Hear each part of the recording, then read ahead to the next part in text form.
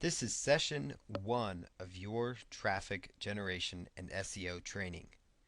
This is the 24-hour traffic plan where you're going to discover how to drive traffic within 24 hours to your website.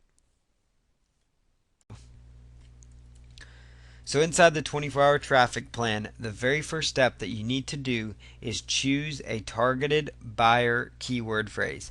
And so what you do is I use the Google AdWords keyword tool, and I'm going to show you that in the next video, where we basically go through and step by step help you identify a keyword phrase inside of your niche that people are looking for. Now, if you own a small business and maybe you are a chiropractor in Tulsa, Oklahoma, for example, your targeted keyword phrase would be Tulsa, Oklahoma chiropractors, or it might be Tulsa chiropractors or something of that nature, because that's what people are most likely going to look for to find your business.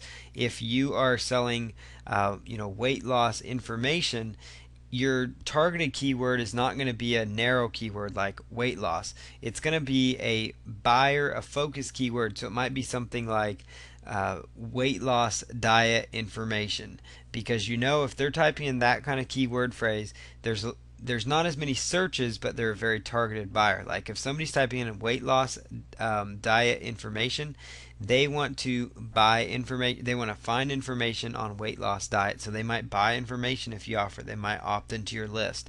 And let's say that you are a let's just say you are a lawyer in Chicago, Illinois. Your targeted keyword phrase would be Chicago, Illinois lawyer, or it's you happen to be a church in Stillwater, Oklahoma. It might be Stillwater, Oklahoma church, churches, Oklahoma, churches, Stillwater, Stillwater churches. That would be your targeted keyword phrase. And so the main focus here is to narrow down on a targeted buyer keyword phrase that's related to your niche.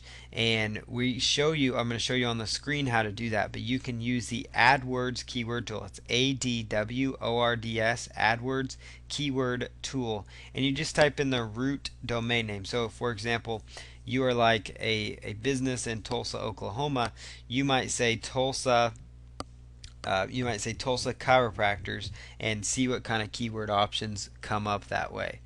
And so that's the first step, because once you have this keyword, this is the keyword that you're going to target in this 24-hour plan, and you want it to be a keyword that has some search volume. And the AdWords keyword tool will identify different keyword phrases that have search volume, so you see ones that can potentially drive you traffic. And keep in mind as you go through the steps and this process that you can implement this as many times as you want on the same website and get great results. So you can keep going through this step for a different focus keyword phrase, for example.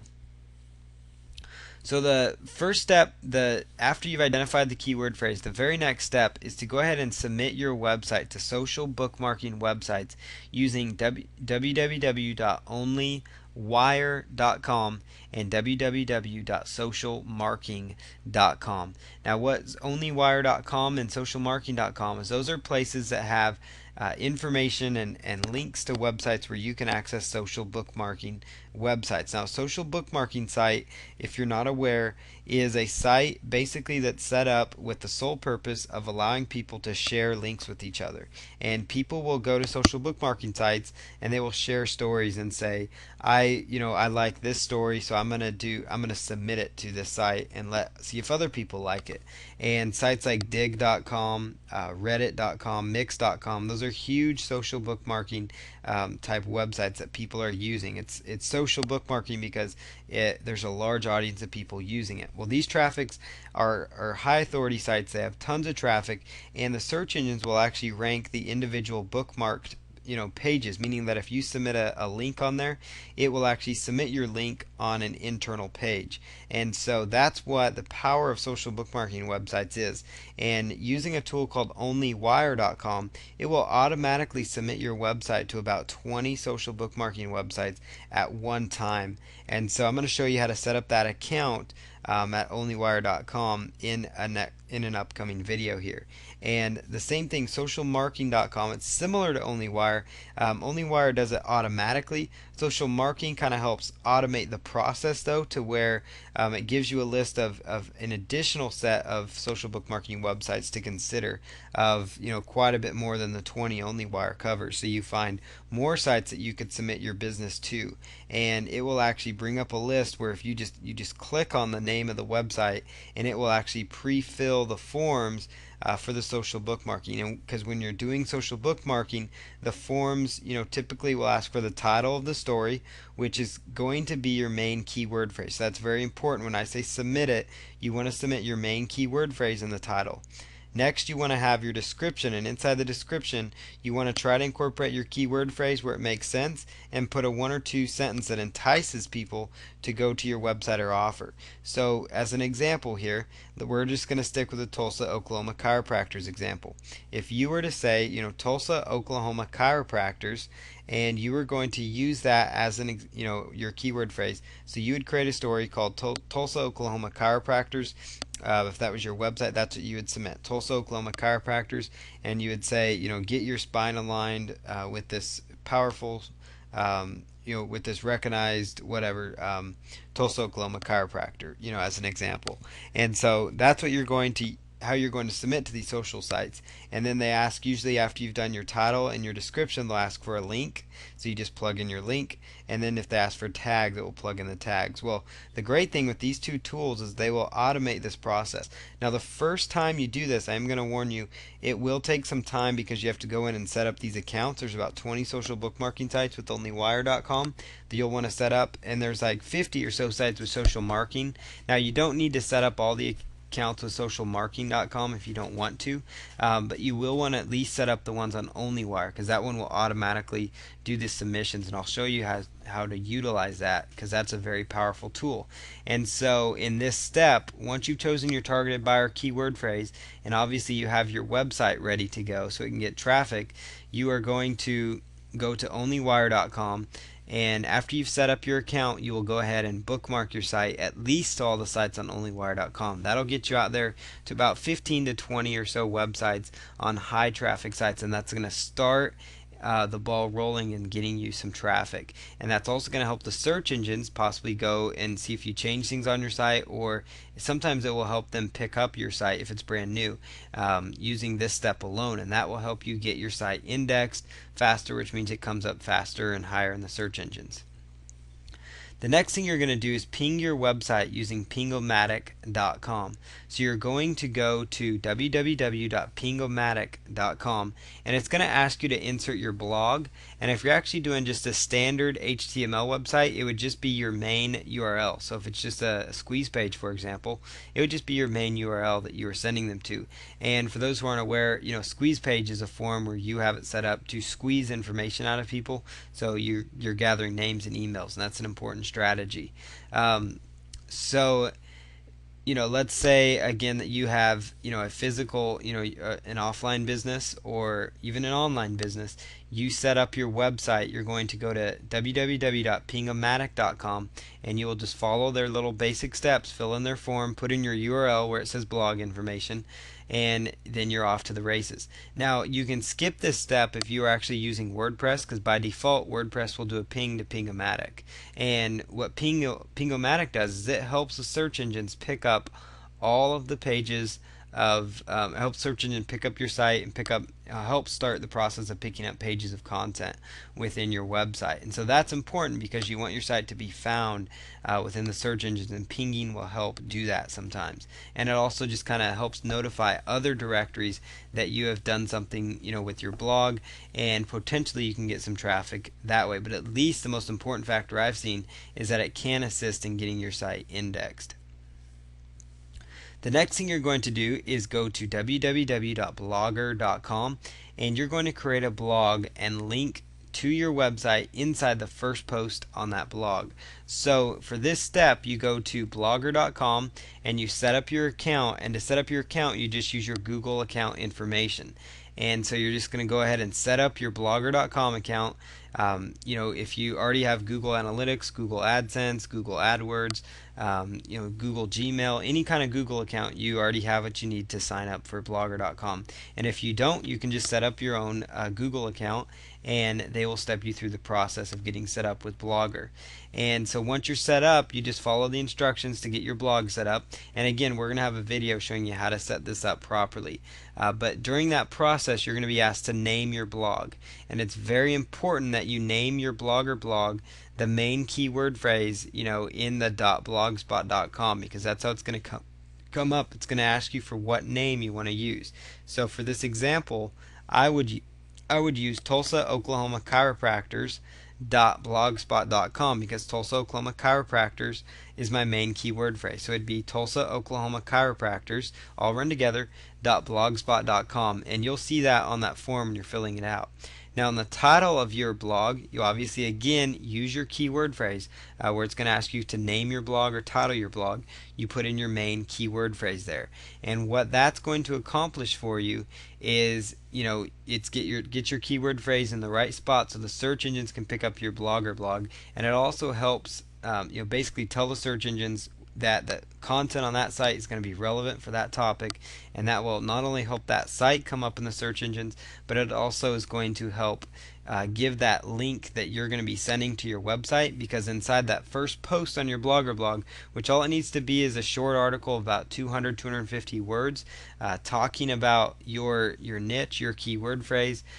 So obviously if you're a chiropractor, you might tell a little bit story about Tulsa, Oklahoma Chiropractors. If you are a lawyer in Chicago, you might write some information about being a lawyer in Chicago, and whatever the case might be, you can put that information in your first post. And inside that first post, you want to send a link over to your website inside that blogger.com blog post. Now the next thing you're going to do is, once you've created your first blogger.com blog post, you're going to open up the Blogger blog after you reviewed it and make sure everything looks good. You're going to go ahead and look at the bottom of your Blogger blog for something called Post Atom, and it's called Posts Atom, and you're actually going to click on that, and it's going to bring up what's called an RSS feed. Now RSS stands for Real Simple Syndication, and it's just basically a way for you to syndicate your content out there to a variety of different websites at once. And you're going to choose the choose the Post Atoms, and then what you're going to do is submit them to these two sites that I have up here. One's called feedag.com, and another one is called feedbase.net. And these are sites where people can submit their RSS feeds, because other webmasters and other people that have websites go in there to try to look at these RSS feeds. Plus, sometimes people will use these sites, to get their fresh, updated content. So you're trying to just create your, submit your content there.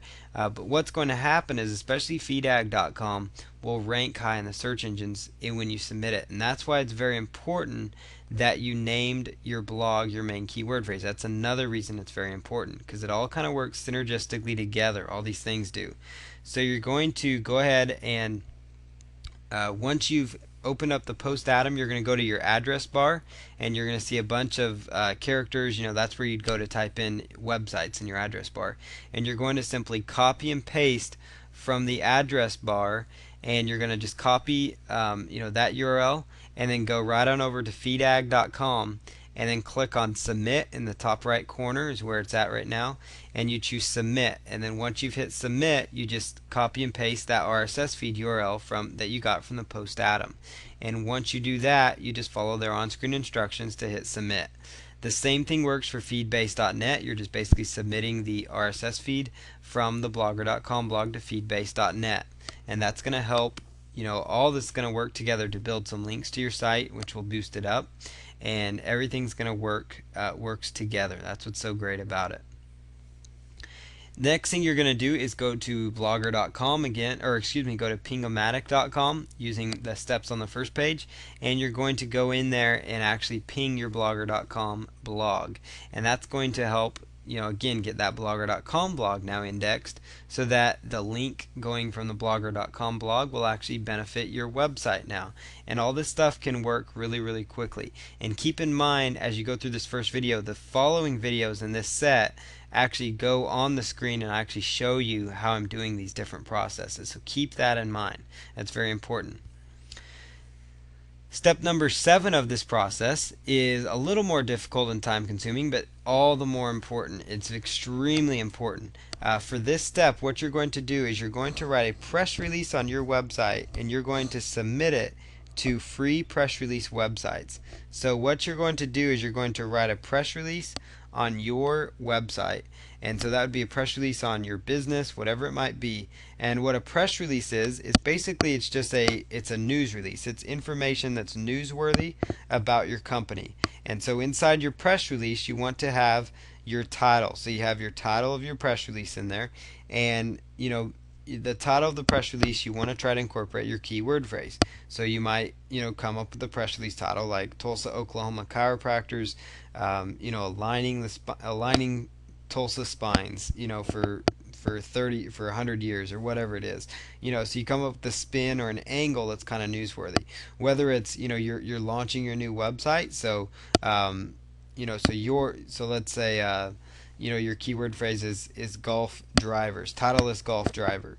So titleless golf driver's website, announces 1 year anniversary, 6-month anniversary, whatever the case may be of the website. You basically kind of get the idea, and I'm going to show you on screen how to develop a press release. And what's so great about press releases is that when you submit them, they go out to really high authority websites, and those sites will link back to you. And when I say a high authority site, I mean the site that the search engines look into as a site that it's been around for a while, they trust it a lot, and so therefore when you're getting links from those sites, it's actually going to help your website even more.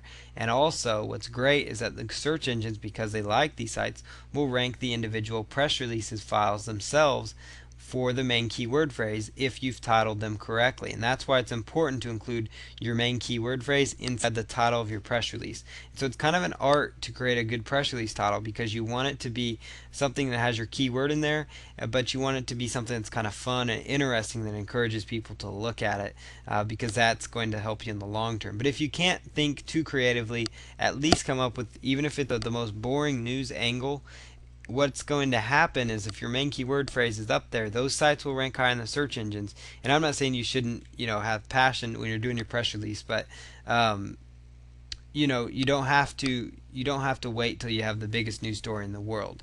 And you're going to actually take it, and there's 4 press release sites I have listed here. There's literally hundreds of them out there, but what is so powerful about these 4 sites is that they get indexed really, really quick in the search engines. And so this is going to help you get indexed and start getting that traffic within 24 hours. And so you're going to go to each one of these sites and actually go through submitting your press release.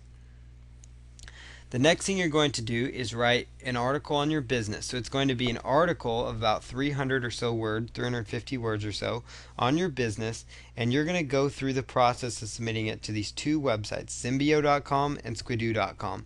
And the main points is you just go to these sites and you set up your account, and once you set up your account with them, you just follow their basic instructions for setting up your site. Now what's great about Zimbio is you can actually take and import a blog. So you could actually import your Blogger blog by going to the Post Atom and grabbing the RSS feed, and you can import that content to Zimbio. And also, when you're naming these sites and pages, use your main keyword phrase again when you're doing that. And so these are sites that the search engines have a lot of trust in, and they really they really like these sites. So we're going to show you on screen though in the following videos how to go about doing this step by step. So once you've gone about and you've done your articles and the press release, the next thing that you are going to do is going to create a very short video, and you're going to submit it to youtube.com, rever.com, and realpeoplerealstuff.com. Now again, there's tons of video hosting sites out there like YouTube, but these are the three of the best ones. Now what I like about realpeoplerealstuff.com, it's relatively new. It's not, obviously as high authority as YouTube or some of these other video sites, but what I like about them is they're designed to be a video classified website.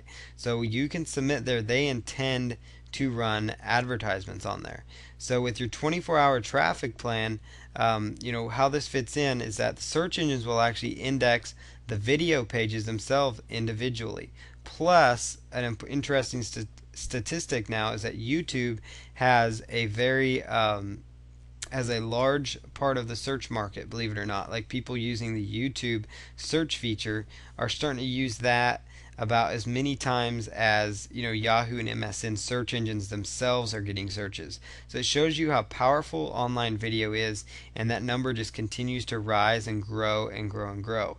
So it's very important that you have a video of some sort for your business on these sites. And so to create this video, basically I'm gonna show you in the process, but how to grab pictures.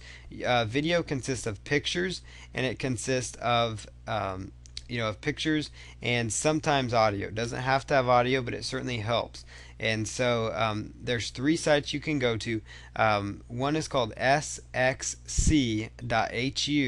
X is in xylophone, C is in cat, H is in hungry, U is in ugly.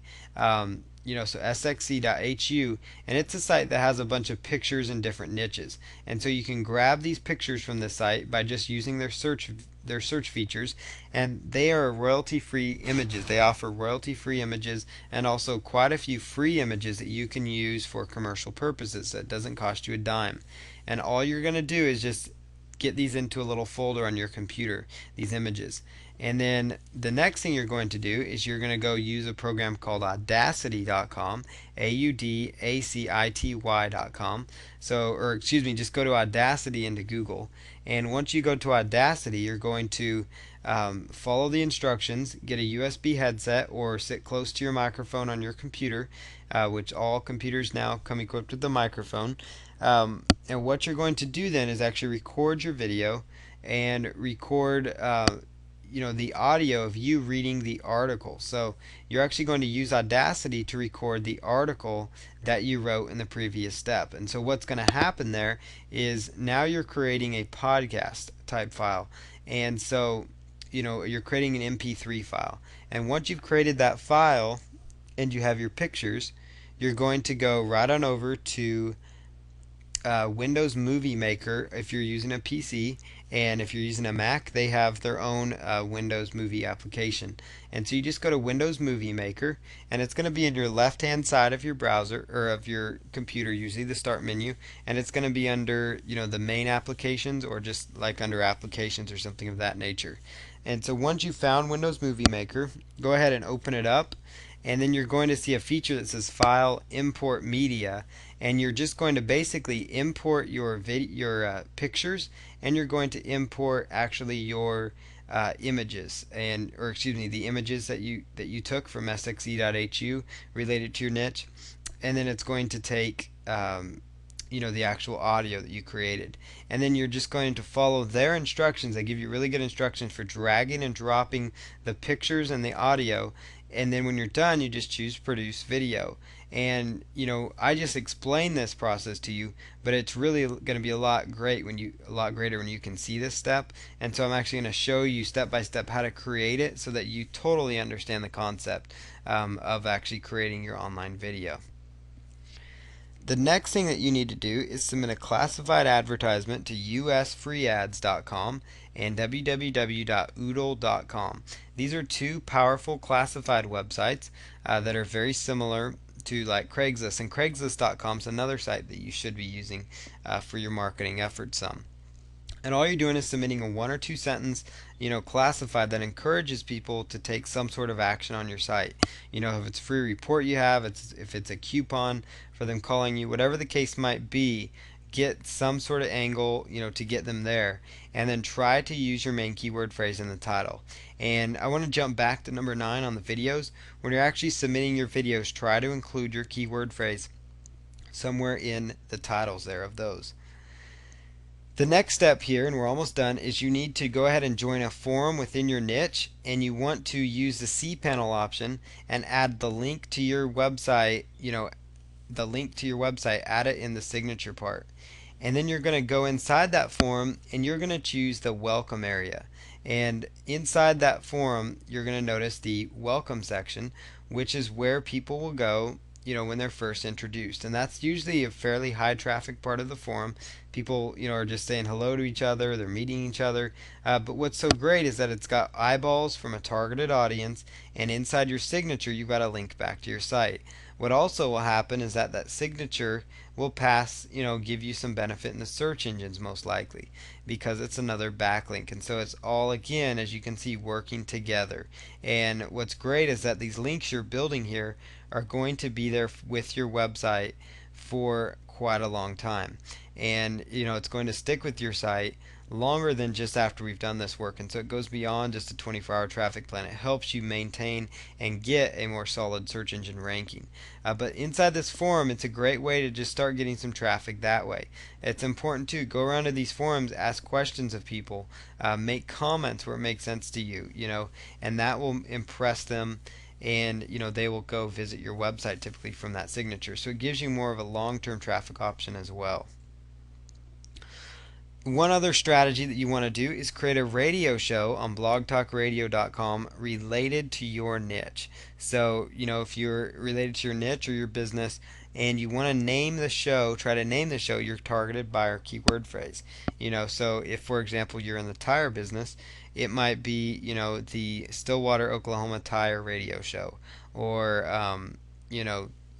Tires Stillwater Radio or something like that. So you come up with your main keyword phrase somehow, inside there. And you're going to create yourself a little radio show on Blog Talk Radio, and we'll again show you how to do that. And what's powerful is that these pages themselves will link back to your site, but they get indexed really quickly.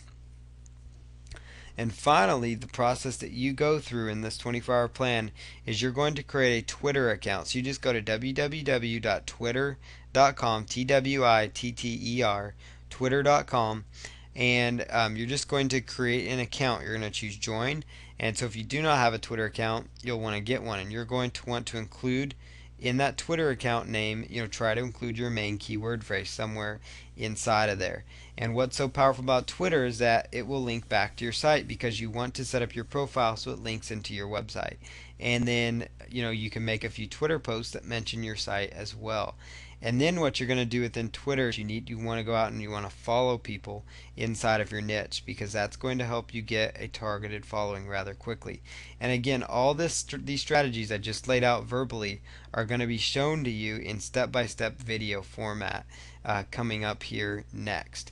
And so this is the first video that gives you the step-by-step traffic plan. There's 13 basic steps you can use. Now you don't have to do them all, but it will certainly give you the best benefit possible, and that is the most important aspect. This is session 2 of the Traffic and SEO training. In this video, we're going to talk about professional search engine optimization training so you can do SEO like a true pro. So basically, I'm going to jump right in here. What is search engine optimization? For those that aren't aware, it's basically the act of publishing and marketing information in a way to improve search engine understanding of website content. It's arguably the best marketing strategy ever because it enables you to reach unlimited people with even the smallest budget. Now, I say that it's the best avenue ever, and that's not just because I teach on it and that I'm in this niche. It's basically because with SEO, you can compete with some of the most competitive websites online, like Amazon.com, the MSN Shopping or NBC. I mean, you can compete with some of the biggest websites out there, Petco, PetSmart, and just with search engine optimization, you can compete with companies that have multi-million-dollar advertising budgets just through the organic listings in Google. And when I'm talking about the organic listings, I'm talking about the main listings that you see in Google. So when you do a Google search, you see at the top side there is sponsored search results, and on the right hand side you've got sponsored results, and those are results, the pay-per-click spot where people are paying per click. And then you've got the results in the middle where about 85% of the real estate on that screen is taken up by the free side, which is called the organic side. And that's where most people are actually going to click on your links and find your information. And what's great about it is that it doesn't cost you anything to get ranked there. And so, as I talk about SEO, just keep in mind it stands for search engine optimization. And basically, it's just the act of publishing and marketing your information in a way to improve the search engine understanding of your website content. It's probably the easiest explanation. Basically, what we're going to talk about is things you can do with your site to make them make them search engine friendly, so that people find your content and you get that free traffic. Here's a few little quick search engine statistics. The only three main search engines to worry about are Google, Yahoo, and MSN. Basically, there's literally thousands of other little mini search engines, but Google, Yahoo, and MSN actually make up for about 95+% of all searches. Google alone gets 75% of all searches. And then some of the smaller search engines like Lycos and Hotbot and some of these other ones, their results are actually come as a result of Google. Google or Yahoo or MSN, one of those search engines drives those companies' results and a lot of the smaller search engines. So in all actuality, it's really pretty much like Google, Yahoo, and MSN own the search market. And there are little search engines, but you don't need to worry about them. Google gets 75% of all searches, so that's where you should focus your attention when you're doing search engine optimization and SEO and looking for traffic generation. Google's really where it's at. Now here's another interesting stat, but believe it or not, YouTube even receives more searches than Yahoo and MSN. That was a recent statistic that's come out. YouTube, when I say they receive searches, they have a search area on YouTube.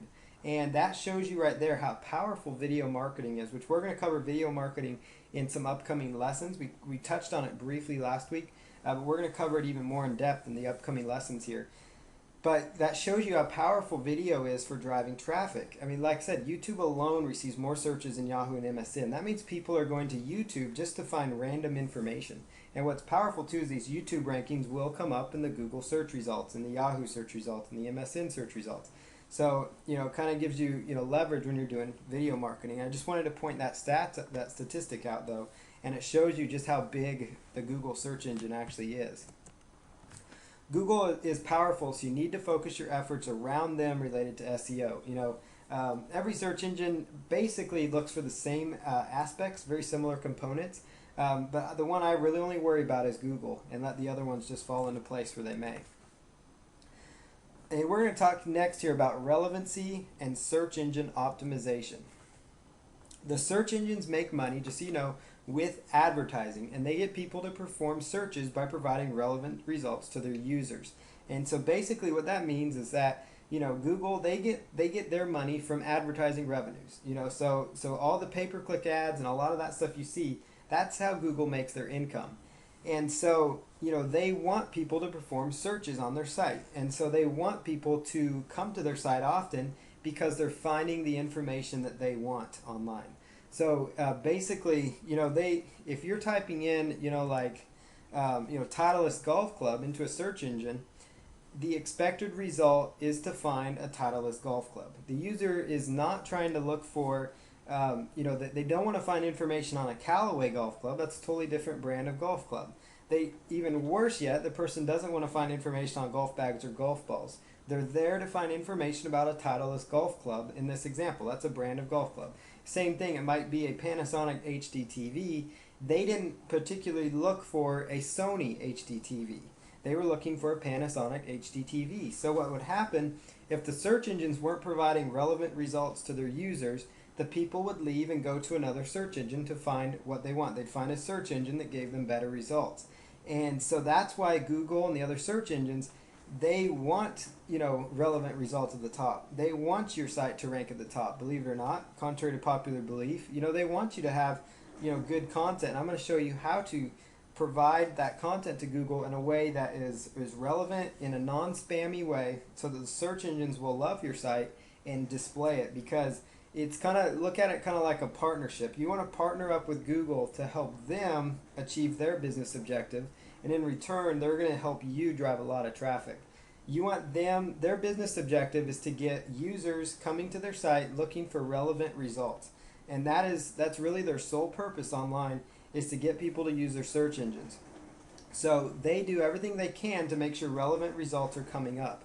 And so that's something very important to keep in mind here, and that's why I brought this slide up here. Search engines have a very vested interest in providing the best results possible, as I covered. So I just want to make that point one more time.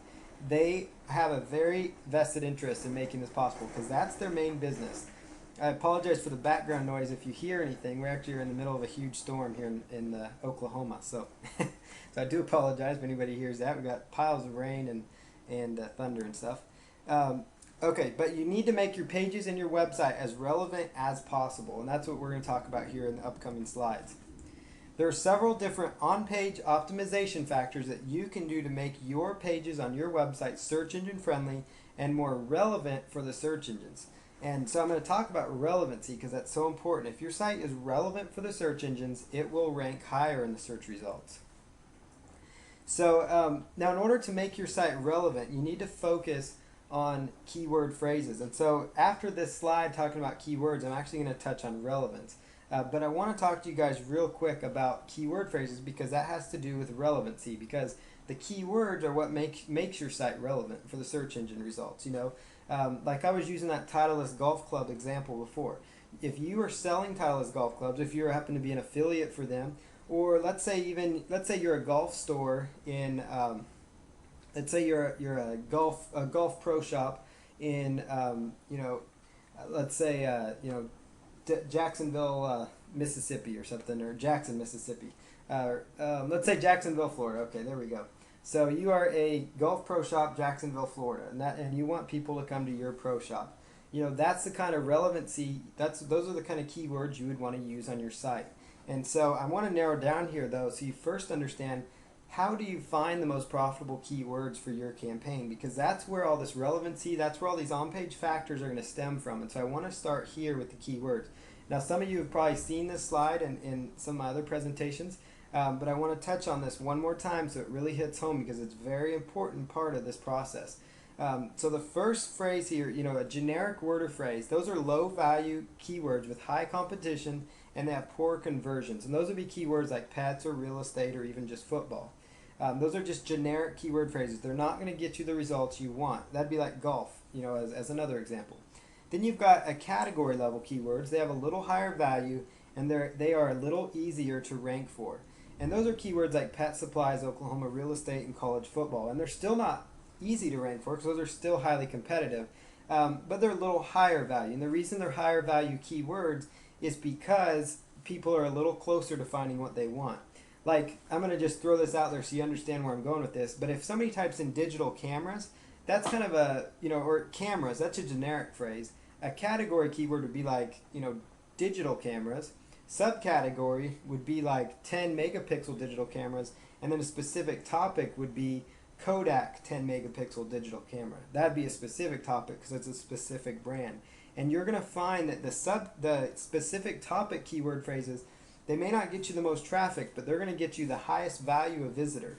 It's kind of like if somebody types in, a subcategory keyword phrase, they type in like Sacramento real estate or pet supplies online. They want to buy pet supplies online. But if they're typing in automatic pet feeders, there is no doubt in your mind what they're looking for. If you type in Oklahoma City, Oklahoma apartment complexes, there's no doubt in your mind what they want. If you type in, Walla Walla, Washington, winery, you know what they want. They want to look for a winery in Walla Walla, Washington, or they want to find a lawyer in, Sacramento, California, lawyer. They're not just going to type in lawyers, California, because California lawyers could mean every single city in California. That could be, a little hairy. And so you want to find and target these specific topic keyword phrases because a lot of people, will sit there and say, well, it's great to rank for real estate because it gets millions of visitors. Well, the phrase real estate, that could be everything from commercial real estate, regular real estate, apartments, somebody wanting just to learn about real estate. You really don't know what their goal is. And when they're typing in specific keywords, like maybe they're typing in diet information, weight loss information, weight loss tips. Those are keyword phrases people know what they want. They want weight loss tips. If they type in acai berry weight loss tips or acai berry weight loss, that's a little more targeted. And so I want you to keep that in your mind when you're doing your keyword research.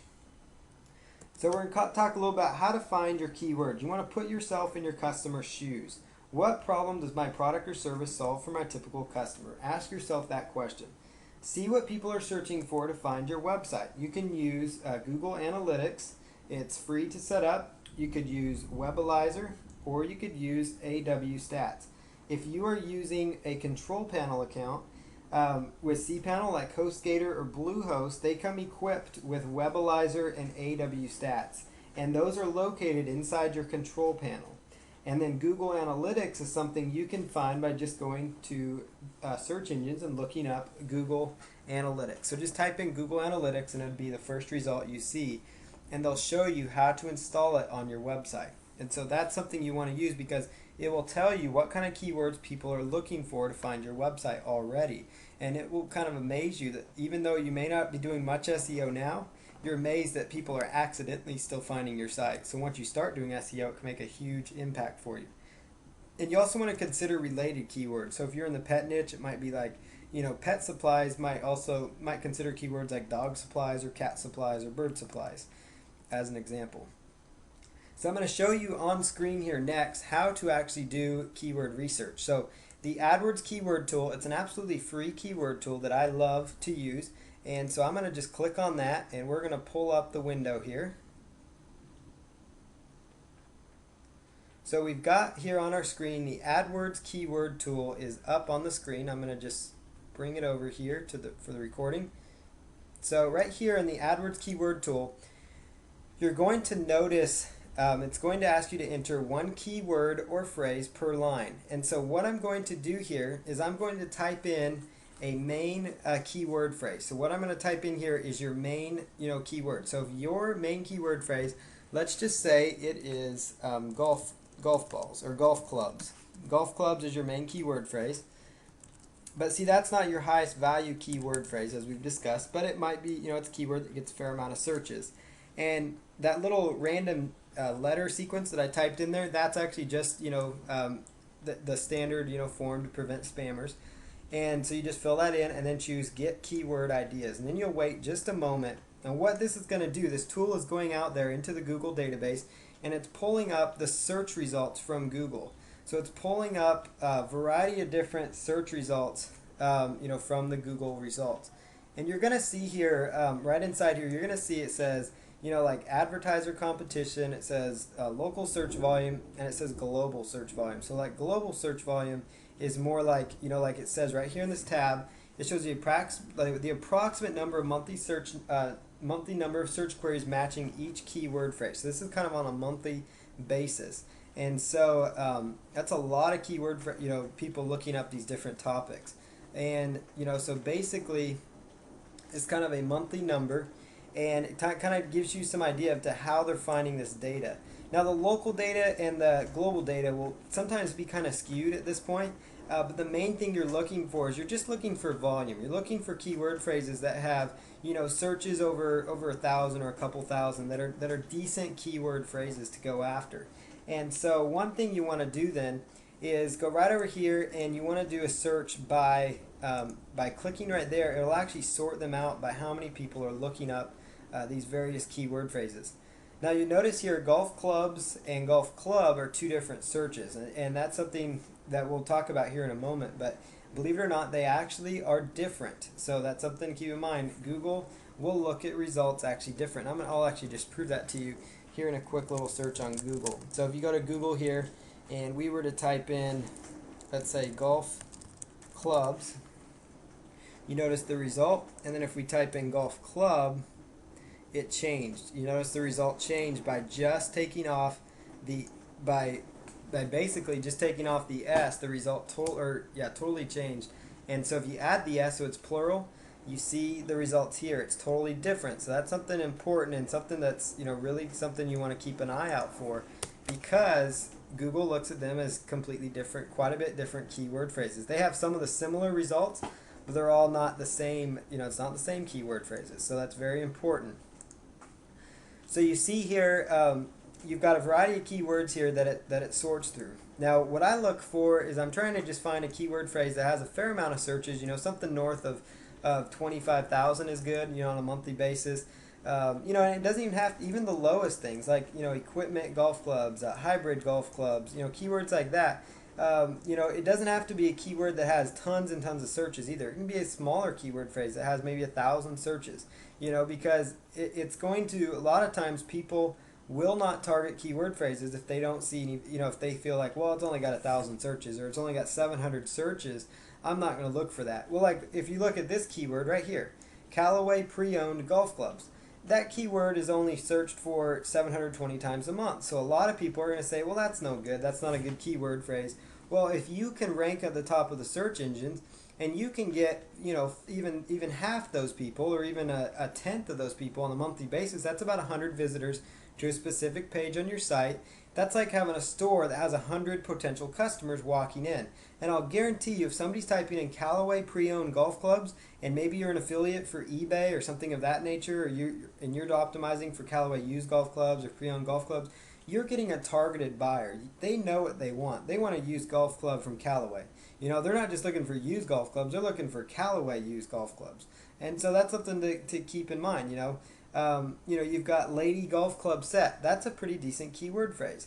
And so, it's just a matter, you just want to look for keywords that have numbers in this column. Sometimes you'll see not enough data, and so I tend to kind of steer away from those keyword phrases.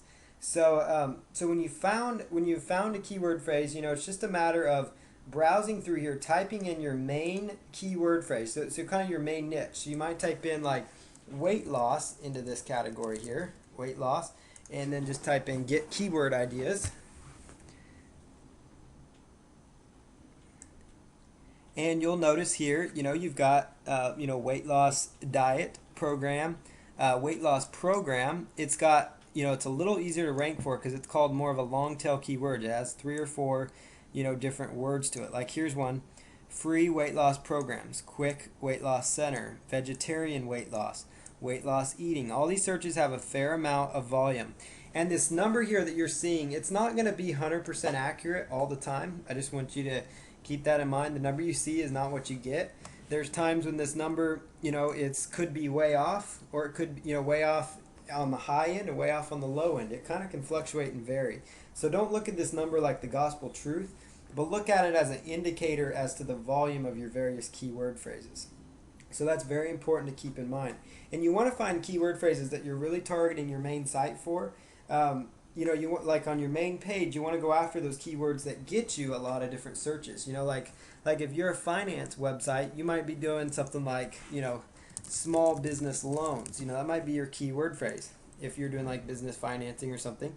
So you're trying to get ranked for, small business loans because that has quite a few searches, about 200,000. But you notice here, when you type that in, you'll find a lot of different keyword phrases that you could create content around, So you might have a keyword like let's say, weight loss. Or let's just say, bird watching, for example.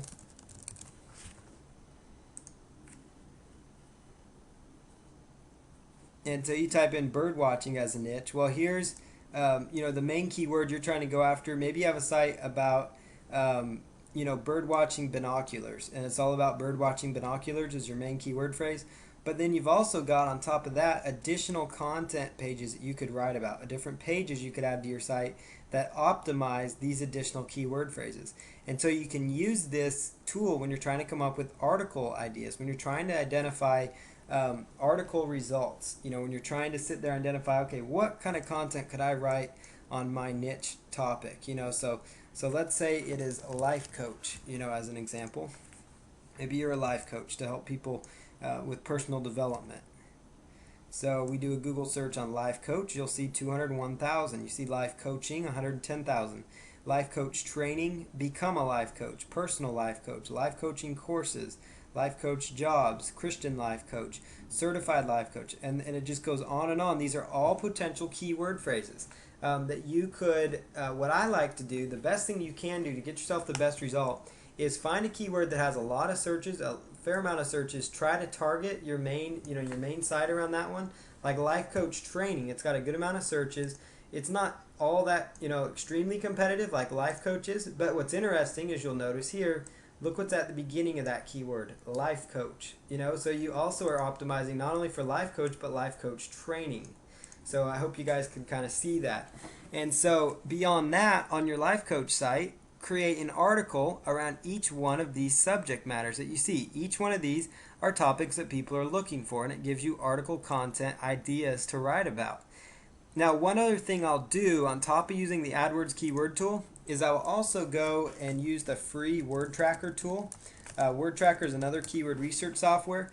I personally don't pay for the upgrade, but you could if you wanted to. But I just use the free keywords tool from Word Tracker, and you could just type in your main keyword phrase here again. So let's say that we find a keyword phrase here, like let's say life coach training as an example, and I was going to copy that keyword phrase. Now keep in mind here, this is important to note, Google's results here are monthly, Word Tracker's results are going to be daily. So it's going to be daily results. Now, you notice here life coach training is now down to 62 searches. But what that means is that there are 62 searches per day within the Word Tracker system. And the Word Tracker system is actually feeding results from Yahoo and other places. It's not actually feeding their results from Google.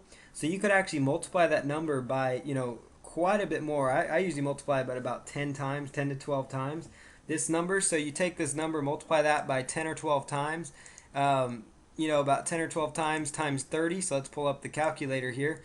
So we have 62 times, let's say 10, that's 620 searches a day times 30 for the year or for the month, on average, and that's about 19,000 searches, so.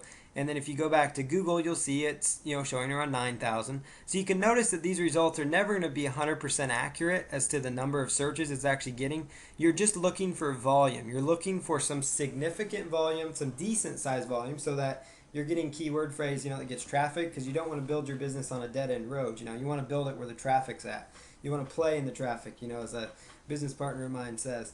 So that's something you want to do. You want to be where the people are. So like McDonald's, they, a great example.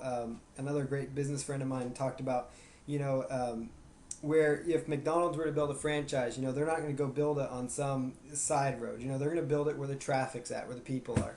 So you want to build your sites where the traffic's at. That's why it's so important to do keyword research to find actual keyword phrases.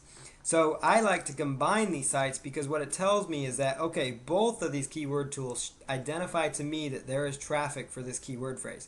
So I use these tools in tandem, to determine the best keyword phrases. So again, the free Word Tracker tool, you just plug in your information right there and you go to town with it. So you just type that in and you're off to the races. So hope this gives you a nice little overview of using keyword research tools. So we're going to jump right back here. There's also one other thing you can do with the Google tool that I'm going to actually show you real fast. You can actually search within your competitor websites for additional keyword phrases. So I'm going to show you what I mean by that. So you notice here, if we were to go and let's just think of a niche. Let's just type in the word, let's just say rock climbing as a niche. I'm just typing that in. So let's say you happen to be in the rock climbing niche. And again, this applies if you're a lawyer. This applies in whatever niche you are. Now, one thing I do want to talk about, if you are a local business, because we have some people taking this training that are local businesses, and let's say you are a Tulsa chiropractor, because that's an example I was using. So Tulsa chiropractor on the keyword research side, you're probably going to find sometimes you might even find your main keyword phrases don't have tons and tons of searches. For them. Some may show even, not many searches, but it's very important that you're optimizing for those, because Google sometimes will not give you, they'll sometimes show you this not enough data number when they really don't have, tons of data. They haven't pulled it. Doesn't mean that keyword's not being searched for. So in those local search cases, you need to determine what keyword phrases your customers are going to find you for. And those are keywords like, if I'm in Tulsa, Oklahoma, and I want a chiropractor, I'm going to type in Tulsa, Oklahoma chiropractor. I'm going to type in Tulsa chiropractors. I'll type in Tulsa chiropractors okay. Tulsa okay chiropractors. Same thing for dentists. It might be Chicago, Illinois dentist, Illinois dentist, Chicago dentist. You get the idea there. So don't get discouraged if you don't see any searches. for your niche, just, if you're in a city, especially if you're in a smaller city, it's still important that you're targeting keyword phrases, with your keywords, but just think up some keyword phrases that your customers would use, and that's for the local results. But if you're trying to go on like a national scale, rank for keywords like Titleist Golf Club and things like that on a national scale, you want to try to narrow down what kind of volume you're working from. So now here in this rock climbing example, I want to show you how to use another tool to find some more keyword phrases. If I was in the rock climbing niche, I would just type in rock climbing, and I would just go right over here and copy the URL, rockclimbing.com here. And whatever niche it is, you can do this for any of your competitor websites. And you're going to go to the AdWords keyword tool again, and there's an option here that says website content, and you're going to just plug in your URL there that you selected. In this case, it's rockclimbing.com.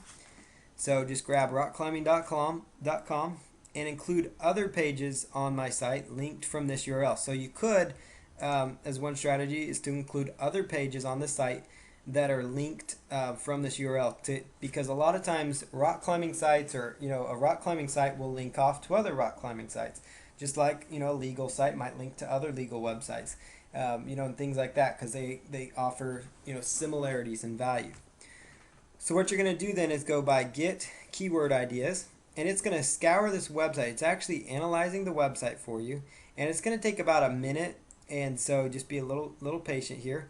And it's analyzing the website, and what it's going to do is actually pull up and tell us what kind of keyword phrases they are actually going after, and it gives you some additional keyword phrase terms to consider going after. Now this is a really powerful tool because it kind of narrows things down into little niches for yourself. So you see here, if you do this search, and you can click on that button to sort them by how many searches you have. Rock climbing shoes, that's an entire niche in itself, and so you could identify, and so like if you're in a niche and you see stuff like this and you're not targeting those kind of keyword phrases, you could say, wow, I didn't know rock climbing itself could be a niche. I need to be focusing on that too. I need to add that to my arsenal. So you see here, rock climbing shoes in this example is, right there, rock climbing shoe without the S, mad rock climbing shoes, 510 rock climbing shoes, discount rock climbing shoes, evolve rock climbing shoes. All these came from me analyzing a competitive website, and I identified some additional keywords. So here's under rock climbing indoor, rock climbing gear, rock climbing equipment, rock climbing gym. It goes on and on and on. So that's another powerful way to use this Google AdWords keyword tool. Just like Google's a leader in search, I feel like Google has some of the leading tools that you can use to identify keyword phrases. And they have this set up for people, using AdWords to identify keywords to go after. But you can also use it, obviously for SEO to identify your keyword phrases. So I would definitely use not only the search feature, so descriptive words or phrases where you type in your niche, I would also use website content, because even if you think, okay, well, I have no clue, but I know this is a site that's a competitor of mine, just put in that URL and then it will pull up some other ideas for you. Like here's rock climbing as an idea. Okay, and so then you go right back over here and say, okay, I'm going to consider indoor rock climbing. So you just type in indoor rock climbing in here and you're off to the races, because you're going to notice here, indoor rock climbing. And you'll notice it's going to bring up a whole nother list of results just related to indoor rock climbing. And so finding content for you to write about, there should be no issues whatsoever, because you're going to notice here, like basically I tend to focus more on the global side with Google, just so you know. But you're going to notice here a lot of these say not enough data, but you see some that have some search volume within them. So it's something for you to look at and say, okay, even though they have very little competition, these are keywords that I could rank for and get some traffic for. Like indoor rock climbing in NYC, New York City, indoor rock climbing supplies, indoor rock climbing Buffalo, New York, indoor rock climbing Massachusetts. So you get the idea. But rock climbing itself, indoor rock climbing had 130 additional keyword phrases that Google had within their database somewhere. So it's very important to do keyword research before you start taking on, this stuff, because you need to make your sites relevant for these keywords. And so now that you kind of have an understanding of keyword research, I'm going to dig into some more ways to optimize your site. But we're going to continue real quick here with where we left off. So what you can do then is, run Google searches is another strategy that I found to identify keyword phrases. So I'll show you what I mean by that. So let's just pull up a Google search window here, which I have. And if I were in, let's just throw out another niche market here.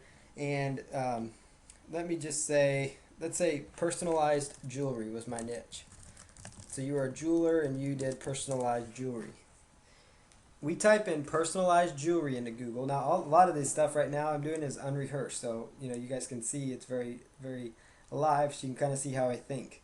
So type in personalized jewelry. That's your main niche. And then scroll to the bottom of Google. And they have a feature here where it says searches related to personalized jewelry. And it says personalized gold jewelry, sterling silver personalized jewelry. These are related searches that Google has identified that other people look for when they're in this niche. So now you type in personalized gold jewelry, you click on that, and it will narrow down even more results. And it will say, okay, so have you considered custom made gold jewelry, Ferguson jewelry custom rings, antique custom jewelry, custom gold chains? So then you click on that, and you kind of get the idea because it kind of helps you identify, okay, here's personalized gold necklaces. That's a keyword I hadn't thought about. So you take that keyword phrase and you copy it, and you can come right over here to the AdWords keyword tool again. And you can kind of now, I hope, understand how this tool works together. And I'm spending a lot of time on this keyword research part just because keyword research is so vital to your online business. It's a very, very important aspect to your web business. So you type in personalized gold necklaces, and you notice that does have some search volume behind it. So that's getting about 1,900 searches. Personalized gold necklace without the S is about 3,600. It's got quite a few more searches. So that could tell you, okay, I should target some page around personalized gold necklaces. Or maybe I should start selling them. Or maybe I should do an ebook on how to take care of your personalized gold necklace. Whatever the case might be, you get the idea of how you can, just by using regular Google search results, you can identify more keywords to go after that you may not have uncovered even in the AdWords tool. Or sometimes you could just start with the regular Google search to start identifying some keywords that don't have tons of competition, because like pet supplies, that's tough to rank for. But you start doing things like like pet feeders, and you're going to start seeing, okay, that's getting a little more narrow. And then you start doing things like automatic pet feeders. And this is a site that I'm a very small owner on, but you'll notice here, we compete. There's sites, Amazon, some other big sites that are trying to compete for that, eBay, and a few others, out there that are trying to go for these different keyword phrases. And that's all just because of powerful SEO strategies. And so let's just jump right back in here. And another thing, you can do the same thing I just showed you with Google using the MSN Live search. You can just go to msn.com or live.com, Live, and run a search on their search engine. And on the right-hand side, as it is right now, they have what I just showed you in Google at the bottom. They give you related searches. Google Insights, that's another really powerful tool. And I'll show you that real fast, and then we'll jump back to a little more content here. The Google Insights tool is another fabulous tool for you to use in your arsenal. And so let's just pull that tool up here. And you're going to see here where it says all search terms. Or excuse me, it says search terms. And so you want to add your search terms. So it might be, let's say tennis is your search term, because that's kind of your broad niche. And I want to identify what I'm doing here. So you want to put in kind of your broad niche here, because you kind of want to see what's been going on with your niche over time. And you're going to notice here that there's a variety of different elements that you can gather from just typing in tennis or your main niche here.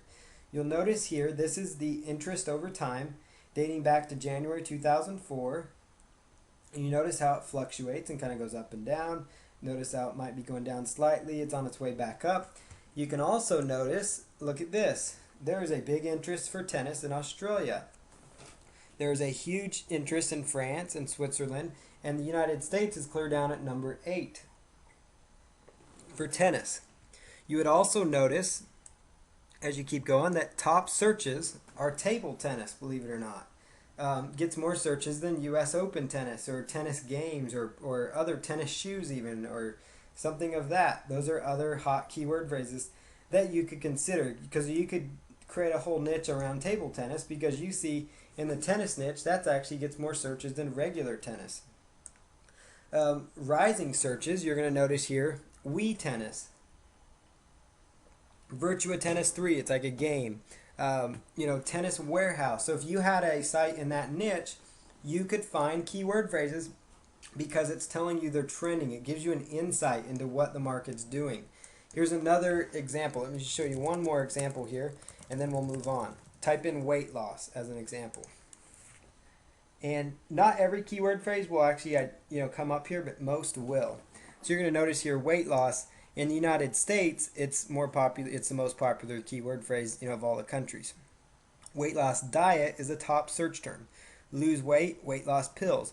And so you can use this tool synergistically together with the Google AdWords keyword tool. I'll show you one more time what I'm talking about.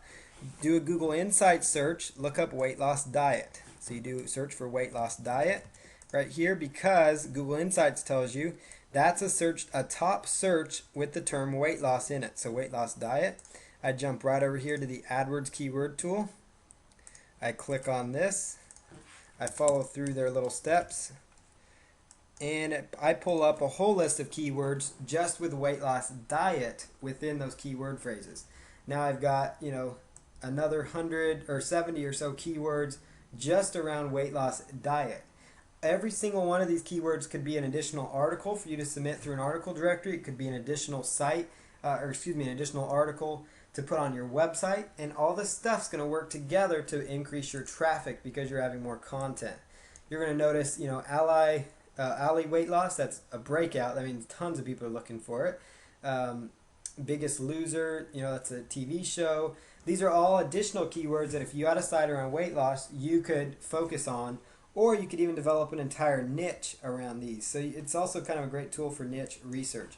I'll show you, I said one more result, but I'm going to show you one more here for a local market. Like let's say Chicago dentist, for example.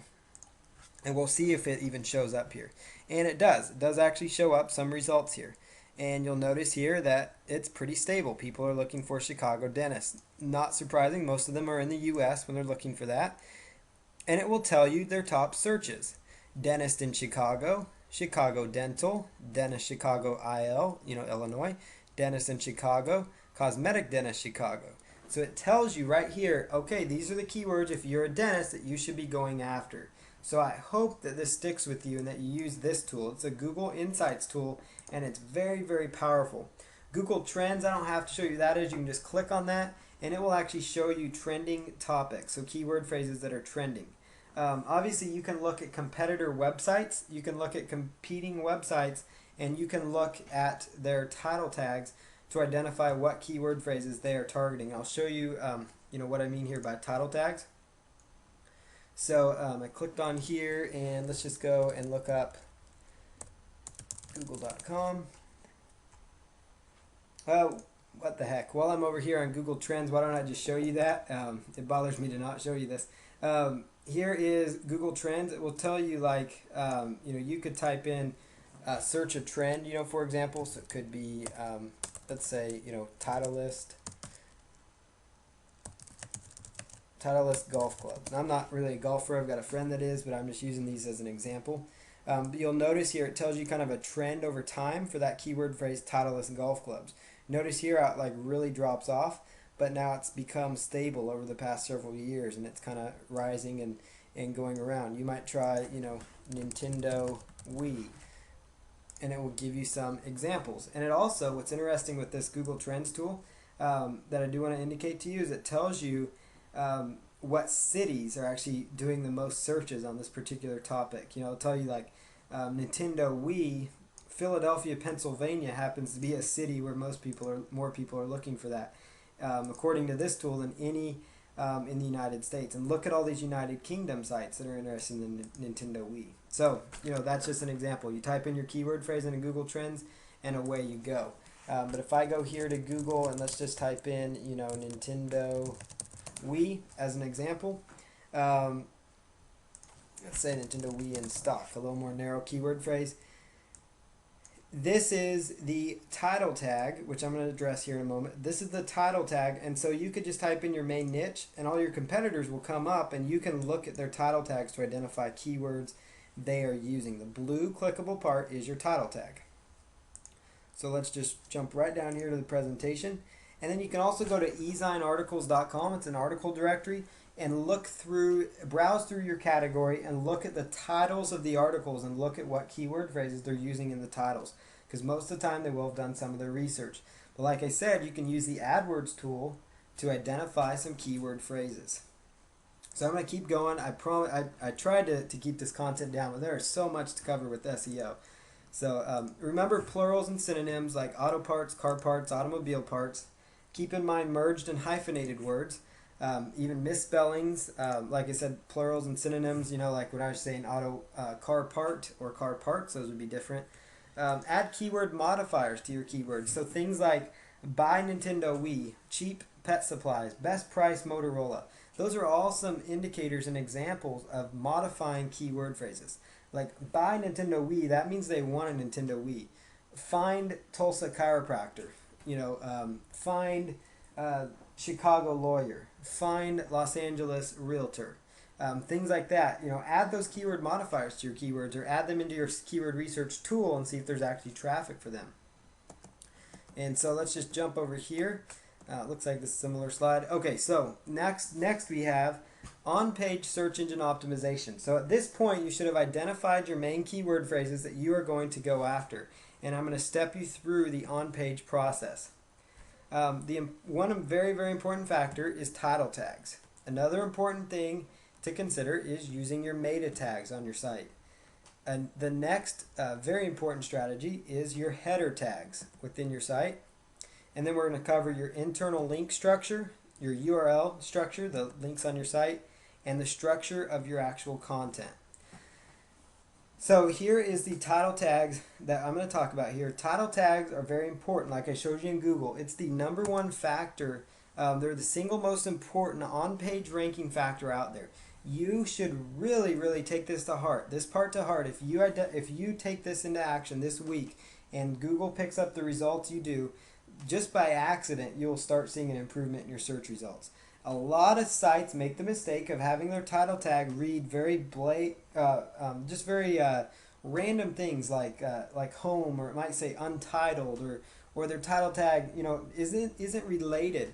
Their title tag might even just have their business name, which that doesn't do a business any good to have your title tag up there.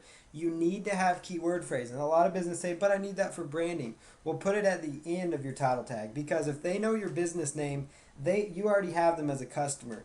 You're in business and you're doing SEO to get new customers. So make sure you put your pride aside and go for your keyword phrases in your title tag. You need to have your keyword phrases. I cannot emphasize that. I'm very passionate about title tag part, because you cannot get by with SEO, and you will not see an improvement in your search engine rankings if you do not focus on this factor. It's very important. It's near essential. It's a very essential part of search engine optimization. So now when you're looking at the code on on a particular page, this is what it's going to look like. And I'll show you here what I'm talking about here. If I were to pull up, let's just say a random site here. So I pull up this website right here as an example, and I go to view and I do page source. So notice I just did the search view and page source. You will notice here, right here, title, it's got their main keyword phrase, Nintendo Wii Tracker, find Nintendo Wii in stock. So notice they're using the keyword phrase Nintendo Wii Tracker because people were trying to track Nintendo Wiis when they were hard to find. So that was their main keyword phrase. And then Nintendo Wii in stock, that's a secondary keyword phrase they're trying to go for. Nintendo Wii in stock online, that's another long tail keyword phrase. You notice how they're using their title tag. And this, when you're inside of your web editor, like it might be a standard basic web editor, like there's some free ones called NVU. Some more common ones used are FrontPage or Dreamweaver. And you click on the code view section of your website, you are going to see right inside the code view of your website, you will see the title tag. It would be between this wording, title, T-I-T-L-E, with carets on the left and carets on the right, and then there's going to be another set that says title, but this one at the end is going to have a forward slash. And so inside that tag, that's where you write your keyword phrase in there. And oftentimes, by default, they will just call that tag, like untitled one or something like that. So that's something for you to keep in mind. So that is where you go with title tags. You want your keyword-rich title tag to show up right there. Now, if you're using WordPress, your main homepage title tag can be manipulated and changed by simply going inside your WordPress and changing the name of your site under the settings. And then you can also use a plugin called All-in-One SEO. It's just called All-in-One SEO. And you can use that plugin to actually change your title tags on your homepage. And so we're going to be covering WordPress later on in this training, not in this particular call, but in future ones. And we'll show you how to do that in there. But if you have any questions on that, contact me anytime this week regarding WordPress. As far as if you have any questions on changing your title tag, please ask because it's such an important part. The title tag should contain the exact phrase you are trying to rank for. The exact main keyword phrase should be at the very beginning because search engines read left to right. When I say SES, that stood for search engines. Search engines read from left to right, just like we read. They will put more importance on your keyword if it's at the left than they would if it's more towards the right. They read left to right. They look at that, and so you want to try to have your main keyword phrase because that's going to tell them that is most important on that page. That page is going to be relevant, there's that word again, for the keyword phrase that you identified from the previous steps. You should try to repeat the keyword phrase or a plural/singular version of it somewhere in the title tag. That's going to help you get the best benefit possible. Now, I'm not saying that you just say your keyword phrase 3 times in a row or 2 times in a row even. Put it in there if it makes sense, and I'll show you some examples here.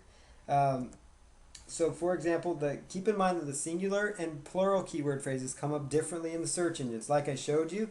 And that's why, golf club and golf clubs was 2 totally different search results. So that's why it's important, to go after those. Tulsa chiropractors and Tulsa chiropractor would bring up 2 different search results. Car dealership, car dealerships will bring up 2 different keyword phrases. So for example, laptops and laptop produce totally different results. You want both of those in your title tag. Here's an example of how that works. Dog collars. Find the best dog collar for your dog. So that would be your title tag. Dog collars is your main keyword phrase with the S. Find the best dog collar for your dog. And what is interesting here is your title tag. It's also, you want to make it kind of salesy almost, not really salesy, but so it reads well, so it sounds well, so it encourages the click. Because it's one thing to get people to your site, to come up in Google. It's another thing to encourage them to click among all the other options to click that they have on the Google search engine. So you want to make sure you sell the click. So dog collars, find the best dog collar for your dog. Notice I'm using the plural and singular there. Now, weight loss, there's really not a plural of weight loss, but I'm trying to incorporate weight loss twice. Weight loss, your source for weight loss tips. Weight loss articles, your source for weight loss article, or weight loss tips or something like that. So you notice how I kind of bring those together. And these, again, were samples of good title tags. And I'll show you here, I'm going to jump off the page here one more time, though, just so you understand, again, what the title tags are and where I was going with this. So let's just say here, I'm using the Google toolbar in case you're wondering. So you notice here, Tulsa, Oklahoma chiropractors. Notice here inside the title tags, and you guys will probably recognize this little ugly site that I designed just real quick, and I haven't even finished it. But notice I'm on the first page. That proves it right there. You all saw me with this website. But notice this title tag. I'm very proud of this title tag. Tulsa, Oklahoma chiropractors. Find a Tulsa chiropractor today. So you notice how that's got the keyword phrase. So notice that again is the title tag. That is in the title tag of the website. That's what the search engines picked up. So there you have the title tag. And so there's that as an example. So if you have any questions this week about title tags, let me know, because as you see here, it's the most important factor, because these are all title tags that search engines are looking at. and 4. So let's go right over here to meta tags next. Meta tags and meta description. The meta tags, including the meta keywords and the meta description, they have a very minimal part of ranking, of making you rank high in the search engines, but they should be used. Now you probably say, why on earth would I say that? They have a minimal role. They used to play a big role until people started spamming them like crazy, and putting in keywords like Amazon, when their site was just about, their site was about a totally different subject like golf clubs. They're putting in Amazon or other random high searched for topics just in their meta keywords to try to rank for, because search engines used to rank them that way. Your meta description is especially important because it is what the search engines will typically pull from the search results to actually include below your title tag. So you need to include your main keyword phrase for the page in there and some sort of a call to action. I'll show you what I mean by this. So if we go right over here and let's say, let's just use the Chicago dentist example.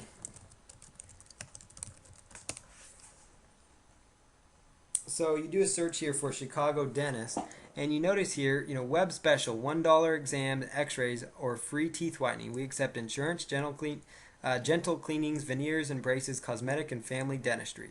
That's a nice meta description, because a lot of times what will happen is sites will basically, they won't put in anything special into their meta tags. And so what will happen is Google will go in there, kind of formulate their own little meta tag if they don't have one most of the time. Sometimes they'll just do it anyways. But a lot of the times what happens is Google will just formulate their own, so it does not look very exciting for people. So here's one, open 7 days a week. That's really good. Let me find one. These people have done pretty good on this first page, but let's see. Chicago Dentist Guide. Okay, so here's one. This isn't very exciting. Chicago Dentist Guide, 1833 Dentist Chicago, 1833 Dentist Chicago Reviews, Cosmetic Dentist, Endodontitis, Orthodontist, and all these other big words. That's not very exciting to read that in your meta description. That's not very exciting, and so, this is a lot more exciting. Web special, $1 exam and x-rays or free teeth whitening. That makes me want to click. That makes me want to click on their website. Now I want to point out something here so you understand. Look at their title tag. If you're trying to look for a title tag on your website or any website at all, look at the top left-hand corner of your browser. Whether it's Mozilla or Internet Explorer, that keyword phrase will show up there. So notice how they are doing a fabulous job of using Dentist Chicago, Cosmetic Dentist, Orthodontist Chicago. So now they get the keywords Chicago Cosmetic Dentist, Dentist Chicago Cosmetic, Chicago Orthodontist, Orthodontist Chicago. They have all those up in their keyword phrase in their title tag. So here's their little website. It's very clean, very basic. But you notice how they've done that. But they encourage the click because unlike everybody else, these other ones, they actually said web special $1 exam, and I want to find it. Now, here you go, special web offer. That's a great deal to have a $1 exam. I don't understand how that works, so it makes me interested. It gets me intrigued. And so it's kind of interesting to figure out what this is all about, what they're about. But notice how you want to sell people on your click. And so you not only want to be slightly creative in your title tag if you can. If you cannot, don't worry about it. But use your meta description, because that's your opportunity to encourage people. If you do not use it, Google would just pull something at random. Like Google could say something like, they might just pull something that says Chicago Dentist, Orthodontics, Cosmetic, Dentist Chicago. Now they're kind of stuffing keywords up here, but it is working for them. But you notice that's what Google may have pulled if they didn't define an actual meta description. And so that's something for you to keep in mind, and as to why you need to use a meta description and why you want to use a meta description. So the meta tag should be used very carefully, but it should only include the page's main keyword phrase. So if that page on your website is targeting working capital financing, that should be in your meta keyword phrase. If that page is targeting the keyword phrase, wood nutcrackers, like the little dolls at Christmas, wooden nutcrackers, then that's what that page is targeting. If that page is targeting popcorn supplies or popcorn machines, then that's what it's targeting. If it's targeting antique popcorn machines, then that's what your meta tag keyword will say, but you also want to try to use it in your meta description because, and the reason you use it is not as much for the search engine rankings, but it's more for relation. People typed in, you're trying to rank for a keyword phrase, antique popcorn popper, for example. Obviously, if they type that in, that's what they want to find. So if you include that in your enticing sentence, you could say, find the best variety of antique popcorn poppers here. So it gets your keyword phrase in there, but it grabs their attention. Because what will happen is Google will bold that keyword phrase if it's in your meta description. So it helps your listing stand out a little more in Google. Excuse me. So that kind of is, defined with meta descriptions here. And I apologize, I'm going long. I always go longer than I anticipate. There's just so much content here. So examples of good meta descriptions. Get in touch with a Tulsa, Oklahoma chiropractor that is both trustworthy and reliable. Now, I didn't do a good job proofreading that. I apologize. Working capital financing. What is working capital financing? Working capital financing is the lifeblood of your growing business. So it kind of, that one doesn't as much sell them, but it kind of informs them as to what it's about. And so they say, okay, I'll click for more info on that. Or, this one's more like, get in touch with Tulsa, Oklahoma chiropractor that's trustworthy and reliable. So you're like, okay, I like trustworthy and reliable people to do business with, so let's find somebody to do business with that's trustworthy and reliable. Or maybe it's something to the effect of you have a free report on weight loss, 5 tips to losing weight. Maybe it's a free report on being a better bird watcher. Maybe it's a free report on rock climbing secrets. Whatever the case might be, download my free rock climbing shoes shopping guide or whatever. Put that in your meta description if you offer a report, because people like to get stuff for free. They like to be informed, so include those things in your meta description. Here's an example of the meta tag. I know that your eyes might be glazing over right now when you see this, but this is basically what I showed you here. I apologize. What I was showing you on that page when I was doing a file and I did the search for view source code on those pages. This is the kind of result that comes up. This is HTML code, but you can easily edit this code by just typing, replacing these keyword phrases. So when you have your own website, you would just use find and replace, use the view source code option on your web editor, like Microsoft Front Page. Once you're inside there, where it says title, put in your keywords. Where it says keywords and content, you're going to see that option. Type in your one keyword phrase for that page, and then where it says description content, type in your sentence in your meta description. So that's how you use meta tags. Now, header tags are a little bit different. And I'm going to go check our time real quick. Make sure. Okay, so we're doing okay on time here.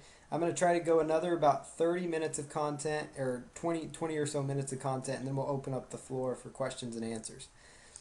So header tags after title tags are extremely important to your on-page SEO. When I keep talking about on-page SEO, I'm talking about changes you can make to your website so that your website itself comes up higher in the search engines. In the HTML code, like the view source section of your web editor program, your header tags would look like this: H1, H2, H3, H4, H5, and H6 with the little caret symbols. That's what they would look like in your HTML code. For example, the H1 tag typically generates the largest font, so it's the most important one that the search engines look at. They will actually look pretty highly at your H1 tag. The header tags act like headlines on your web page, and so I'm going to show you kind of what that looks like. Your header tags should look natural, and they'd be like subheadlines on your pages. So like a lot of sales pages have subheadlines, and even a lot of articles, like to break up the article, because we all know people have short attention spans online, and they want to get the information that they are there to look for. So you want to try to include that information in those headers, so they kind of draws them in to read more of your copy. But by doing so, you want to try to incorporate your keyword phrases somehow. So, for example, I'm a Washington State Cougar fan. I attended the school, and so here's an example. Your source for WSU Cougars gear. That's my keyword phrase. WSU Cougars gear. That would be like my H1 tag. Notice it's kind of big and it stands out at the top. And you can edit this by simply finding, inside your view source section, inside your content. You can also modify this within WordPress in the code view section, in the code view of WordPress. And again, if you need help with this, that's what we're here. That's what I'm here for.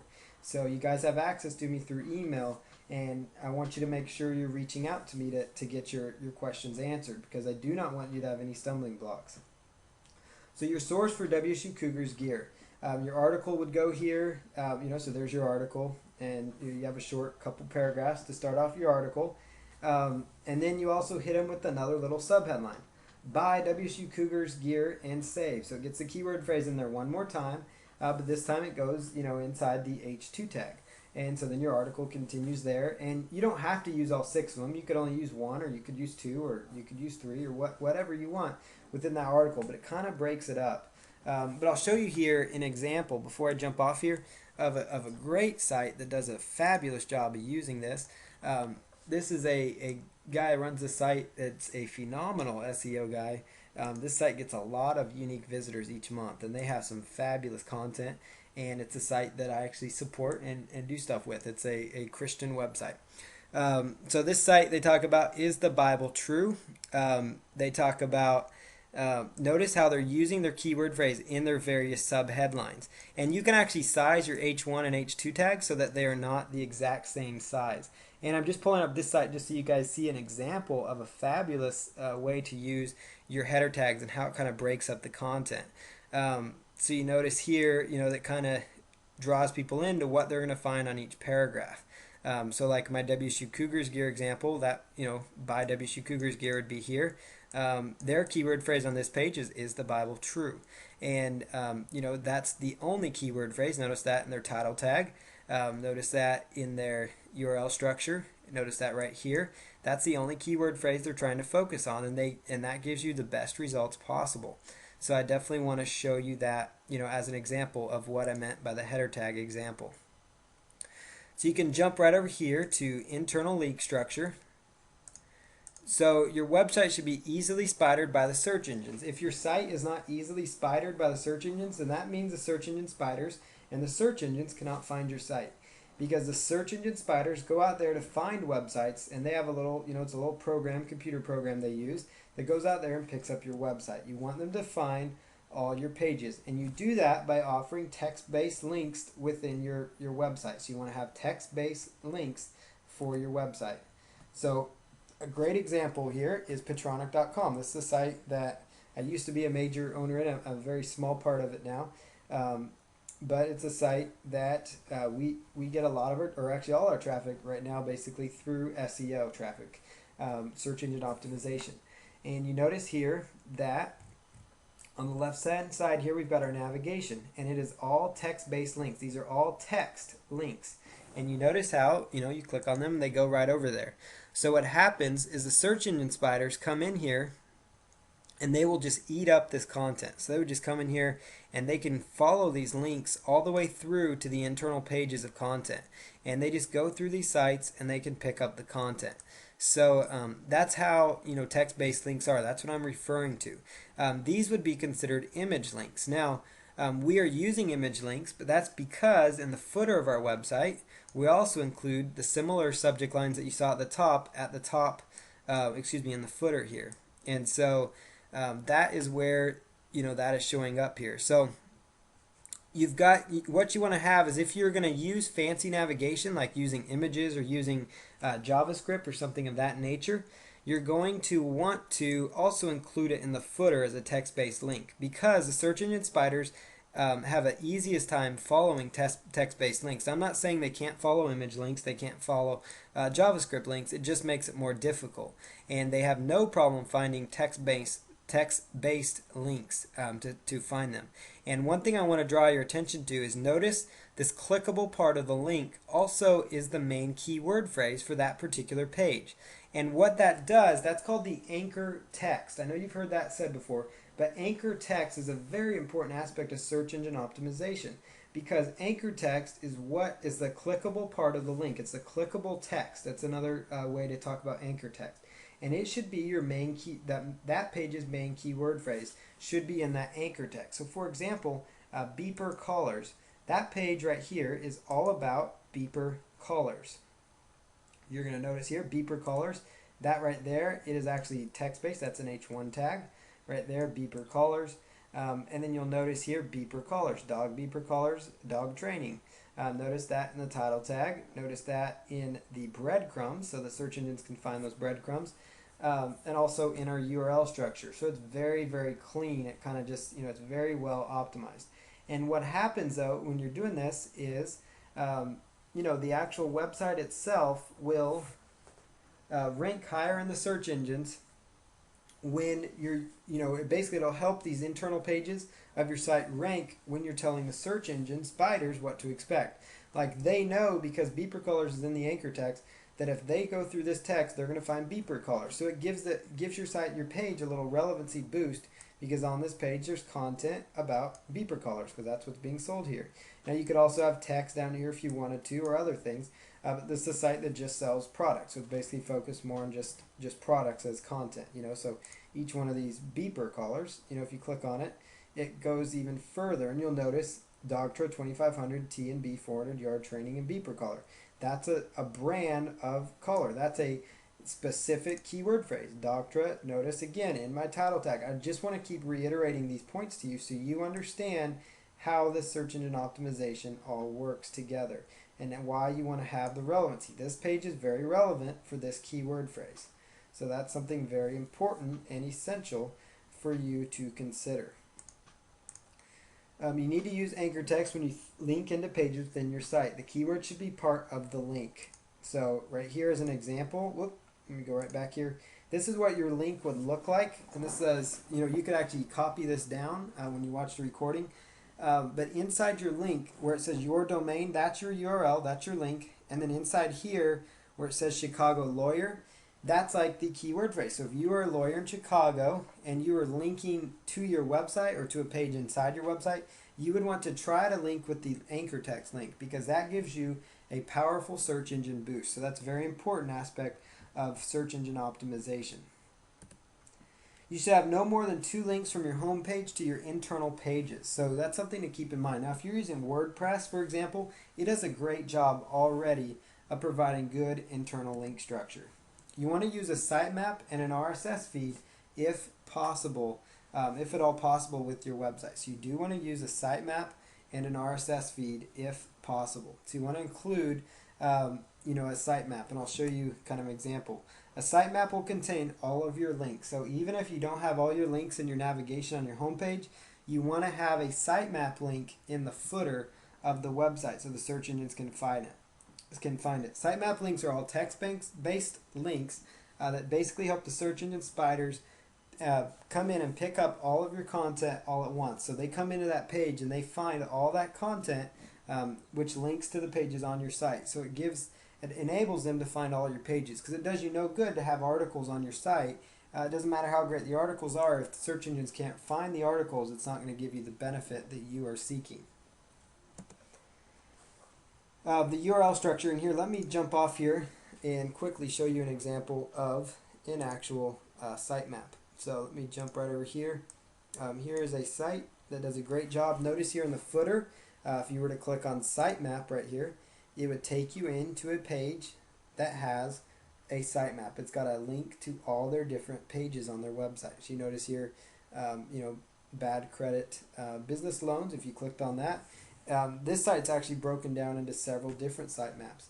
But basically you get the idea here of how a sitemap works. You can access a sitemap from the footer of the website. That's usually the most convenient place to put it. So it's a text-based link that the search engines will look for and grab, and they will use that. Another thing that will function very similar to how a sitemap will function for you is the RSS feed. And if you're using WordPress, by default, your site will have an RSS feed. Your URLs or links should contain your main keyword in it. So for example, it should be like yourdomainname.com / Miami-pest control. So if you are a pest control service in Miami, or maybe you have a site related to pest control and you're just targeting different, so maybe it's like, floridapestcontrol.com, and then you have subpages related to each different city and the keyword phrase pest control. That's just an example here. So floridapestcontrol.com / Orlando Pest Control. Florida floridapestcontrol.com/, let's just say Jacksonville pest control, different cities in Florida. And then you get the idea, Tampa Bay pest control. The reason you want to try to use the dashes within those links is because the search engines will actually look at the dashes as actually spaces, and so it actually will give you another spot where your keyword phrase will show up in the search engines. So for example here, if you had a site about tennis and you have a subpage about Wilson tennis rackets, it'd be like Wilson-tennis-rackets. Just like you saw on that pet site that I was showing you, for example, notice how the keyword phrase, there's a separation there. So the next thing here, I just want to make sure everybody still hears. Okay, so the next thing you do here is you want to make sure that you have your keyword phrase separated by the dash. And if you have WordPress, you want to use the permalinks from WordPress to do this. You want to name your HTML. You also want to name your HTML files in your web editor, and you want to do this on your future pages. So if you're using, let's say you're using front page, for example, and you go to File, Save As, because that's how you save your pages when you create them. Just save it as, Miami-pest-control, your-keyword- here, you get the idea. So I'll show you here real quick how to use the permalinks within WordPress. So let me just go right over here to paulcounts.com / go to my administration side of things. And let me actually use a more recent website here.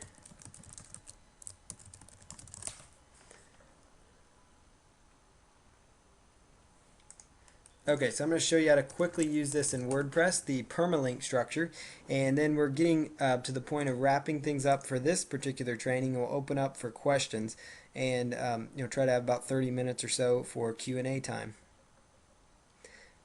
So what we've got here is if we come right over here to right inside of your WordPress, you're going to see on the left hand side it's going to say Settings, and you want to just click on Settings.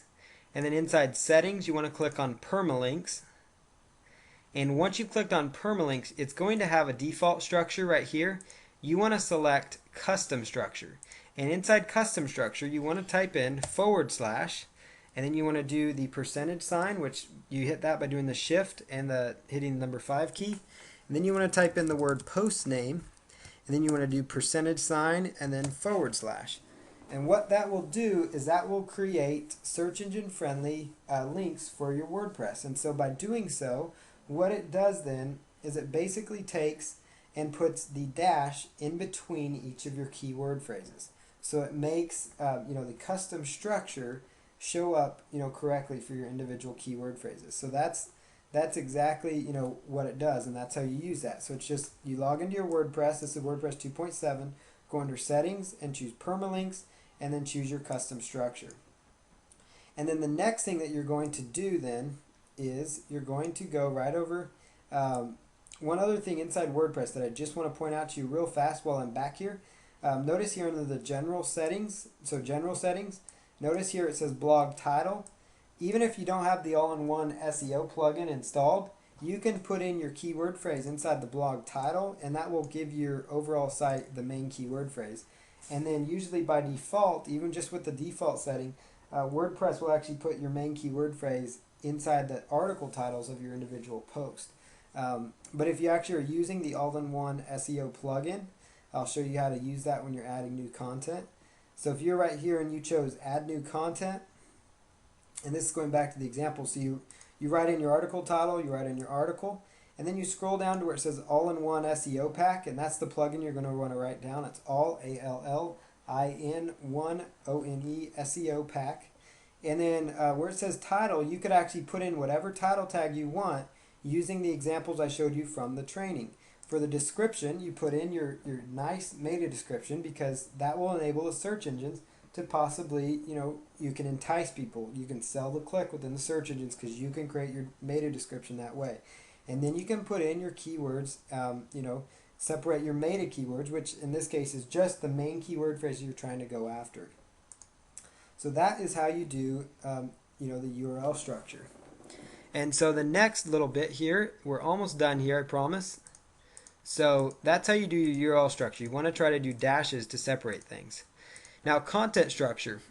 This is very important. Your articles on your site should contain your main keywords near the beginning of them. So you want to write your articles so they're unique, so they're relevant, so they have high quality content.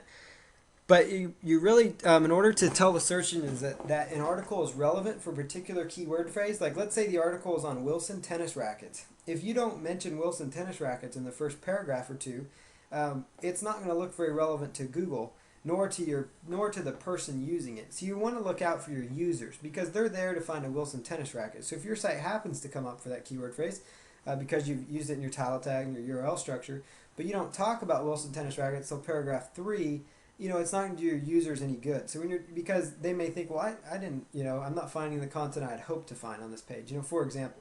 So, in your content structure, you would have like the title of your little article on that page be an H1 tag. And in case you're wondering, if you're using WordPress, and I keep talking about it, but WordPress will automatically put the main title, it goes right into an H1 tag by default. So that's something for you to keep in mind.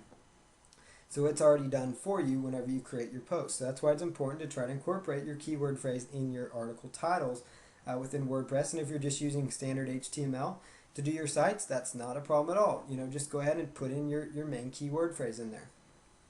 And so you want to try to have your main keywords, your main keyword phrase, so if it's Wilson tennis racket, you want to try to mention it at least one time or so in that first paragraph. Now, there's nothing. Articles should be broken apart with the header tags in between if possible. Not only will that help your readers, because it will actually kind of break things up, because it's really hard on websites. People don't want to sit there and read 500 words at once. They like to have little subheadings and things. So try to break it up when you're doing your articles on your site. You should try to include your main keyword once or twice in the first paragraph. And place it anywhere that makes sense in the next paragraphs. And that's an important statement I'm making. It needs to make sense. You do not want to write content that doesn't flow and that doesn't make sense. So, I would not sit there and talk all about, let's say Tulsa chiropractors. I wouldn't say, find the best Tulsa chiropractors. Tulsa chiropractors are the bomb. Tulsa chiropractors are trustworthy. Tulsa chiropractors this. Tulsa chiropractors that. That doesn't flow well. So you do not want to stuff with keywords. Not only will that get, a little red flag to the search engines that you're trying too hard to optimize, but it's also going to send a red flag to your readers that you don't care enough about them to write good content. So you need to write good, solid content that they're going to read, actually. That's very important. So it needs to be search engine friendly, solid content. Try to include your main keyword in the last paragraph of the article if possible to kind of close it out. That's just kind of well-rounded approach to getting that content on there. So you want to include one or two times in the first paragraph, where it makes sense in the middle paragraphs, and then try to close out with that keyword phrase. And that's going to kind of give you that nice balance of relevancy, and only include it at the end if it makes sense. If it flows in your close, put it in there. If not, don't use it. Don't say, well, Paul said I need to have it, so you write it in there. Just do it if it makes sense. That's the important thing, is use your keyword as it makes sense, but use it. A lot of times people, well, they may not try to use it. So it's important to try to incorporate your keyword phrase in your content, but don't overuse it. Don't abuse it. Use it, but don't abuse it. That kind of rhymed. Perfect keyword density is an absolute myth. I know a lot of SEO people might be seeing that going, hey, but it's a myth. There's no such thing as perfect keyword density. Not only will it waste your time because you're going to be sitting there calculating, according to my calculations, or whatever, I've got 500 words of content and I've got the keyword 20 times, and so I need to have a keyword density of 0.113 or whatever. There's no such thing. Don't bother with that. Don't worry about a percentage. There's really no set percentage. If your article makes sense to you, if you can read it out loud, or if you can read your own article and it makes sense, if it reads like you speak, then it's good enough to go. If it reads like you speak and it really gives good content, good information, then it's good. You just want to try to include your keyword phrase because it makes sense. Because if your article is relevant about a subject, obviously it's going to include your keyword phrase.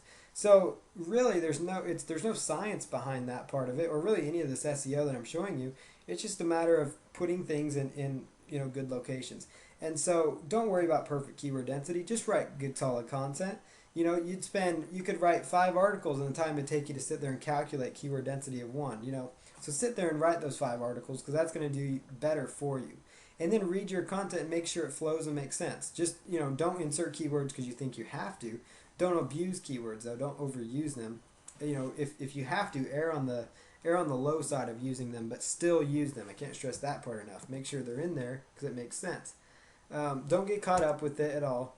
Write for humans and not for search engines, and the search engines will appreciate your content. Like I said at the beginning, the search engines are there. They want to partner with you. They want to show your content to their visitors, believe it or not.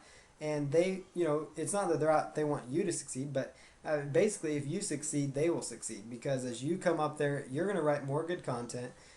They want to show your site, and I'm not saying that they're going to signal you out and pick just your site because there's tons of competing sites, but it will by default signal you out because a lot of sites are not focusing on basic SEO principles.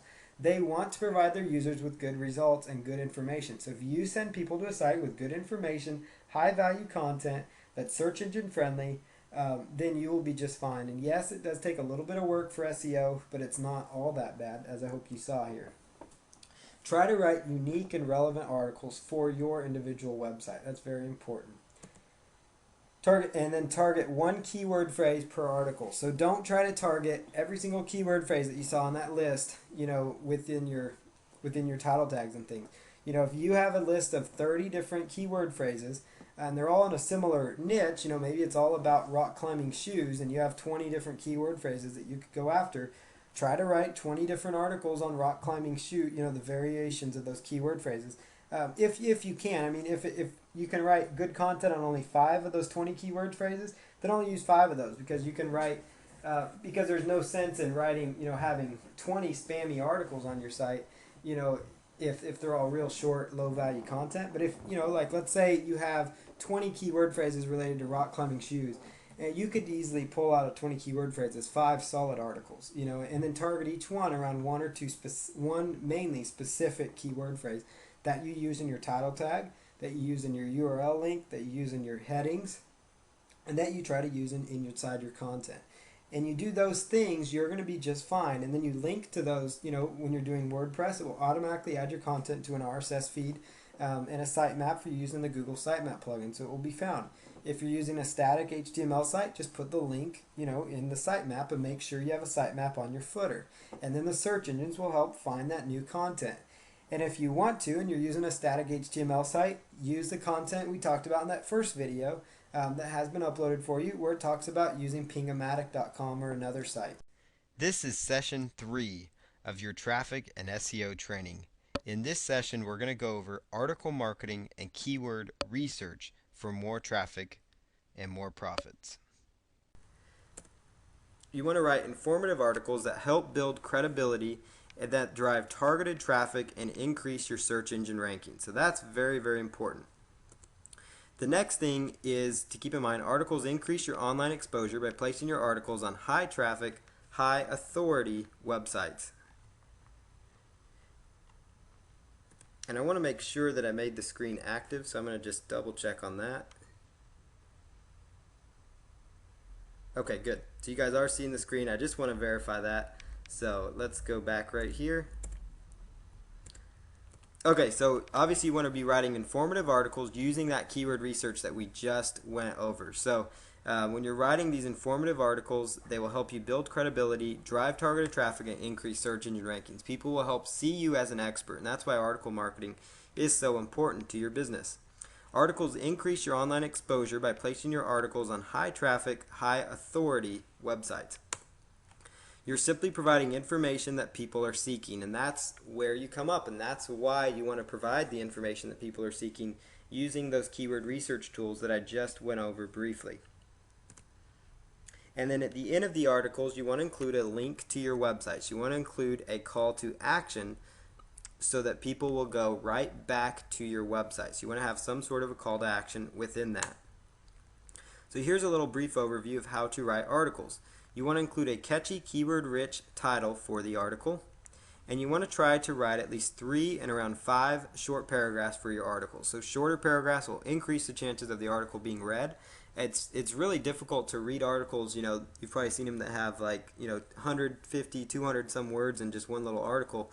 it can be difficult here in one paragraph. It can be very difficult to follow along, and that's why a lot of sales pages and things like that you see online are broken down into a little more easier to manage bite-sized chunks. So you can even try to include some subheadings within your articles as well. So you want to include a catchy keyword-rich title for the article, and the keyword-rich title would be exactly what we just researched. And when I'm talking about keyword-rich title, you want to include your keyword somewhere in the article title, preferably at the as far to the left, the beginning of it as possible. But if you can't include it to where it makes sense and it's catchy, you want to include it somewhere in there. Things like step by step, 5 steps to dog leash training success. That would be a great article title. 5 steps to dog leash training success.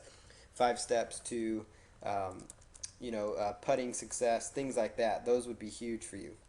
You want to provide good, solid content within your articles, within those 3 to 5 paragraphs or more of your article. Provide good, solid content to the readers, because by providing good content, people are going to want to purchase something from you. They're going to want to click to learn more, because they're going to say, wow, he's providing this kind of content for free. What's he got to offer me on his website? Does he have more of this great content?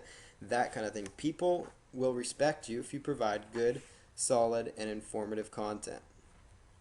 Some good subjects here, articles that do really well. How-to articles, I talked about that. Bulleted points, so articles with like 5 bullet points, 5 step-by-step plans, things like that. They do really well as far as getting people interested, in reading the articles and getting them to like draw their attention in. Article subjects, like I said, 5 steps to dog leash training success.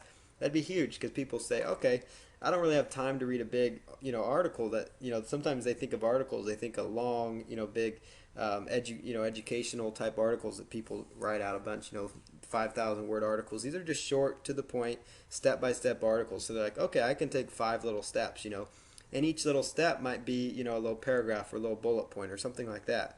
So, dog leash training, 5 steps to success. And you could actually take that title I just said right here and apply it to your niche, weight loss secrets, 5 steps to success. Weight loss tips, 5 steps to success. Bird watching, bird watching success, or whatever. Bird watching, 5 steps to success. You get the idea. Mortgage, 5 steps to success.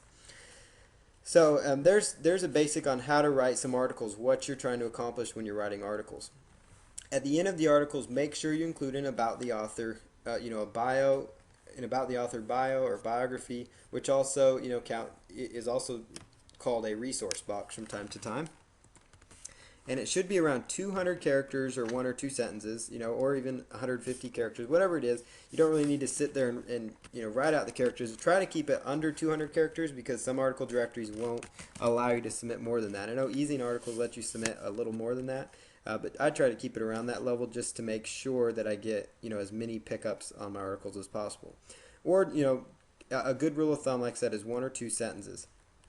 Inside your resource box, you want to include an offer or an enticing reason for them to visit your website.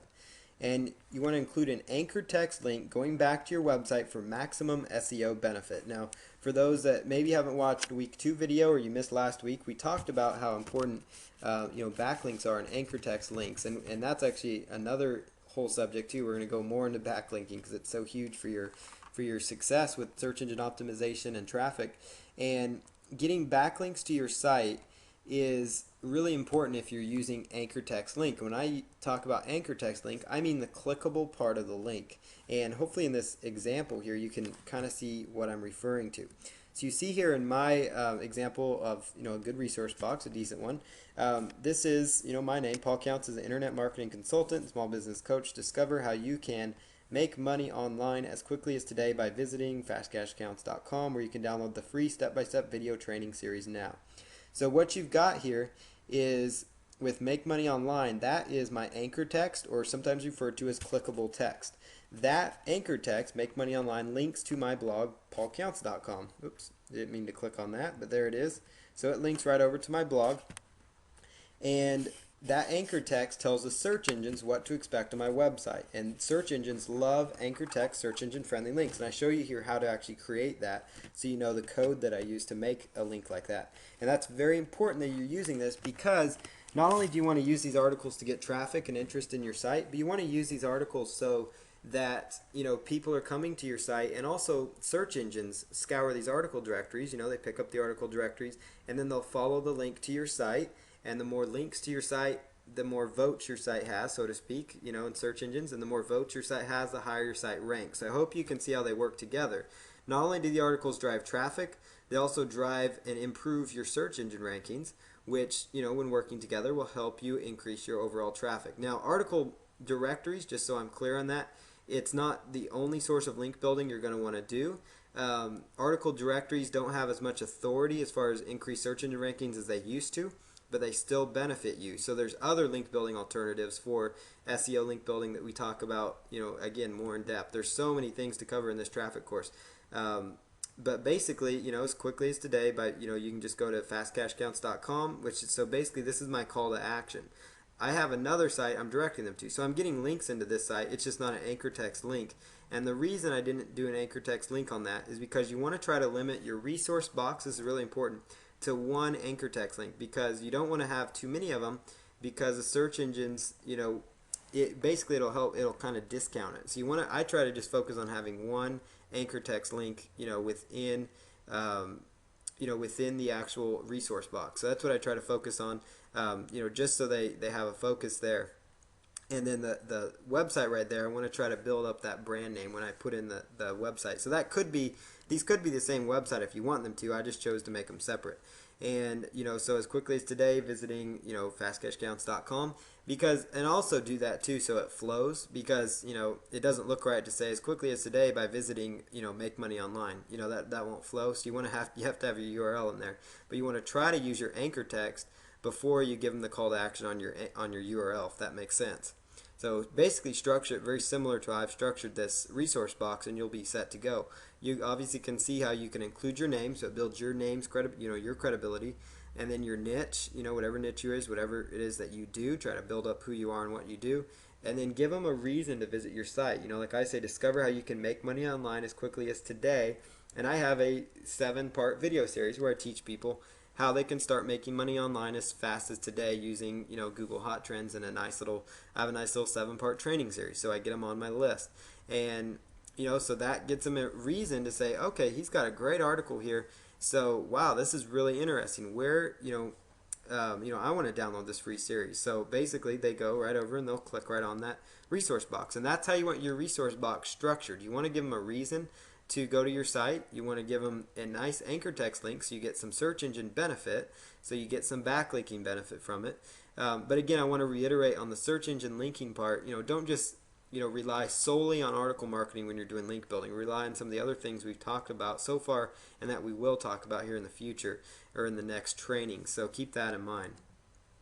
Now, article resource box. Here's the HTML version of the resource box I use. Now, when I say HTML, that means the hypertext markup language, which is basically HTML is the coding. You're probably familiar with that, obviously by now, that sites are run on. And most of these sites, a lot of article directories have an HTML about the author section, and they also have one that's non-HTML. And the non-HTML one only allows you to have a link to your site, like this link right here, http fastcashcounts.com. I chose to capitalize the different words in my name just because it kind of helps. It helps kind of stick out in people's mind. It doesn't affect your URL at all. You can type in caps or no caps in your main URL, and it'll go where you want.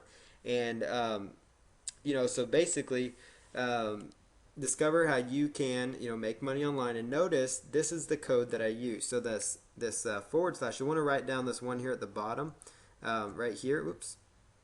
The one that has a caret to the left, and then it's got the A space href equal sign, and then a quote, first quote mark, and then put in your URL. So that would be the link to your website that you want to get the benefit. That could either be a link to your website, a link to an article page on your site. It doesn't have to be to your homepage. You can deep link is what it's called. And deep linking can really help you with search engine optimization, and we cover that in the future as well.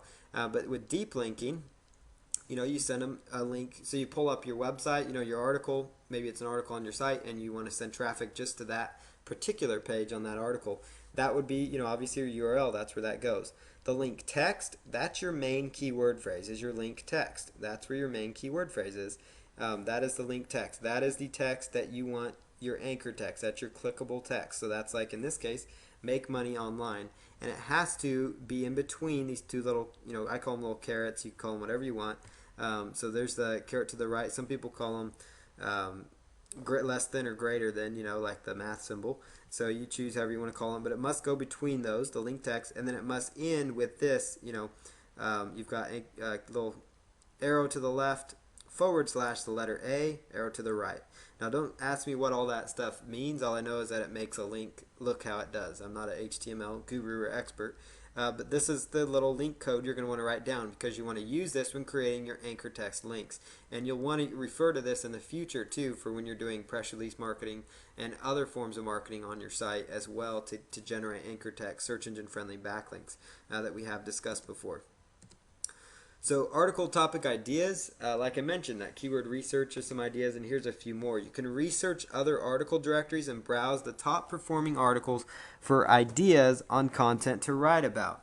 So basically, so you could research these other article directories and research other article directories and browse the top performing ones and come up with some ideas. So you can go to for example, you can go right over to ezinearticles.com, and let's just pull that up, www.ezinearticles.com.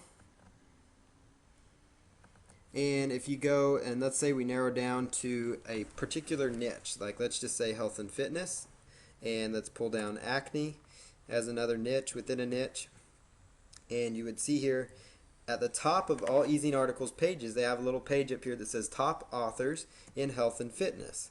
And you could click in here and get some ideas for, what these top authors in this category. Now, I'm not saying to copy I'm saying to come up with some ideas for article subjects. I'm not saying to go in and copy their articles by any means.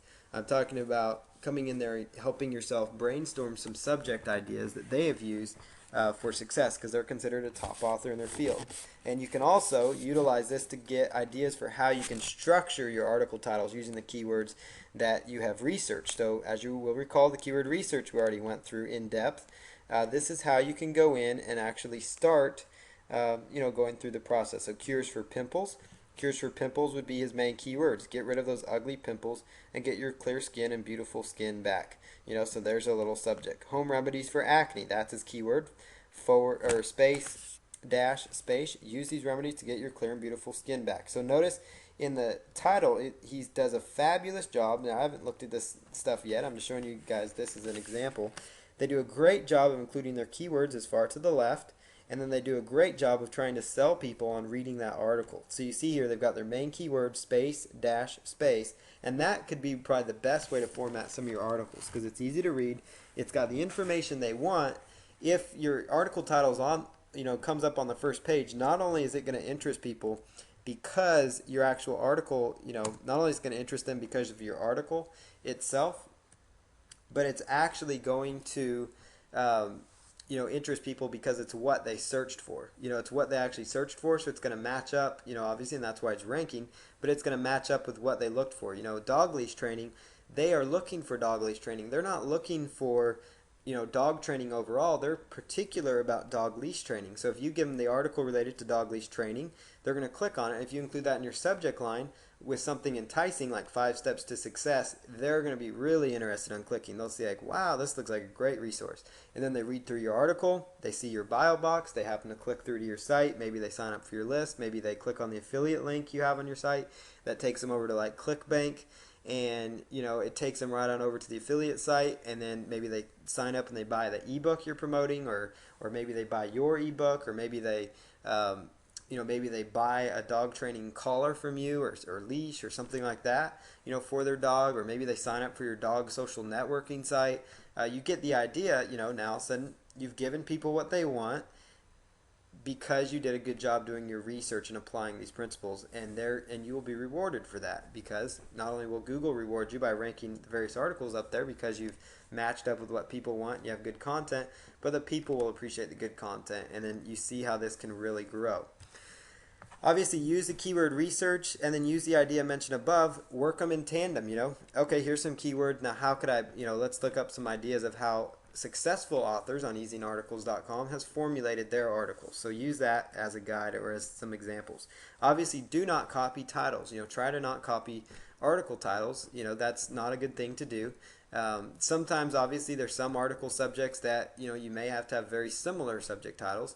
And that's just a hard fact because there's search engine optimization. There's only so many ways you can say the word search engine optimization. So I could do an article, search engine optimization, 5 steps to success. And somebody else might have an article, search engine optimization, 3 steps to success, or successful search engine optimization tips. Well, obviously I'm not copying the content. I'm writing my own content.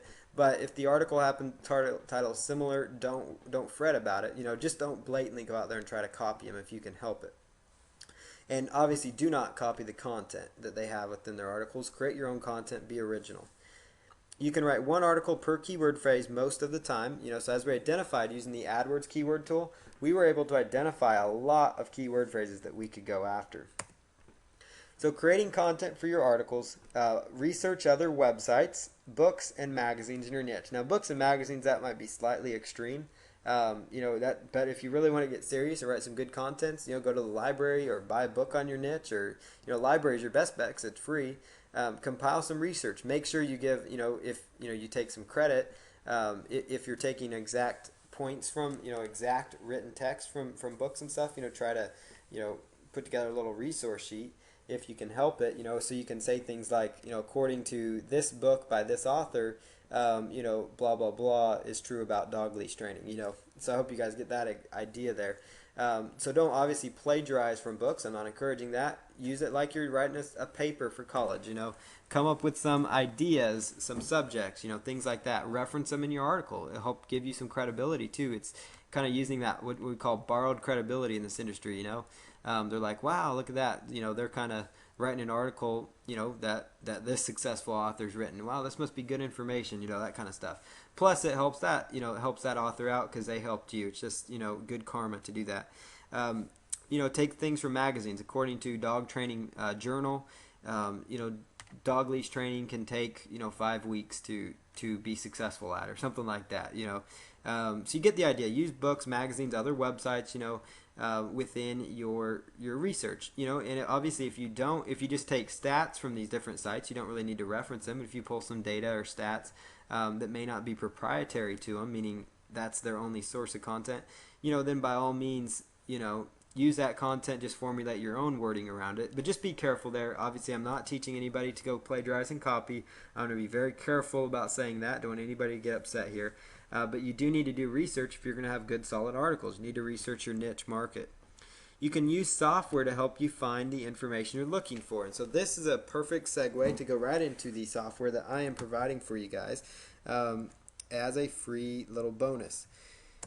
So this is a free bonus. It's an article ideas software, and it will help you really write articles really, really quick. So for example, how this little software works, and you guys get a copy of this. It will be available sometime in the next 24 to 48 hours on the same page where I post all the articles on. You're going to get a main topic. So you can just click here where it says main topic, and main topic you type in your keyword phrase. So for example, dog leash training, and just choose go. And then what the software is going to do, it's going out to various websites, and it's actually pulling down some information from these websites. It's grabbing just some basic research information. So obviously you're not going to want to just go out there and swipe this content directly. It's so you don't want to just copy it verbatim, but you can take some of this wording, reword it for yourself, or you can go to these sites and find some more research. So notice how really pretty quickly I got several sites that I could consider. So let me drag this down here. And there weren't a ton of sites for this particular niche keyword phrase, but you could use it for some more broad terms pretty quickly, to get some more ideas. But if I click here, pets, animals. Oops. So that's a bad example. Okay, so you could actually click here and copy. Oop. You can open that link. and then you could go and read, here's a nice little article. You might be able to pull some ideas. You might be able to even, reference this person, the author of this article. They didn't really include a name in their author section, but you could go here and, okay, so that's a good source for, dog leash training. So I could go there and write up some information about it. You could take here and put in, keywords such as weight loss as an example. And notice weight loss and some broader niches will actually start pulling the results that I was hoping that would actually pull from. And you kind of get some ideas here. Now some of it, is kind of junky, but some of it is workable. So if I just stop that. Okay, and then notice here you can go right over here to the plain text view, and you could actually just take these various little segments and copy, like you could take this whole thing, copy to clipboard, and then you could open up a little notepad file, paste it right in there, format, word wrap, and then you could just go ahead and just start, clean out the junk that maybe comes in.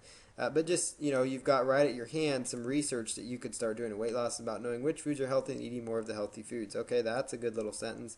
So let me go and take another one, and so you go grab a few more sentences, and then you take them and just start, rewording that. So really quickly here, you get your research done for you. So I'll give you guys access to the software. You can play around with it.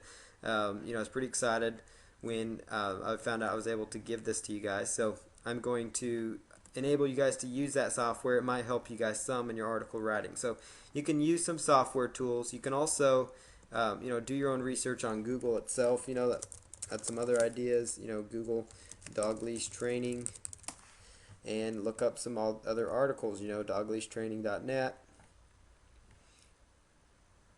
and pull some data, information, or get some ideas. Have a little notepad next to you, or a little notepad text file, and write out, okay, maybe I should comment on, write something about this, or read the comments on these various articles and see if people had questions related to that. You can go into website forums, so like, dog training forums, and you could see big questions that people have about dog trainings, so, like there's inside this dog forum that I'm just clicking on,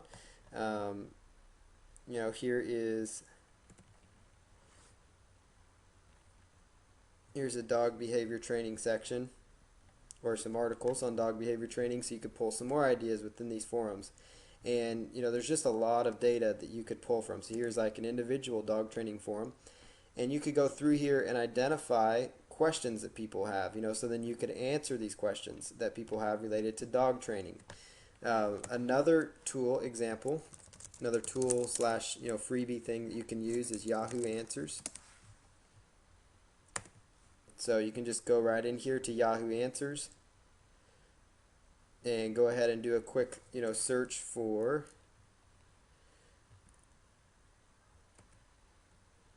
your question. So let's say dog leash training.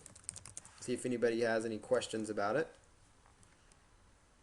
Where can I find a dog leash or dog training leash? Does dog leash training or dog leash training, how long should it take? So there's an example of a good article. Somebody's saying, okay, dog leash training, how long should it take? I'm going to train my dog. How long should I take for each session? And then you could research that answer, come up with an article, and respond to them with a link to your ezine articles that you created. Plus, you're creating content for yourself with that main keyword phrase. So definitely use Yahoo Answers as another research tool to utilize. So again, we talked about using software. You can rewrite private label rights articles, and I encourage you to rewrite them because you want to have good, unique content. You want to ensure that your articles are picked up. So if you rewrite them, it's basically, reordering the content, adding content to them, taking out words, coming up using a thesaurus, which is basically it's a tool that gives you kind of like a dictionary, but it gives you, synonyms, keywords that are, or words that are similar to different keywords within that. So you might use additional keywords like, dog leash training, dog obedience, training, or something. You might tie those kind of words in. Leash, collars, those kind of run together. You can try to use those, inside, within your article. Come up with some ideas, just some various things that might make sense. Some core keyword phrases, you could change them to different keywords as long as they mean the same thing. rewrite the articles, basically take the content and say, okay, this is good research, but I'm going to rewrite it myself. The great thing with that PLR content, when you're rewriting it, you don't need to worry about referencing, the PLR content because you have the rights to it to do whatever you want with pretty much. So you don't need to be sitting there and referencing people. It gives you some abilities, and you can find private label rights articles by just going to Google and typing in, dog training private label rights, dog leash training private label rights. You might find articles on even the most niche keyword phrases, but usually you're going to find it for broad keywords. But if you have private label rights articles and they already have good subjects that are already getting traffic, you could actually use those as subjects to start with. So a lot of times we get private label rights. Maybe you have 100 articles, PLR articles on the weight loss niche. Well, now all of a sudden you've got 100 articles that potentially have search volume that you could go in and rewrite or combine it. You could even take bits and pieces from private label rights articles, combine them to an original article that you're writing, or take half of a PLR article and combine it with half of an article you wrote. And there you go. You've got yourself some good unique content. Use PLR ebooks that give you the rights to use as articles, because some private label rights ebooks, and I'm not talking about articles, I'm talking about ebooks, so you don't think I'm repeating myself. But private label rights ebooks, typically, an ebook is like 50 or so pages of content, and you could actually take a private label rights ebook. So let's say an ebook's got 50 pages of content, then each one of those pages could be around 50 articles for you. And what I like about using ebooks for is because it gives you a chance to kind of have a slightly more unique content, because most of the people that get private label rights ebooks, they just think about selling the ebook if they do anything with it. Most of the time they won't even do anything with it. But if they don't worry about, most of the time they're just worried about using it as an entire ebook. They're not really thinking about using it as an article now, and so it gives you a little chance to actually, have some good unique content pretty quick. And, to make sure it's even more unique, maybe take one page of content, cut it in half, combine it with maybe something you found on page 3 that was interesting, and, maybe add in your own first paragraph. So you get the idea is that you don't need to write all this content up front. You can also obviously outsource article writing if you want to. You can go to elance.com and put up an article writing project, but outsourcing for traffic, that's going to be, again, another topic that we have to go over. But creating content for articles is something you can do on your own. You could have somebody else do for you. You can pay about $5 an article and have them written for you, or you can take one PLR ebook and turn those into articles. And so you get the ideas of some things you can do. Some other great ideas for creating content for your articles is record yourself creating your articles using a free program like Audacity, and then transcribe the free content. So you can go download a tool, type into Google Audacity, hook it up to your USB headset, and then what you're going to do is go ahead and read talk about your article. You can speak faster than you can type, and so you could basically take the research that you found on your niche, or even what you know off the top of your head, because most of you have expertise within your niche. Take what you know on top of your head after you've done some keyword research and say, okay, I'm doing this example on golf ball training. I'm doing this, or golf ball driving. Be a better driving a golf ball further. So you say, okay, that's my subject. Golf ball driving, and then you go sit there and you just start spouting off everything you know about being a better driver, driving the golf ball further, faster, whatever it is you're trying to do with it more accurately, curing your slice in your golf swing, so you're talking about curing your golf swing slice. You give some tips. You're just speaking it, and Audacity's recording yourself.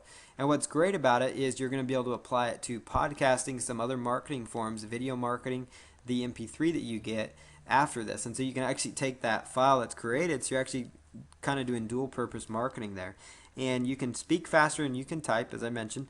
And a good tip also, if you want to have unique PLR articles, is to take private label rights articles and then read them in your own words. So read the PLR articles in your very own words into Audacity. And then once you have have done this in Audacity, just stop the recording and then go ahead and save it to your computer. and then open it up in like Windows Media Player, open up the file, and then sit there and actually, type out the articles. You can transcribe it yourself.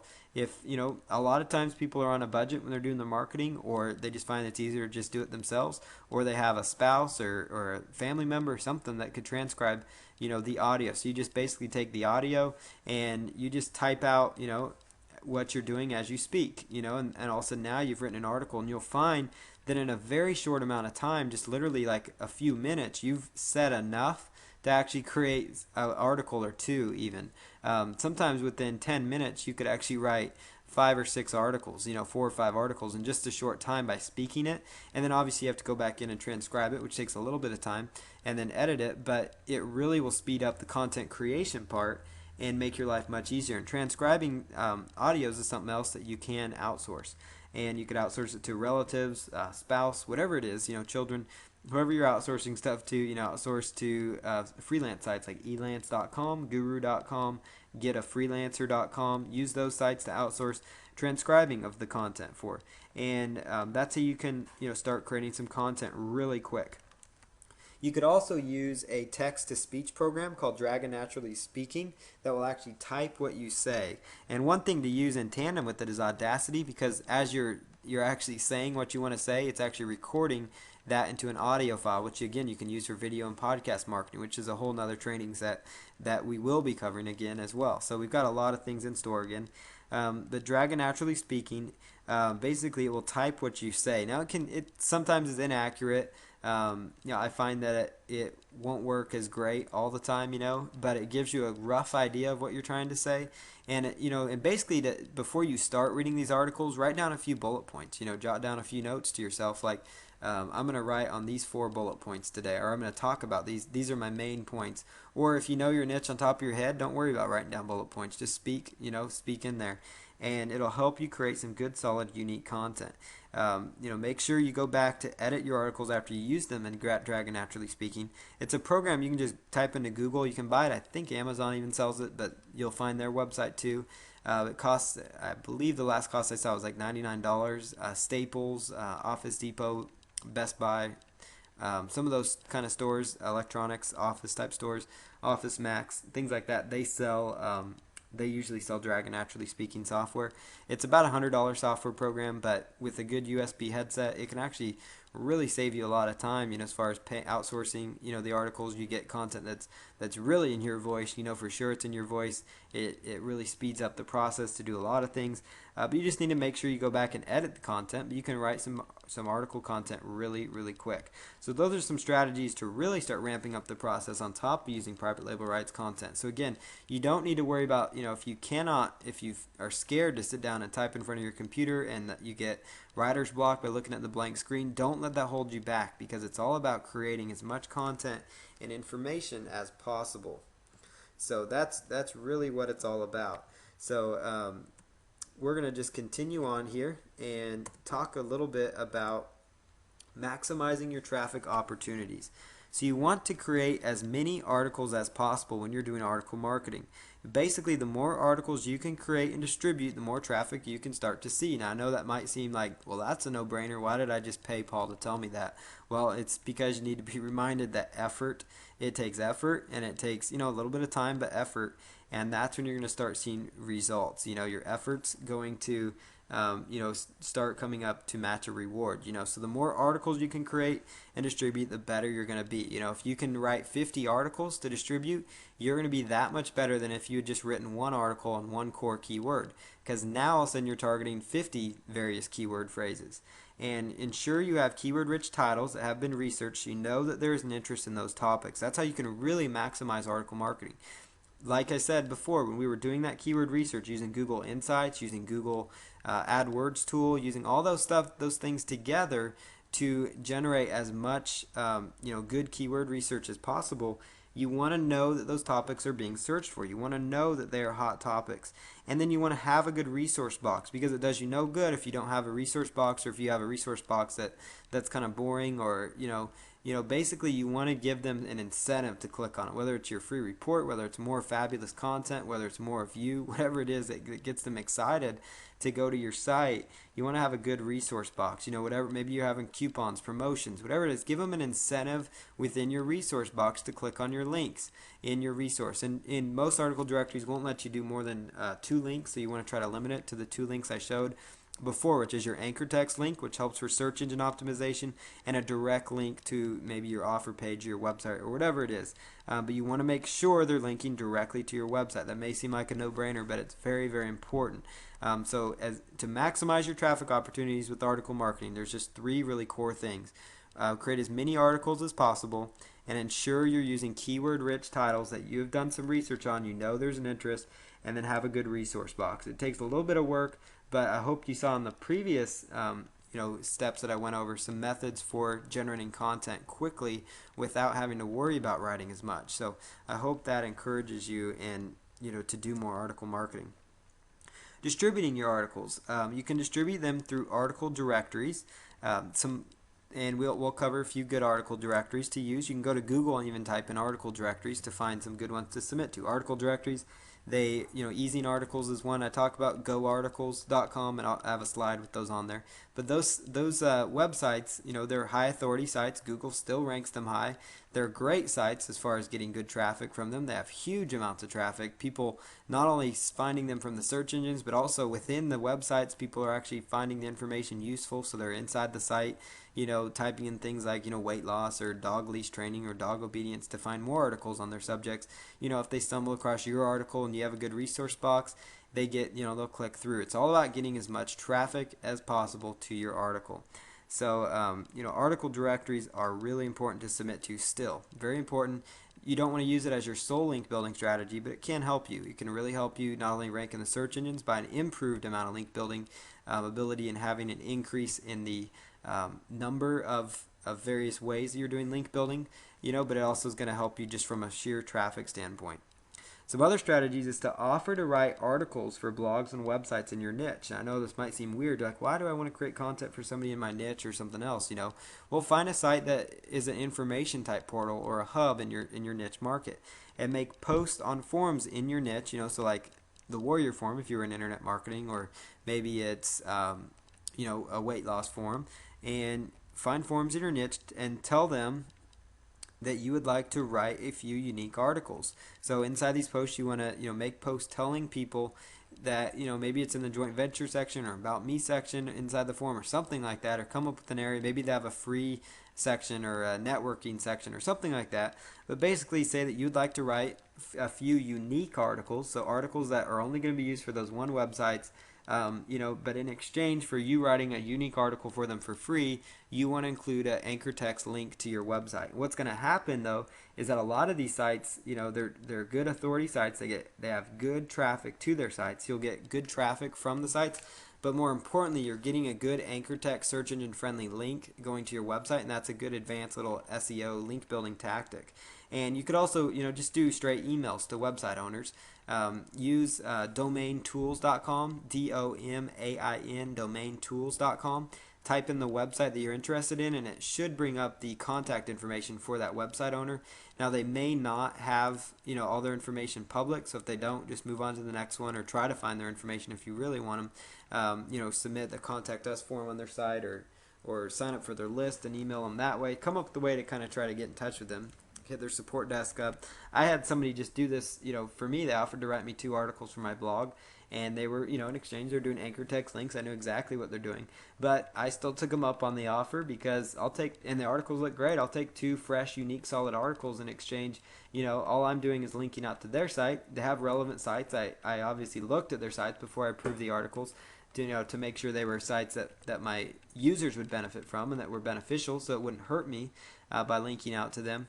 So, obviously you're not going to link out to a Viagra site or something like that, when you're in the pet niche, or something like that, or some other, casino site or a site, that's got a bad website. You don't want to be linking off to bad websites. You want to link off to sites within your niche. You don't want to be in the dog training niche linking off to an internet marketing, type website either. So keep that in mind as well. So make sure when you're when they're doing this for you, if you have your own site and somebody offers this for you, or if you offer it for somebody else, make sure it's relevant, because it's going to benefit them if it's relevant too. Google will frown on sites that are linking out just, to link out to other sites. And what's great though is you get a good one-way link, and search engines like one-way links, especially links that have text, surrounded by text related to that subject. So that's going to be huge. So you could offer to write a unique article. That's important. You cannot write this article and then distribute it to article directories because they did not ask you to do that. That's not, you'd be lying if you did that. So you want to only take the article and use it only on their website one time.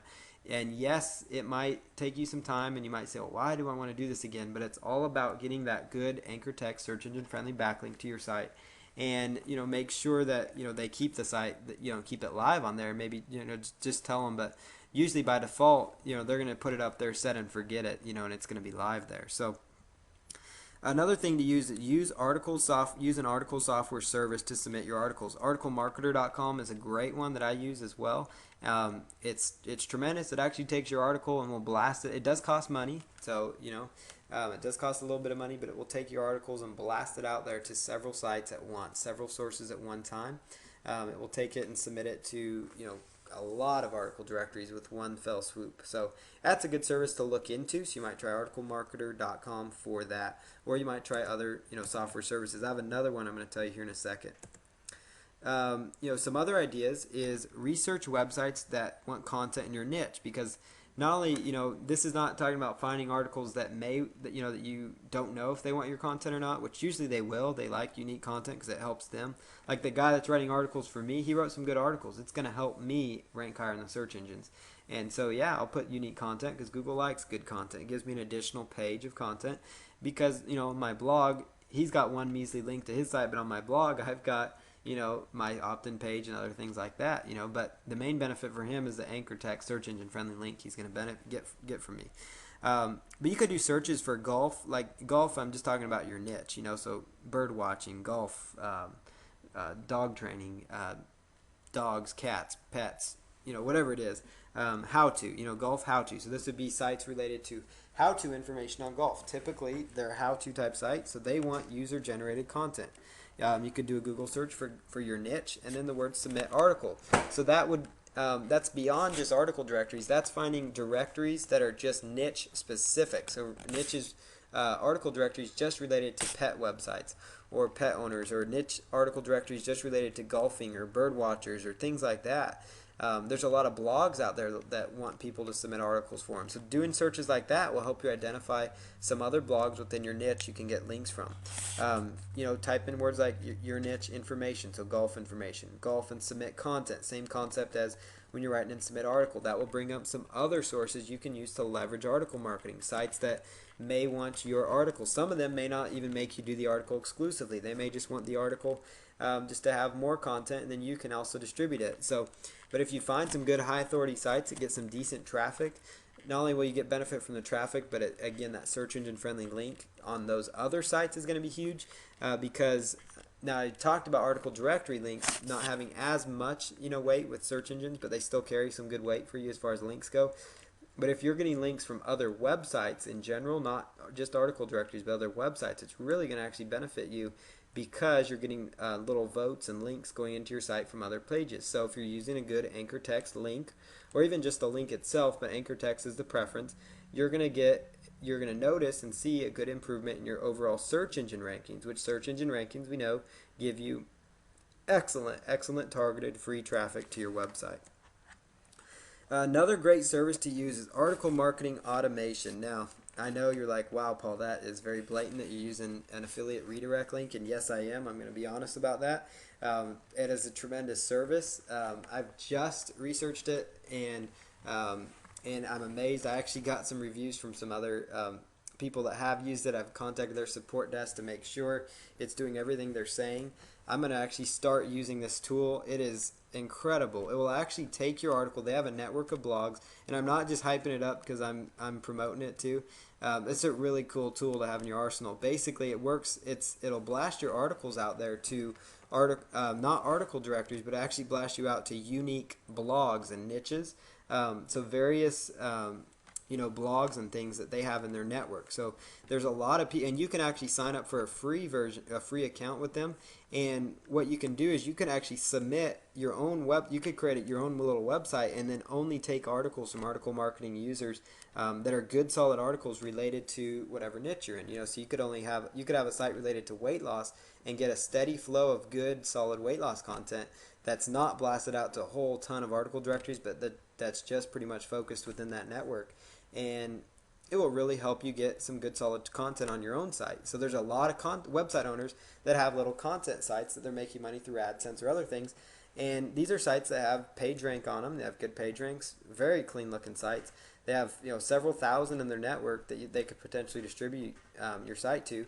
They do it in a natural way, so it doesn't look bad for search engines. And what I like about their service is anywhere within the article you can provide an anchor text search engine friendly link to your offer, to your website, whatever it is. That's more beneficial a lot of times than just the article directories, which make you only put it in the resource box, which is typically found at the bottom. Sometimes it's buried below an advertisement, so it's harder for people to find it. And so with this, you can just put that link right there.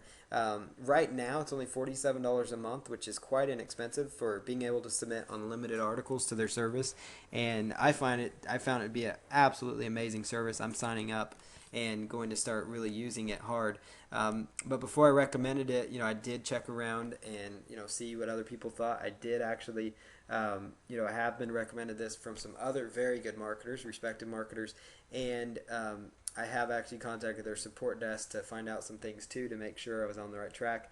And what's great too is they let you submit to unlimited niche markets too, because if you have a site on babies and you also have a site on weight loss, they will distribute your content to sites in the baby niche and then sites only in the weight loss niche. You're getting your content posted on relevant websites that will, they're only niche specific type sites, so you can, and they let you submit unlimited articles for unlimited niches, and that's a really low cost that they offer. So you can just get it at seoaccounts.com/AMA, or you can just go to Article Marketing Automation if you'd like to in Google if you don't want to go through my link. But there it is, my link, seoaccounts.com/AMA. It's a great service. Submit to Web 2.0 properties. Web 2.0 properties in itself is a whole nother video that I talked about and that we promised that we're doing. You're probably like, man, there's still a lot of ground to cover. Well, we're only on video 3 of our 3 of 8 part series. So this is a huge series, and it's becoming quite the course. But you can submit to Web 2.0 properties, submit your article to them. Same ones you're submitting to article directories to squidoo.com, hubpages.com, and weebly.com. And so obviously these are some great sources for submitting your content and your articles. Now here's a list of some top article directories. I've been talking about easingarticles.com. I'm sure you've heard about it by now, but it's huge. There's really no reason for me not to mention it. It really gives you great benefit, great traffic. It ranks high in the search engines. It's just a huge article directory. You can't go wrong submitting to them. Really, as long as you're submitting good content and you write, you submit good content, you submit good content often, and you have a good keyword-rich title, you're going to be in great shape submitting to any of these article directories. But goarticles.com, articledashboard.com, articlesbase.com, articlesalley.com. iSnare.com is another one. They have a little paid service. It's like $1 or $2 per article, depending on what little option you choose. So you may not want to submit tons and tons of articles to them, but they also have a similar service to Article Marketer, where they'll take your article and distribute it to a bunch of different websites. And I actually find that they submit to a few different places than Article Marketer does, because they also submit your article to list owners, believe it or not, Easing article owners, and sometimes they will actually take the good content articles and post it inside their list, so, and their list will actually start funneling traffic to you, or they'll post it on their websites and things like that, for content. Helium.com is another site to consider. They have a profile page where you can actually set up links into your website, so you don't get a direct link in the resource box. What's great about Helium is it does rank high, and you actually can make some money from just writing good content. The problem with them is the content needs to be more unique just for their site, but they are a pretty high authority website. They're a site you could leverage for some good traffic potentially. And then just make sure you set up your profile correct with backlinks going to your site inside your profile page, because they'll link in they don't really have a resource box where they say this article is written by and they put like your username. So your username, you could just make your name and it's clickable and it goes right into the profile page, and that would be a nice way for people to say, wow, I'm going to check out this guy, and then there's a link to your website inside there. So, use your profile page if you use a site like Helium. I definitely recommend the other 6 for sure. Great article directories. If you don't want to pay anything, obviously, and you want to just write one article, don't want to write 2, don't use Helium then. Use the other 5 that I talk about here, and do a Google search for article directories again to find some more article directories. Here's a brief little how-to of distributing to article directories. You want to use a TextPad file to copy from when you are distributing articles. So you want to include your title in the little TextPad document. You want to create a list of keywords related to your article. And you want to create a summary for your article which will entice people to read it. Usually the first sentence of the article will do just fine. So it's the first sentence of the article. It will work just great for you usually as far as the summary. Now, sometimes if you can be creative with it, if you want to give them, discover the 5 keys to dog leash training success, and that'll kind of be kind of an enticing 1 or 2 sentences that you could put together.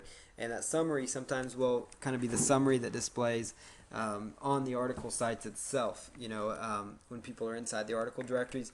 And so, but most of your traffic when you're doing keyword research will come just from the search engines themselves. But I like to, I write my articles in a Word document, or you could use like, Open Office Writer as another option. So I write them out in that document, and then I'll take them and I'll copy them into a TextPad file or a Notepad file, which is free on on all computers. And you just take the Notepad file, paste it in there, and then you can actually copy the content from your Notepad file, and then move that content when you're just copy and paste from that Notepad file to the article directories, because that's going to give you the cleanest result inside the article directories. Because what happens when you're copying and pasting from Microsoft Word is sometimes you get some bad formatting with the articles, so it's really important that you use TextPad documents, and that bad formatting will make your articles look bad, that may cause them to not be approved, all these different things. So you want to include your About the Author section in there as well, which would include the full HTML resource box that I showed you how to set up. And then again, copy from the Notepad file when distributing. I said that again on purpose because I want to make sure you are taking your article from your Word document to your Notepad file. There's nothing saying you can't write it in Notepad file. It's just preference. If you prefer to just type it out your article in your Notepad file, just make sure when you're writing articles or however you're doing your article creation that you are saving on a every once in a while, and make sure you're saving the articles because you do not want to lose those articles. And then just copy from the Notepad file when distributing them, because that's going to give you the cleanest results.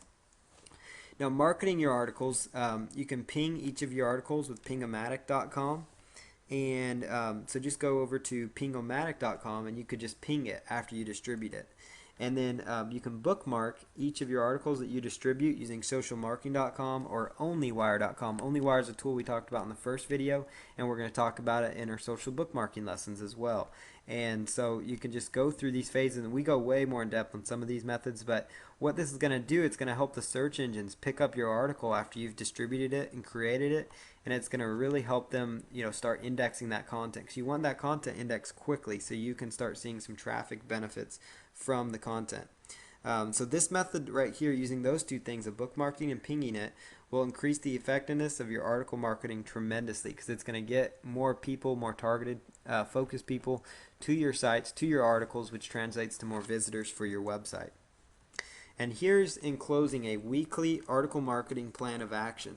So the first one is to research keywords and subjects for your articles using the keyword research that I identified at the beginning of this video. You're going to want to make a list of 25 potential article titles.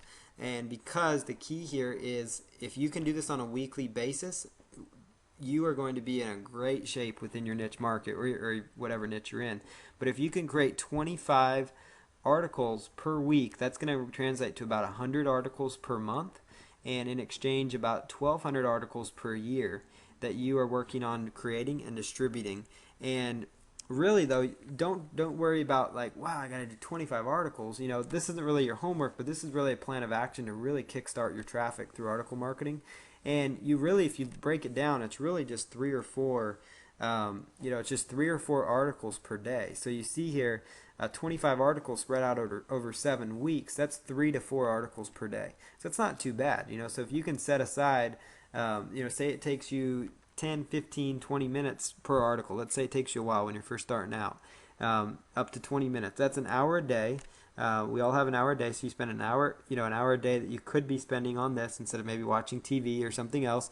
To just focus on doing some traffic generation methods. Maybe go home an hour late, whatever it is. Come up with a way to kind of fit in an hour extra a day, and just go through it and start coming up with 25 articles. Maybe it's just the weekend you have time for it.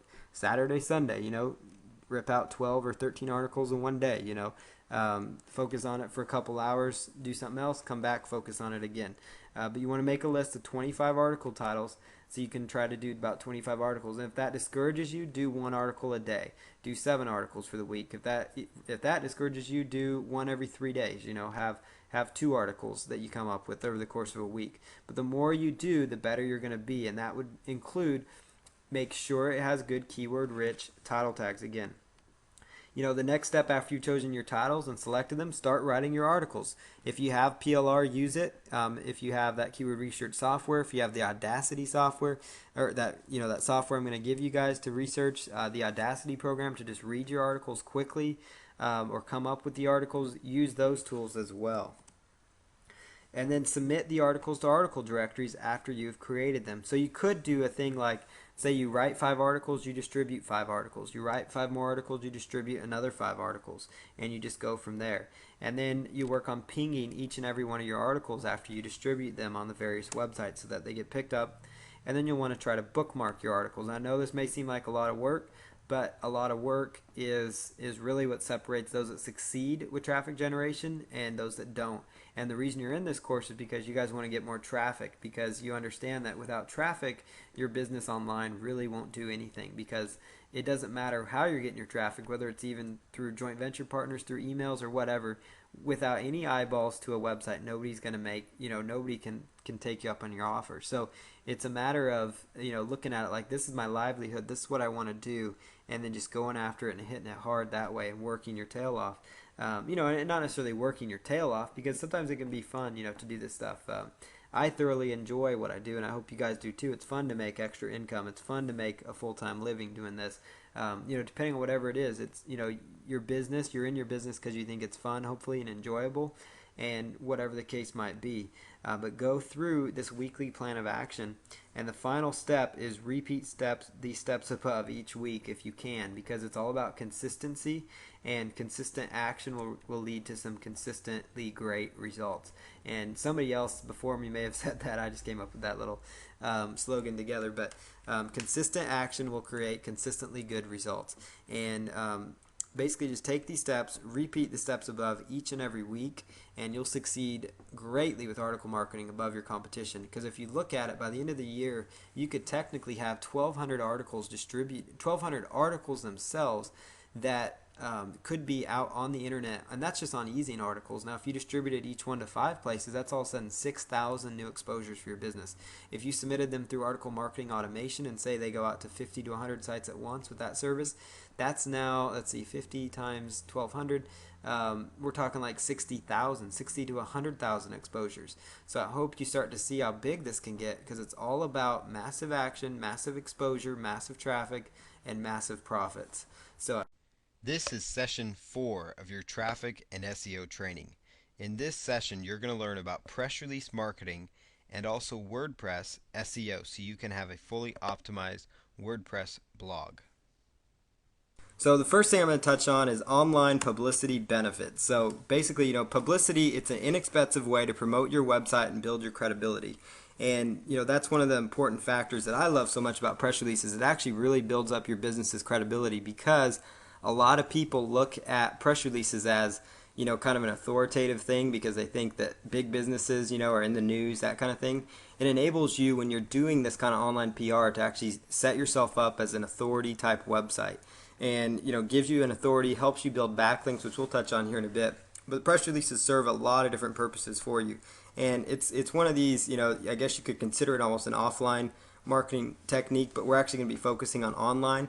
But using some of these strategies I'm sharing you with press releases, I've actually been featured in newspapers a couple different times, in newspapers and radio shows for just a standard affiliate website, believe it or not, because of the way you can spin the press release to your media, and you can get some great traffic that way through newspapers.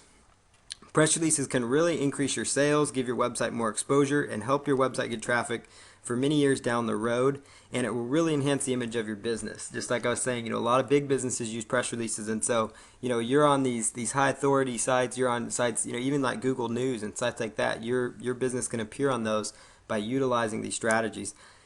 And one thing, I mentioned your site can get traffic for years down the road. A lot of these sites that I'm going to talk about submitting your press release to, they will stay out there for, 5, 6 years. I've got press releases I submitted for some of my very first clients when I was first doing work for people 6, 7 years ago that are still starting to show up, that are still on the internet for their business name, that are still actually driving traffic to their website. And, that's over, we're going on 6+ years now there. And that's just for work you did one time. So just like all the other things I teach here, it's so much better than regular advertising, because it's not like every month for the last 6 years that business has had to renew their press release or something. Basically you submit it and it's going to be out there, and so it's going to help you grow exponentially, because the more of these you can get out there, it's all about quantity and quality, but getting some a large amount of these press releases out here. And I'll show you how to spin things so that you can write a bunch of different press releases for one website. So the internet is where people are going for their information, so you definitely want to leverage that. And so that's why we're going to basically, all I'm focusing on here is online publicity instead of offline, because anyhow, people access their news online now anyways. And so, basically that's what you want to, that's the key component right there. So press releases and website traffic. Press releases can help build backlinks to your business, which helps with SEO. And as you guys will recall, in one of the first trainings where I talked about search engine optimization, I talked about backlinks. And basically the importance of backlinks is that they kind of act as votes for your website. And so the more votes that you get for your website, the more authority your site's going to look in the eyes of Google, because they look at that as a factor, and the better your site's going to rank overall. And so submitting press releases using the strategies I'm laying out here is going to help you build backlinks, and on top of that, it's going to build exposure, build up credibility. All these things are going to be working synergistically in your favor to improve your business. And so press releases are a big component of your marketing campaign. It doesn't matter if it's just an affiliate site, if it's a site selling physical products. It doesn't matter if you're a chiropractor in Tulsa, Oklahoma, trying to get traffic to your website or to your business. It really doesn't matter what kind of website business you're running, what kind of business you're running. You can leverage press releases on the internet to really get some good traffic going. One other thing, I touched on that helps really get you some website exposure on these high traffic sites, and these sites already have a captive audience. And what's interesting with some of these sites I'm going to share with you is there's actually news agencies that do browse these sites. There's actually journalists and such looking for stories that will actually appear on some of these sites and may get in touch with you, and you may end up running your site somewhere. But the main reason you're doing it is, it's a great thing if some news agency picks it up, but really the key component here is you want to use these press release sites to get high rankings in the search engines from the backlinks, get more exposure, and as I'll touch on, I have a final point that I'll touch on that. Press release sites are read by bloggers and other people looking for story ideas as well. So I talked about, journalists and things like that, but also, just your average bloggers in your niche, people, wanting story ideas for their website will look at press release sites as well. So if they like what you have to offer, they might get in touch with you, and it might be another opportunity to, build exposure for your business. They might even take the press release and copy and paste it on their own site, which is allowed with a lot of these sites because they're just like the article sites. So that's certainly a component there that you want to consider. The press releases themselves can even rank high in the search engines for really good niche keyword phrases. So you can actually, using the keywords in the title of your press release, and I'm going to touch on that in the following slides, you can actually see an improvement in your rankings by actually having the press release itself rank in the search engines. And so it's just one other factor you can use to kind of help get more traffic through the search engines onto your press release, which then builds up your credibility, is what the press release does, which then again encourages them to click. Kind of like we talked about with article marketing. Search engines, can pick up these article directories and pages very well, and so people go in, they read your article, they see your authority on the subject, they like what you're talking about, they click on your resource box, I haven't even had a chance yet to talk about social book marketing, video marketing, and podcasting, but they're all the same concept as well, and those are later topics. And the same thing, applies as if they were to find your website through the search engine, if they find your press release. And so I hope you guys are starting to see how this all kind of works together for you in a good circle.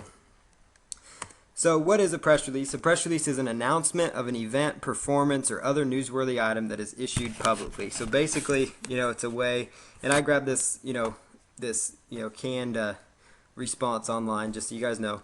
So basically it's an announcement of an event, performance, or other newsworthy item. That's really the best way to sum up a press release. I was trying to think of a better way to say it, and that pretty much sums it up right there. So that, hope kind of gives you an idea as to what we're talking about.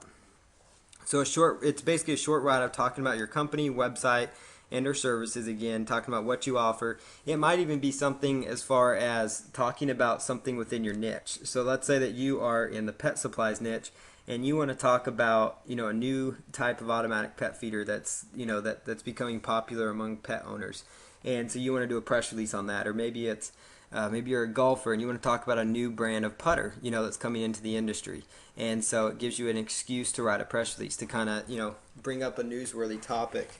Maybe it's something that's actually going on in the news right now, and it's somewhat related to your niche, and you can write up about it. We've got a lot of talks about, poor economy, this, bad investments, blah, blah. You could come up with, my affiliate marketing business is thriving in tough economy, whatever. So you kind of get the idea. You can spin news angles as well. So some ideas, for a press release. Let's say you just redesign your website, you even redesign your logo. Believe it or not, that could warrant a press release. Now, I'm not saying you're going to go take these press releases and you want to blast them out to your local newspaper, because they could really care less, honestly, about your new logo. But the reason I'm telling you to use these kind of deals is because these press release sites will pick it up, and it's just another excuse for you to get yourself out there with the press release, to get yourself a little more exposure. So the more of these you can do, and I'm not saying just spit out a bunch of junk, but I mean literally the more of these press releases you can get out there based on your niche, it's going to help you. It's going to help build backlinks, but also that authority, get you that exposure. And that's really what it's about. It's all about exposure and getting as much content in as many places as possible, and that's really what traffic's about. It could be, that you just posted a new product review. I've done press releases where I actually was reviewing an affiliate product, and it worked quite well for me. And basically, I just basically said, name of the product review reveals interesting findings. That was like my title of my press release. So so depending on the product you're promoting, let's say it's the West program. West program review reveals incredible findings. Or Instant Form Pro reveals amazing findings. Traffic generation blueprint system review uncovers amazing secrets. Something like that, and that could be used as like a as your product review. If you're doing a press release on that and you wrote up a product review. And basically you just position yourself as an expert, and this is kind of a nice little subtopic here for you guys to chew on, and that's basically leverage yourself and say that you are an expert, or your company or you yourself are an expert in reviewing digital products. People don't know, just tell them that. That's in the press release. That's what I put. I put Paul Counts is the owner of Count on Us LLC, which is an expert in internet marketing and reviewing internet marketing products, And so I built up the authority in the press release. I talked a little bit about the product and why it was so great in my quote section of the press release, and I'll talk about some of these things here in a bit. And basically just talked about why why this was a great product, and then said that on my website I give a detailed review and to go check out my site, and that got me a lot of traffic. So those are some ideas you can do. Maybe you made a new blog post, and I'm not saying do this on every blog post, but maybe you spent a lot of time on a really good blog post. Maybe it was like the top 10, maybe you spent a lot of time on 50 ways to promote your website. Maybe you put a lot of effort into that, and so you launch a press release that you put out an article or a free blog about 50 ways to increase website traffic. So that might be something that I could do to get more people into my program, for example. Something you could do, maybe it's maybe you have a pet website again, so you're going to talk about 25 ways to to comb your dog's hair, whatever it is that you decide to write on. You could do a press release, so and so, whatever.com announces or launches an article or hot article on 25 ways to groom your dog, whatever it is. You could even angle that article into a press release, basically, is where I'm getting at. And then it might be just an opinion you have, so it might be kind of what you're feeling. You kind of put out some quotes out there, so I could do something like, you know, people are, Paul Counts says economists are crazy, that might get people some attention. And then I talk about how, people are still buying things online and people are still spending money online. I don't know what they're talking about. And I could talk in that manner, so I kind of give an opinion about, something big in the news like I talked about, but spin it for your niche, that kind of thing. So kind of be like a kind of a rebel, but, don't, obviously say something stupid, but, just kind of be kind of a rebel in a way if you want to, kind of stand out from the crowd, because they're going to be like, well, that's interesting. This guy says economists are crazy. Why does he say that? Why does he think that? And, give your opinions that way. So there's some ideas for press release topics, very basic. I mean, really, you can spin just about anything into a press release. So keep that in mind. And a press release, all it just needs is to have an angle. So it just needs an angle of some sort. And an angle is basically the direction that you're writing your press release. So it's the purpose for your press release, so to speak. So how do you write a press release? So first thing I talked about is you want to develop your angle first. So basically the angle is going to be the topic of your story. So before you start writing your press release, you need to come up with, okay, what is the subject that I'm going to write about concerning my niche? And since most of you, this will be the first time you're writing a press release, your first press release is typically going to be something about, announcing your website. Maybe it's announcing your free report. Like every time you set up a squeeze page and you give somebody something free, that could warrant a press release. Almost every time you make an informative blog post, that could be another press release for you. So when it's your first time, it's usually going to be announcing your website to the public. You're just going to be publicly announcing your website. And so your angle is going to be around your website and around your niche. So that's an example of your angle. So you want to create a newsworthy title for your press release that includes your keywords. And the reason I say kind of a newsworthy title, and it doesn't mean it needs to be newsworthy as far as the Wall Street Journal is going to pick it up or New York Times, but it needs to be newsworthy to the effect of, of something, to the effect of let's just say, I designed my new website. So a press release is not an article. So that's the point I'm trying to get across there. And so, your press release and article are going to be a little bit different, in how they're structured, and I hope you're going to see that here. So that's something to keep in mind. So your regular old article title may not work as well as, for a press release. So keep that in mind. So that's why you kind of want to have some sort of an angle to position it and spin it so that it can come off as kind of a news story. And some of these press release sites will actually delete your press release if they don't feel it's newsworthy. I've actually had that happen before. So it's, so then I learned real fast that you need to just create newsworthy titles for your releases. And when I say include your keywords, I'm going to give you guys some examples here in a bit of a good press release title, but you want to include your keywords, and if you can, include it the first part of your press release, but at least try to include it somewhere in your press release. So, if your press release is how to refinance a mortgage, that's your niche, so you could come up with your website, mortgagesecretsinside.com, whatever the domain name is, announces, how to refinance a mortgage, ebook or something like that. So you get your keyword in there. It's kind of slightly newsworthy because you're announcing the launch of a free ebook or your ebook, whatever it is. And, that gets you started in your title. The next thing is you want to write an introductory paragraph that lays out your press release's point. And so, that's going to be your first sentence. Your first paragraph will be 2 or 3 sentences made up of just you simply talking about what your press release is about, why you're writing your press release, the purpose of it, whatever your angle is, you're going to address that in this first paragraph. So whether the angle is I am, launching a new website, then go ahead and put that in there. So that would be like the angle of your press release, so-and-so, Paul Counts, or your business name, if you've, turned your business into a corporation, is announcing the launch of their new website, www. Whatever, and then, basically give like a feature of this website. This website's main objective is to help people learn how to do this, this, and this with this free report that they're giving away on their homepage, that kind of thing. Write 2 to 4 paragraphs for the body of the release as well. So the body of the release is very similar to the body of the article. It's just basically some information. And when I say put quotes in there, I mean, quote yourself. And I'm actually going to read a press release that I wrote here in a second. But basically, you want to quote yourself. So come up with some quotes that you, as the owner of the website, could be making related to your niche. Build up your credibility as well by putting your name in there. So, so it says John Smith, owner of www.thiscoolwebsite.com. And then so maybe say a quote or find a statistic about your niche and quote that statistic or something. And and basically say we're striving to be customer oriented with our great review website, says John Smith, owner of coolwebsitereviews.com.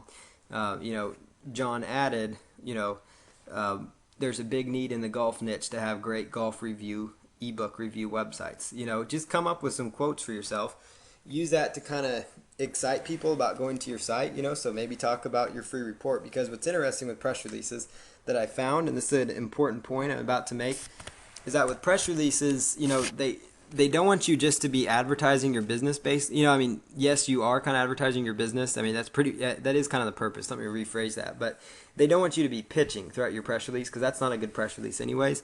But in the quote part, I found that it's a great way that you can actually pitch what your ideas and feelings are, because a quote is different than like just the written part of the press release. The press release has got the core details, the who, what, why, and where.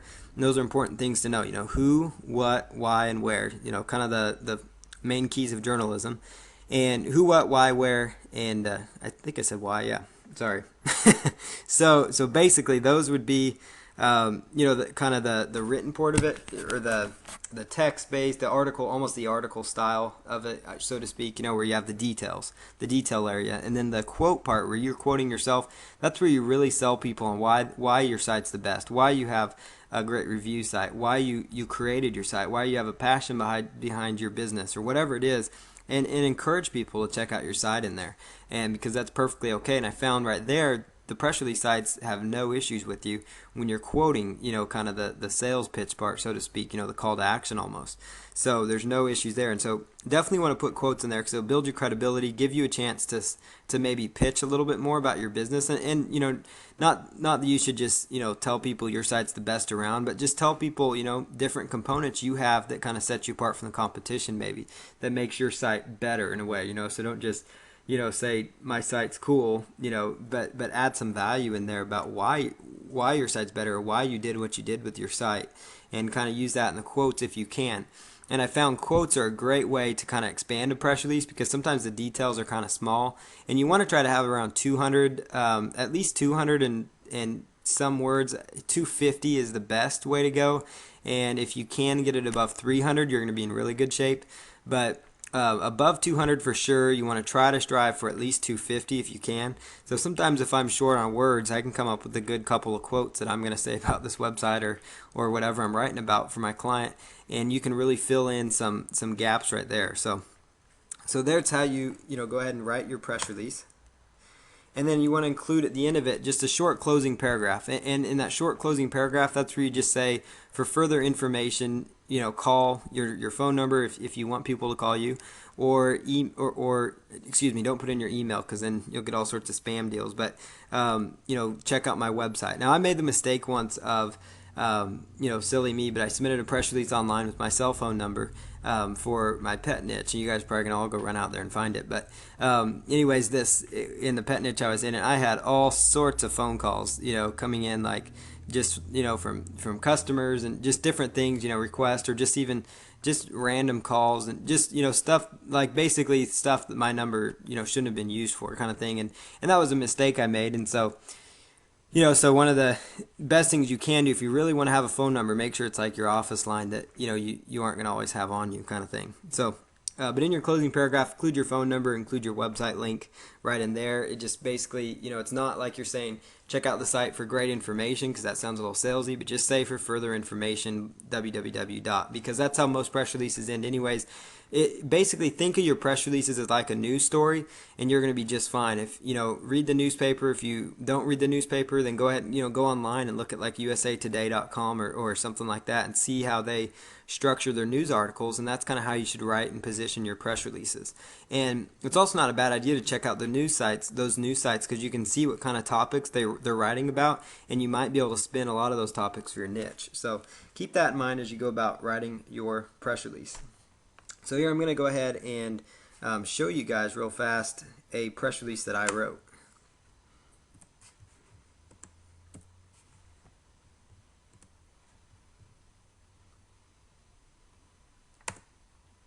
Alright, so here on the screen here I've got a press release that I have written, and this press release is about Tulsa, Oklahoma chiropractors, because as you will recall, that's the little website that I'm promoting for this example, which this site still ranks on the first page, even though I have what's funny about it, and I don't recommend you do this, but I launched the site without any relevant content, but it's still on the first page for its keyword phrase, so it shows you how easy it is to rank for a lot of these local terms. And this site's like number 2 or something in Google with the site with no content on there. I just launched the site. I have a good domain. I have title tags placed correctly, and we did like a ping on it or something. But that site's still ranking on the first page. But this is a press release I wrote up about this website. I'm gonna actually add a few pages of content. Because what I'm actually gonna do with this website, and this is a model you guys are actually gonna learn at the end of this course, but I'm going to actually take this website. Once it's got some rankings, I'm going to be contacting some local chiropractors in Tulsa, Oklahoma, and offer them, to buy the website for a certain price. And so we'll see how that goes. I'll report back to you, but that's basically the strategy there of what I'm doing this for as an example for you guys. But basically, to go back to the press release, this is a short press release that I wrote related to this business. I'm actually going to expand the font a little bit so you guys can read it if you want. This will also be available in the back end of the website, so you guys can actually take it, use it as a swipe file if you want to. Whatever you want to do, take it and submit it yourself with my URL in there. That's fine too, but it'll be there as a swipe file if you guys want it. So basically, Tulsa, Oklahoma chiropractors are hard at work adjusting the city of Tulsa. Notice I kind of used a play on words there because chiropractors do adjusting, So, if you want to try to be kind of creative. I'm not the most creative marketing artsy kind of guy, but sometimes I get creative. So, but anyways, the website TulsaOklahomaChiropractors.com shares information and resources related to finding a good chiropractor for your next back or neck adjustment. And then I go into saying, in a quote right here, our goal with this website is to give website visitors access to a variety of information and resources related to finding and choosing the best chiropractor in Tulsa, Oklahoma, said the owner of the website. We understand that every day more and more people are going online to find information and find chiropractors in Tulsa, so we created this resource for them. The site features a new design that allows for an easy way to find information and resources that will help in finding a reliable chiropractor in the Tulsa area. And I'm almost done. I just want to read you guys so you guys kind of see how this flows. The owner of the website also pointed out that a new article will be coming online soon that discusses the common myths people have with chiropractors. And then I go into saying a quote, rumors and myths about chiropractic care have been floating around for years, and so hopefully this article will help shed some true light on this topic. He mentioned that some of the myths people have are related to the safety of neck adjustments and the fact that people think you have to seek care for the rest of your life if you have a back issue. These concerns and more will be covered in the new article to be posted soon.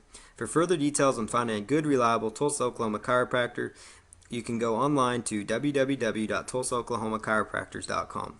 So there you see it's a very basic, very bland, this is a very basic website that I'm promoting here, yet I was still able to spin a press release with my keyword phrase in there. Now, what I did in there that, you guys should do, and that's include your name. I kept saying the owner of the website, and there's a reason I did that for this example, and that's because I do not want the name Paul Counts, in this case, associated with Tulsa, Oklahoma chiropractors, because for one, that's not my niche. 2, I'm not a chiropractor, and 3, I'm going to be selling this business to chiropractors, so I don't want my name. I don't want a fake name.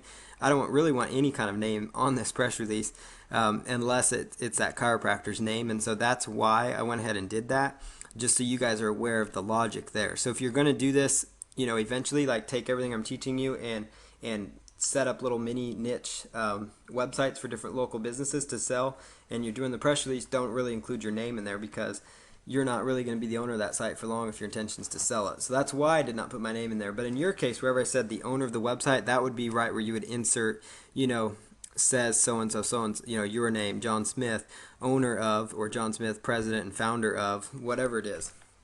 So there is a brief press release for you to look at, and that will be available in the back end again for everybody that wants to see it.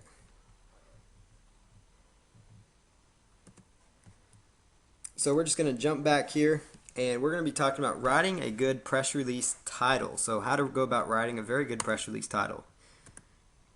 So try starting with your targeted keywords like I talked about, and you want to also include the angle of your press release, so the topic of your story in the title. So here's some examples of what I think are good press release titles. You guys may not think so, but these are just some ideas that I put together, some good examples that you guys could take from and kind of spin however you want to. So there's that one we just went through, Tulsa, Oklahoma chiropractors adjusting the city. The core keyword there is Tulsa, Oklahoma chiropractors. Golf training aids website reviews top products. So that's kind of the keyword phrase there was golf training aid, so I included that into the subject line. And if you're wondering if this is Black Hat, this is not Black Hat or anything at all. This is just basically, you're helping the search engines. This is the content they want to give. They want to deliver that content. You're going to put it on these different websites. They rank these websites, so you're just being smart about how you are positioning your press release and your information. Because what a lot of people make the mistake of, and I used to do this a lot, where you put the business name first in the press release, or you put just your business name and you don't have any keywords up there. Well, that doesn't do you much good unless they're looking up your business name. And in some cases, you want to have kind of your business name up there because it's a good way to kind of because sometimes as people become more famous in an industry, people there's always a hater for every I've always go by the rule of thumb: a third of the people love you, a third hate you, and a third could care less about you. And that's a philosophy I've gone on, and that's usually true out there. And so the third that hates you sometimes will go out there and say stuff bad about your business or who you are as a person or whatever it is. And so you can kind of cover that up with press releases. So it's a great way to kind of blanket yourself. And another way to brand yourself and use that in a beneficial way, with your name up there, your business name kind of thing. So so basically, with your press release title is, put in your core keywords there up there, because the press release sites are, again, considered authority sites and search engines rank them well. And the reason goes right back to title tags. Remember I talked about title tags being so important. I talked about it during the article marketing series, during even the first, where I talked about the 24-hour traffic plan. And in the SEO call, obviously, I talked all about title tags. I'll probably, every single call, probably bring up title tags because they're so important. Well, these press release sites naturally will take your title of your press release, most of them, and they will automatically put that in as their title tag when they publish your press release. And so that's why you want to include your keywords up there, because they're going right up there in your title tags. So here's a few more press release titles for you to look at using, using the title or the keyword in the title. Now, you want to get it as far to the left, the keyword phrase, and the reason is because Google reads left to right, and they'll put authority on it, more authority if it's to the left. But if it won't flow to the left, put it in the middle, put it at the end, whatever the case might be. So like, bird watching binoculars, that's a keyword phrase that this press release could be targeting. So I just took the subject, best bird watching binoculars revealed online. That's kind of a catchy press release that'll get people to read probably if they're into bird watching. Dogtra training collars on sale today. The Dogtra training collars, they're a brand of dog collar, so there's the brand name Dogtra training collars. That's the keyword phrase. Weight loss tips website fights back against obesity. So weight loss tips, there's the core keyword phrase in your title of your press release. So hope this kind of gives you guys some ideas, when you're writing about your niche. And use what I've talked about with keyword research tools. I brought them up now, I think on 2 or 3 calls now. The AdWords keyword tool, just the various keyword tools that I keep addressing. There's a reason I keep going back to those. And so I'm not going to cover that in this call because we've covered that 2 or 3 times now. But use those keyword tools to come up with your core keyword phrases to use within the titles of your press release. Here's another one, WeFit in stock online at WeFitAvailability.com. That's my website if you guys want to check it out and buy a WeFit. But basically, WeFit in stock, that's the keyword. WeFit in stock online, those are 2 actually keyword phrases in one right there. So notice how I got the keyword phrase, plus I was able to brand my domain name. So that's another idea you could do. So you could do bird watching binoculars online at WeFit, or online at birdwatchingbinoculars.com. Whatever the case might be. Golf training aids online at golftrainingaids.com. So you kind of brand your website. So you can kind of see how you can take these options. Pause this slide, when you're on it, and just start watching this again so you understand some good titles to use. Here's a good example, of your press release introduction paragraph. I'm going to just let you guys read this again. I'll read it one last time. This is what I actually just read when I addressed the entire press release, but I just want to show you guys for your introduction because it's such an important part, and it's an easy part for you. But basically, Tulsa, Oklahoma chiropractors are hard at work adjusting the city of Tulsa, and a new website has been launched to highlight a Tulsa, Oklahoma chiropractor. The website, then I give the URL, shares information and resources related to finding a good chiropractor for your next back or next adjustment. Very basic, 2 to 3 sentences will do the trick. You just give them the main points of your press release, the main points of your topic, and you just go to town. So, 2 or 3 sentences, and then you just easily just go in giving details of your website, giving details of maybe, what you have going on. So maybe you're launching an ebook, maybe you're launching a freebie giveaway. Maybe you inserted a product into some special giveaway event, or maybe whatever it is, you can spin a press release about it for your niche. Maybe again it's the blog post idea. So I hope you guys just get the ideas going. Maybe you have a special webinar coming up, or a teleseminar, or free training, or whatever it is. You get the idea there. So the next thing we're going to talk about is submitting your press release online. So I'm actually going to go through and submit my press release online to one of these sites. Now, a great one to submit your press release to is prweb.com, but I want to caution you on that one. You probably aren't going to want to submit every press release there unless you have a big budget. They do cost some good money. If you do like their $80 option, and that's kind of like their $80 option is good. They have a $200 option that's really good. It gets you a lot of places, but this site really gets your press release out there. It's a really high authority site. It really gets it out there, I will say, because it will mass distribute it to a whole bunch of other sites that you can't really submit to on your own, that only they can submit to. So they have a good network, but it's really best served for whenever you launch a new, maybe it's a new product or a new training platform, and you want to spend $80 or even up to $200. They even have a $360 option. They'll go out to the Associated Press. And if you're going to do that, I just want to caution you so you guys don't come back and say, and yell at me because you felt like you got ripped off. I'm cautioning you, don't do it unless you have the money, for one.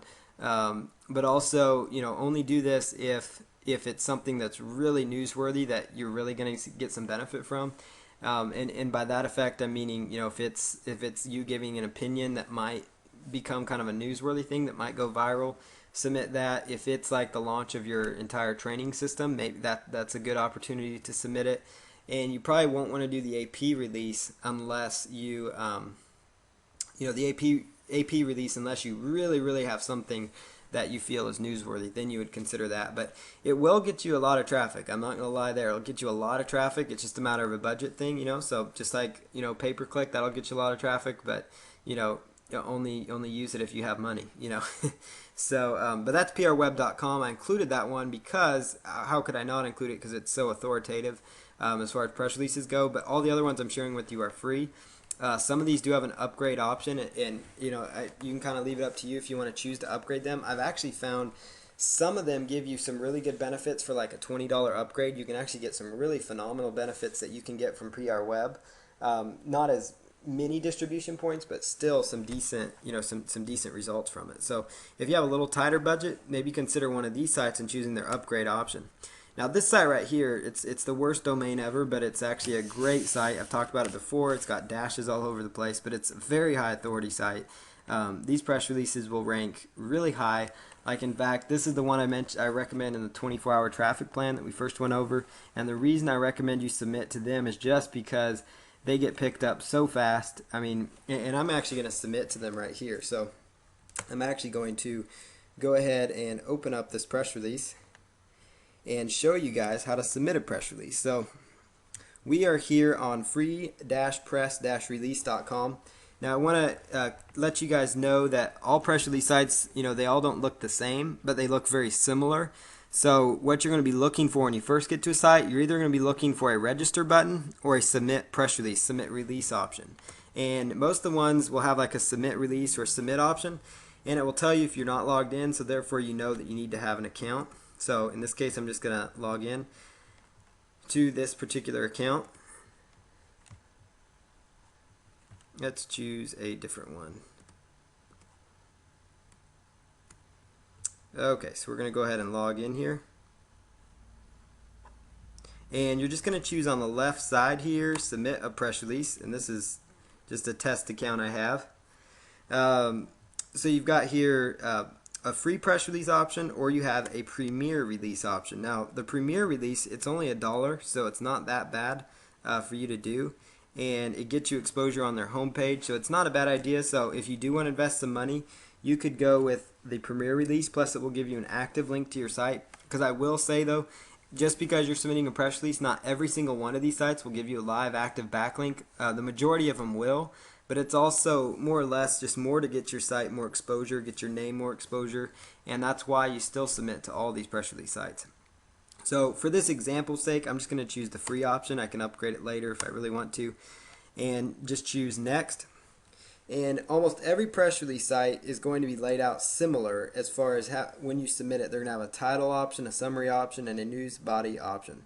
So the title option here is, we're just going to take that and plug in, Tulsa, Oklahoma chiropractors adjusting the city. So there's our title. And then the summary, I usually just take the first sentence or so. First 1 or 2 sentences if you want for the summary. You could come up with your own unique summary if you really wanted to. It's not a bad idea to do that, but just for time's sake and ease, I just usually just take the first paragraph. And then the news body. Now, one thing I do with the news body, just like I do sometimes when I'm submitting, if I'm submitting articles manually, or if somebody else is, I recommend that you open up a notepad file. So I've got my notepad file up here, and I recommend that you paste that, copy and paste that notepad file, into your notepad file, because what happens is you notice how it kind of all jumbled everything together, so there's no separation for paragraphs, and that's why it's really important that you go ahead and put it into Notepad so you can clean this up really easily, and then that way you don't have to clean it up on every press release site. So I'm just going to go ahead and clean this up really fast. If you really want to be able to see it quickly, just take the word wrap off, and then every one of these lines is going to be a new paragraph for you. So once you have that, just go ahead and keep the word wrap on, and then you just copy it all. I just hit Control A to copy it, and Control C, or you can highlight it all. So by taking the mouse and scrolling over it, I just want to make sure this is easy for you guys, that you highlight it all, you right click, and you choose copy. So again, I right clicked and I chose copy, and I'm going to go right back to the press release website, right click, and choose submit. So what you're going to do after doing that is go ahead and scroll on down here and put in the little verification. Most of them have a verification option. This case they ask for tags. So the tags would be like keyword phrases related to your niche. So mine is Tulsa, Oklahoma, chiropractors, and chiropractic care. Maybe back pain specialist. Whatever it is, you get the idea. So you put in your keywords related to your niche. So every niche is going to be different. The optional option here, they have a website, and it's optional here because I did not do the upgrade. Now some of these sites, they don't care. It's usually just there. They don't care if you pay or not. The website features there. Everyone's going to be slightly different. The industry, most of them have an industry column. So this is where you just use your best guess to find how your website applies and fits in.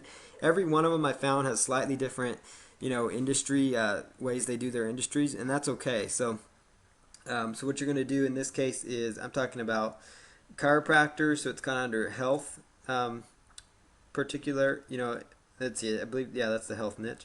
Lifestyle, health, and fitness, so that's what I'll put that in there. So whatever niche your business is in, pets, choose that niche. So you know the drill there.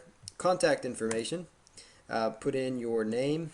There you see that's the fictitious name I'm going under here. So you can just plug that in there if you want to as the author.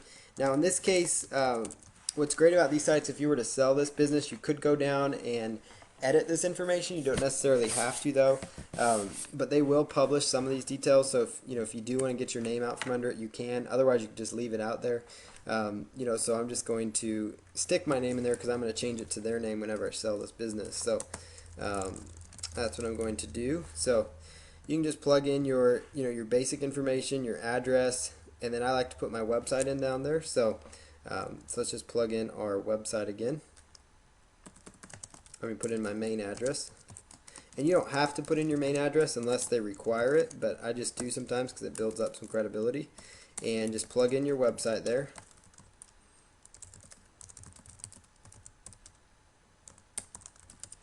And the reason I'm putting it here instead of up above where it says websites because I didn't upgrade this particular press release, and they'll let you put in that information because they even tell you. So basically just fill out these forms just like, just read through these forms, so they're not rocket science. And when you're done, just choose submit press release. It's going to take just a moment. And notice this site has automatically now been submitted. So here's something that you guys can do right off the bat if you guys want to start getting some results. Now notice, obviously there's going to be ads around here. I was sharing this with somebody once and they were freaking out because there were advertisements around. Well, just like eZine articles, that's how these sites make their money, so don't worry about it. Your main concern is, the content that people are going to read. So here's the press release right here. Now one thing I want to show you guys is take the the actual URL and go over and ping the website. So we're going to just go over to pingomatic.com. And we're just going to ping the website here. Now there's really not much of a need with free press release to ping it because they actually ping this thing so quick. Like they must have it set up with their site to already ping as well. So it's going to pick up this content really, really, really fast. And so I'm just pinging it really fast. And that was just at pingomatic.com. So here's our press release. And probably, sometime tomorrow or so, this will probably be indexed more than likely. It might even be indexed in the next, several hours. That's very common with this site. And I'm going to wager a guess that this press release will rank at the top of the search engines. And so you guys can apply the same exact strategy when you're out there submitting press releases. So I'm going to just return to the show here and show you a few more sites to write down and take a look at. So here's a few more sites. Boy, that was really nice of me. Okay, so here's a few more sites to write down. prlog.org, pagerelease.com. That's a new one I actually just came across today. So it looks really good. i-newswire.com, 888 press release, 1-888pressrelease.com, pressreleasespider.com. Those are all really good press release sites to submit to for you. They're free, all of them except for PR Web, but some of them do have a paid option that you could consider. And you can run a Google search for the following phrases to find more PR sites. And that's really how I come across my list of press release sites. Now, I will say I'm going to add in another little deal back there when I stream this video. I'll include for you a list of press release sites so you don't have to bother with going through this mess. So there will be a resource available to you when this video gets posted in the next 24 to 48 hours, just so you guys are aware of that. So type in keywords like free press release distribution, submit press release, press release submission, free press release website, submit press release free. Those kind of keywords are going to give you the best opportunity, to find a great number of free press release sites. And there's a core, 50 really good ones. There's literally hundreds of them out there. There's some good ones. What I usually gauge is if I see them on the first 2 or 3 pages of the search engines, and I know that if they're all competing for kind of the press release site term, they're sometimes the more high traffic ones anyways because they rank at the top. Same thing with like article directories like I shared with you. If you really want to find more article directories, type that in and see what kind of results you get because they're usually the bigger players when they're starting to show up anyways. Those are your big dogs. So same thing with press release sites. And the ones that I gave you on this page over here, those are some good ones for you to consider as well. So we're just going to jump over here to doing WordPress on SEO. I'm going to take a quick break here, take a quick drink, and let you guys kind of settle your brain and settle all that in. While I get my drink, I am going to pause it on this slide so you guys can actually see, write down this list of press release sites.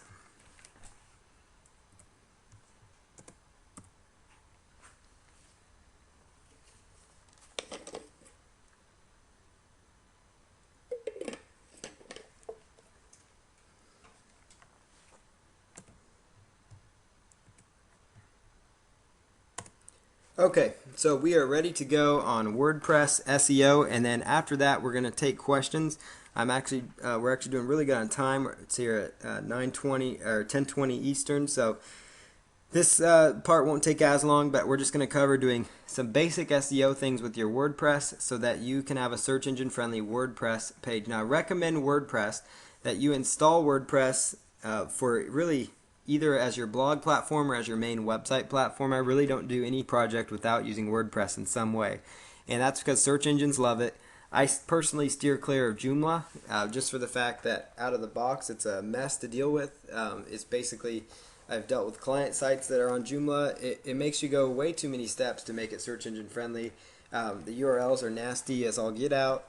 It's just not a good situation. You know, Joomla just, they don't care enough, I guess, about the SEO or anything. But WordPress really does a good job of, out of the box, it actually indexes well, even though it's still not all that search engine friendly. But just out of the box with no changes, it does decent for you. So definitely recommend you use WordPress. And one of the more popular uses of it, you know, is like whenever you launch a product page, for example, and you want to add content to it. You know, a lot of people, they have a sales letter, you know, and that's all on their website. So you want to add in a blog to your website. So you want to have, like, you know, your, let's say, you know, trafficgenerationblueprints.com/blog. You know, that's something that I would do, you know, when I launch this course out there. And, you know, that's the name of it. So trafficgenerationblueprints.com/blog, and that gives me an opportunity to have like a sales/squeeze page, you know, on the front end, and you aren't just stuck on a one-page site. Because remember, as you will recall at the SEO talk, you're only limited to target so many keyword phrases. So I can't type in, you know, video marketing, press release marketing, article marketing, SEO training, and all this as one title tag. Those would all be separate posts or articles that I would want to write.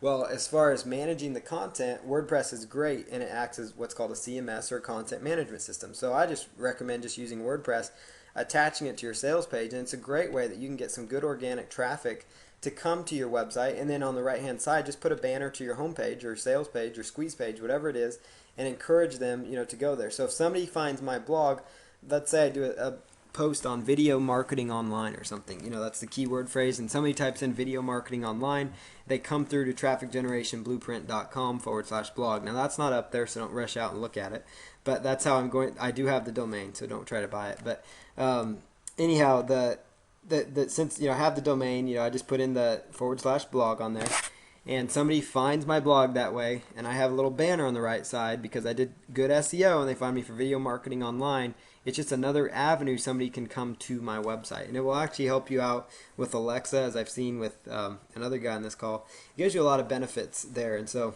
you definitely want to use WordPress in your business somehow. One thing I love WordPress for is just creating niche affiliate type sites. It's easy to do. Any kind of site, you know, any client I have, I recommend they use WordPress somehow in their business, and so I recommend you do the same. So here's how to make WordPress search engine friendly once you get it installed and uploaded. So once you get it, download, or basically once you get it uploaded, you're going to want to download the following basic SEO plugins for WordPress, and you're going to want to install them. Just so you guys know, so you don't have to sit there and download all these will also be available below the stream, and all these will be up within 24 to 48 hours. So you're going to have the press release little resources plus the SEO plugins I'm talking about here. Now there's a lot more SEO plugins. You know, I know some of you, you know, probably all know of some different ones. I know of some different ones, but these are some of the real basic ones, very basic ones that work well for search engine optimization. Because as it is, WordPress does a good job with SEO.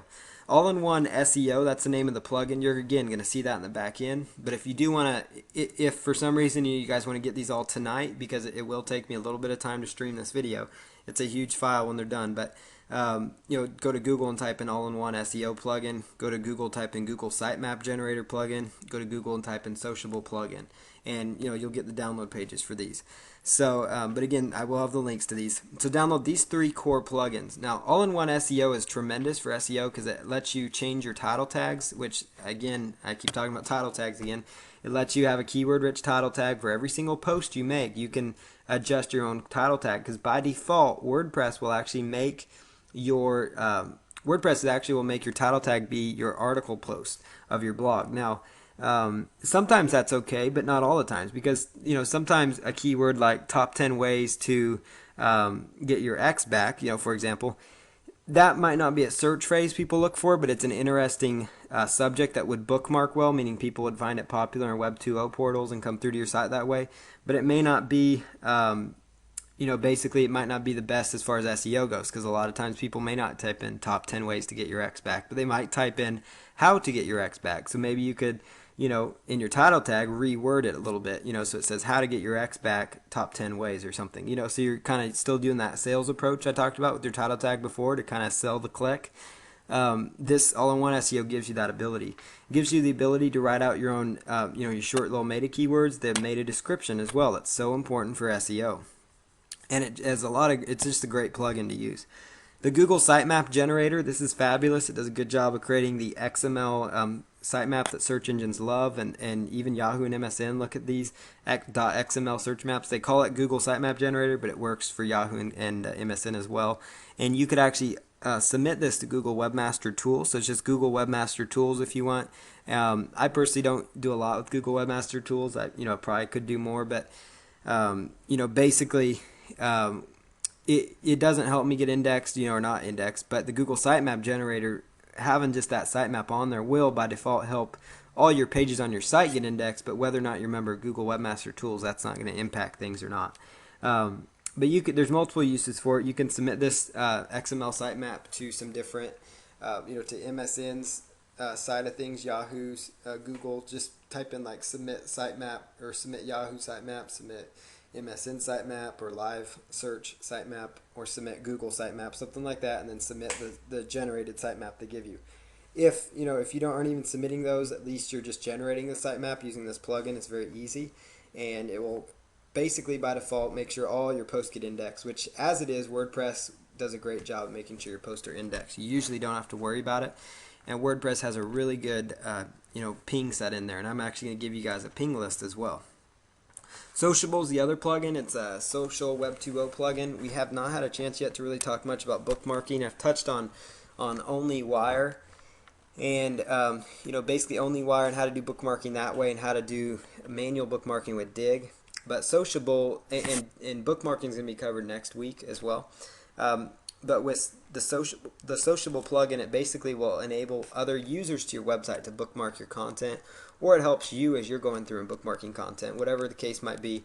There's other Web 2.0 plugins out there. I personally like these three. You guys might have your other opinions, and that's fine. I like these just for basic, getting started out of the box SEO. So what I'm going to show you here is how to go about and actually take these plugins and install them correctly. So I'm actually going to take just a moment and pause the screen and then open up a new window for you guys to take a look at.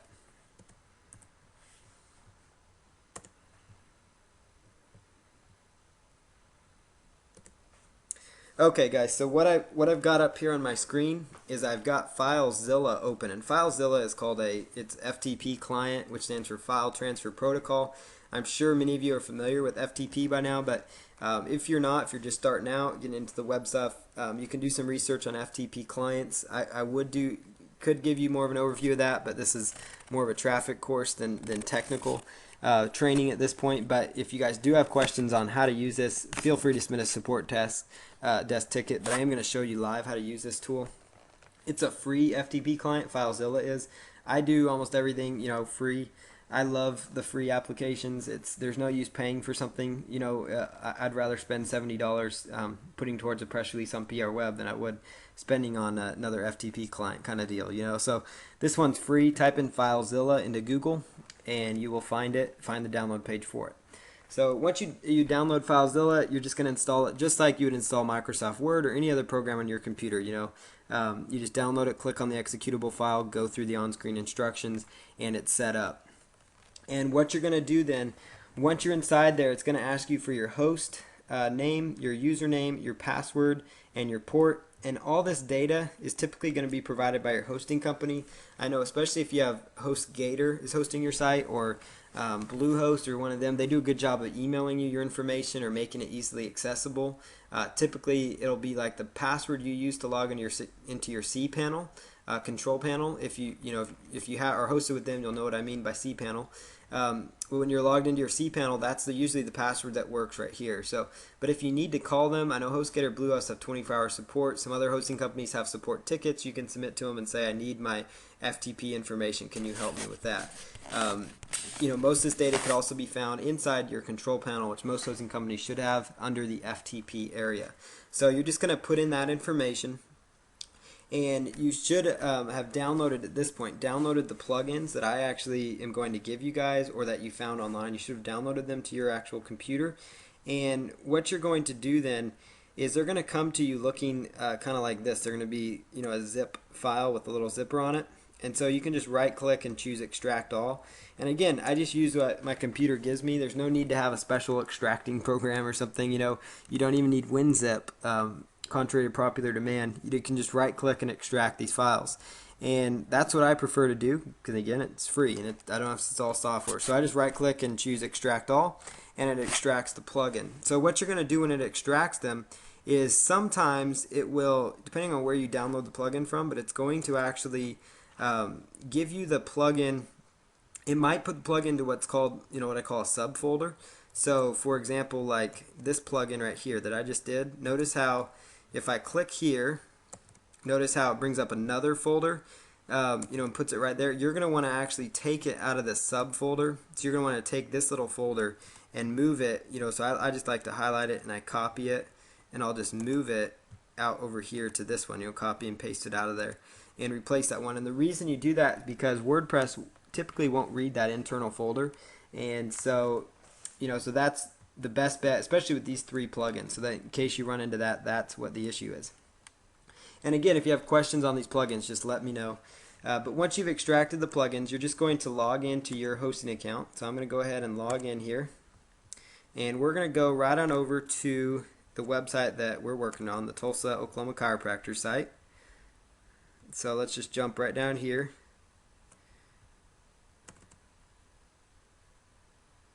And go ahead and choose WP-content. WP-content, that's the folder you're going to go for your WordPress.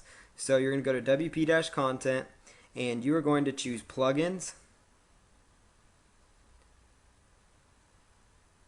Once you've selected plugins, you're going to notice I've already uploaded these three basic ones, but I'll show you the process just so you guys know how it works. Basically, you just take this. You want to just make sure that the files are all there. But you just highlight it. You can right click and choose upload. Or you could take this file and you could actually drag it, over here if you wanted to. That's another option. Or you could highlight using the control key, highlight whichever ones you want to upload. So notice how I just did that. Or you could just do control A, and that'll highlight all of them. And then you could right click and upload all of those if you wanted to. So that's an idea. I'm just going to take another one here and just plug it in.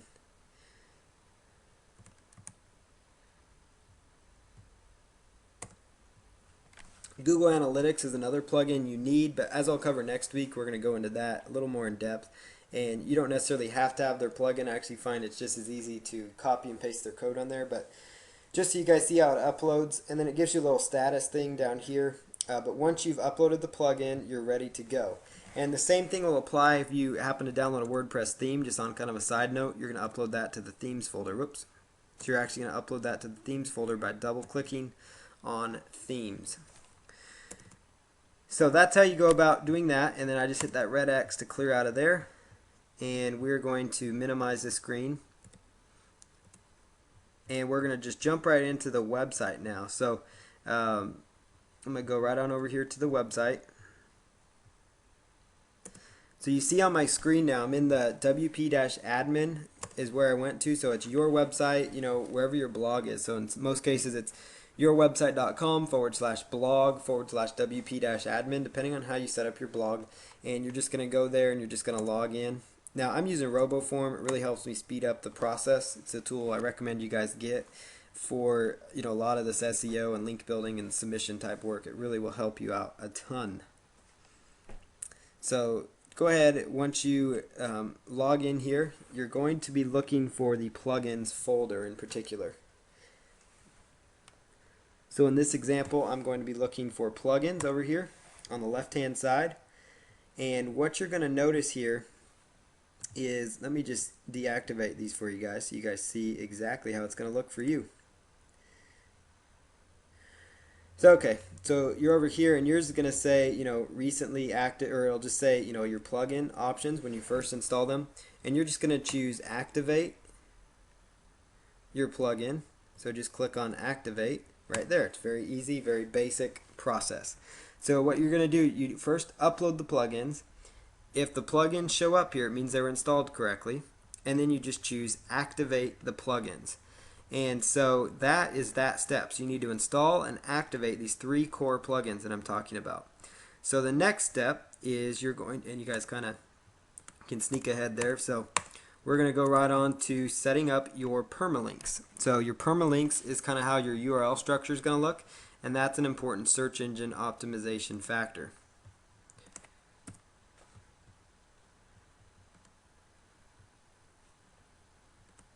So I'm over here on WordPress, and here you can take a look at the back end here. At the left side under settings is where you're going to go to do your permalink. So it's the left hand side is where you're going to do everything in WordPress 2.7, and you're going to choose permalinks. So in this case I'm going to just select permalinks down here on the left hand side, and what you're going to choose is actually custom structure. Custom structure, and this is the exact string you're going to type in here. / percentage sign, which you get by hitting shift and the number 5 key at the top of your keyboard. Type in the word post name, shift percentage sign /, and then what you're going to do after that is choose save changes, and your permalinks are going to be set up correctly now. So again, it's /, it's custom structure, so it's settings on the left hand side, permalinks, custom structure, / percentage sign post name percentage sign /. And what this is going to do for you, it's going to make your links, so it's going to take actually the title of your post, and it's going to actually turn them into what's called a permalink. And it's really a good search engine friendly thing, because by default most of your posts will have your keyword in there, and it's just another thing. It just puts nice little dashes between each word, and it does a tremendous job of making your blog search engine friendly. So at this phase you should have installed and activated the plugins and should have gone through with your permalink. So we're just going to go on to the next step here.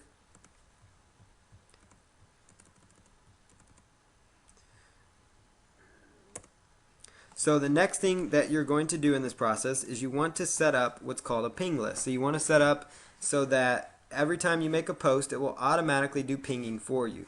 Now they automatically set up that site pingomatic.com that I was showing you. They automatically have that actually queued up. So whenever, I'm assuming that Pingomatic's the same way, but WordPress automatically has it queued up to where whenever you make a new post of any sort, it will automatically go out and ping that, ping the website, so that it tells those blog and ping places that your site has been updated and modified. So they'll go in and update their little databases, and that helps you get spiders activities to your site. It helps with indexing. I can make blog posts and with literally hours have that blog index, and sometimes minutes you can have new blog posts indexed using a nice ping list, which I do actually provide for you guys, a ping list. And so I'll show you how to set up your ping list.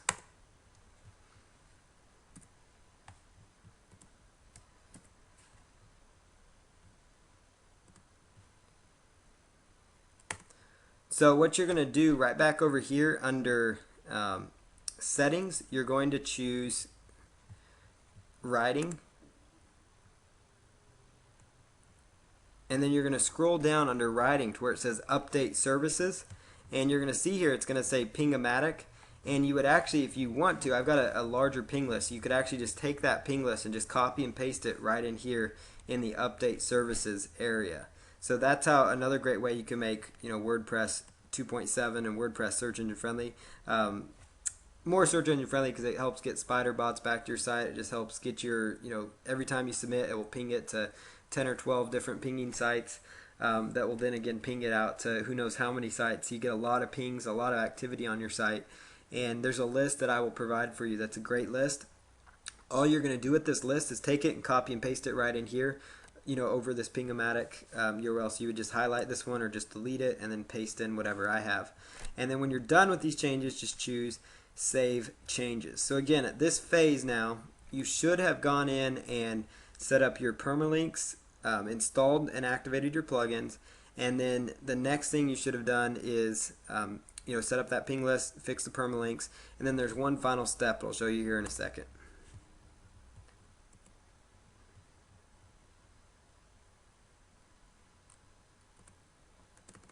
Okay, so the final step, and I'm just going to make you come back here to take a look at it, is to set up your all-in-one SEO plugin. This is and your other plugins. So you want to now set up your other plugins. So downloading them and installing them by uploading them, that's one thing. Now, if you're going to be doing several WordPress sites, I just like creating a folder called like WordPress plugins and themes, just so you know it. So then you can just automatically reference that folder and jump right in there. But basically, you want to set up your all-in-one SEO now. So what you're going to do that is go back to the blog. So I'm just going to head back there. And we're going to go back to the WordPress 2.7 view, and you're going to select under settings. You're actually going to see where it has your different blogs set up. So you're going to see all-in-one SEO right there. And in this case, what it's going to do is give you, it's going to tell you the home title. And this is where you type in your nice search engine friendly title tag, where you include your keywords there. And this is just for your home page. And then it's going to tell you your home description. So you're going to say find a trusted Tulsa, Oklahoma chiropractor, and that's like your meta description. And then you plug in your meta keywords. You only need to do this once, or unless you decide to update your title tags, you can go back in here. And I just keep their default settings where it says post title format. I usually take off where it says blog title. So there's a little dash in the middle, or a up and down line in the middle. I'll take that out and just leave post title, and I'll do the same for page title. And so that means that the post title, or basically whatever's set inside there for the post, is going to be the title tag. Now basically all-in-one SEO, and I'll show you in a second, whenever you're making posts, will enable you to create your own unique title tags at the bottom of your post. So go ahead and choose update options after that, because I just leave everything else the same, and that's easy enough. Now, still going on about all-in-one SEO, when you're adding your new content to WordPress, what you're going to see back here is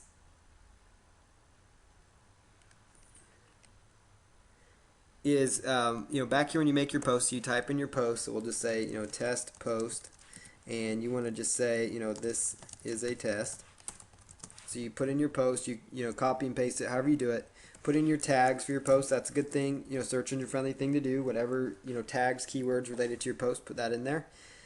And then scroll down until you see, it say all-in-one SEO. Now, one thing you can do with WordPress 2.7 if you want to is you can actually take and grab this, and you could actually drag it up here so it's a little more accessible for you, which I would recommend doing because you're going to use it a lot. And then you just type in your title tag. So, for example, this title tag is test post. But if I wanted to make my title tag keyword rich, for something related to test post, so this is a test, might be my keyword phrase. And I know that's a really poor example, so let's use something different, like weight loss tips. And so you kind of see the difference. And let's say that your post happens to do with top 25 weight loss resources. Maybe that's your article.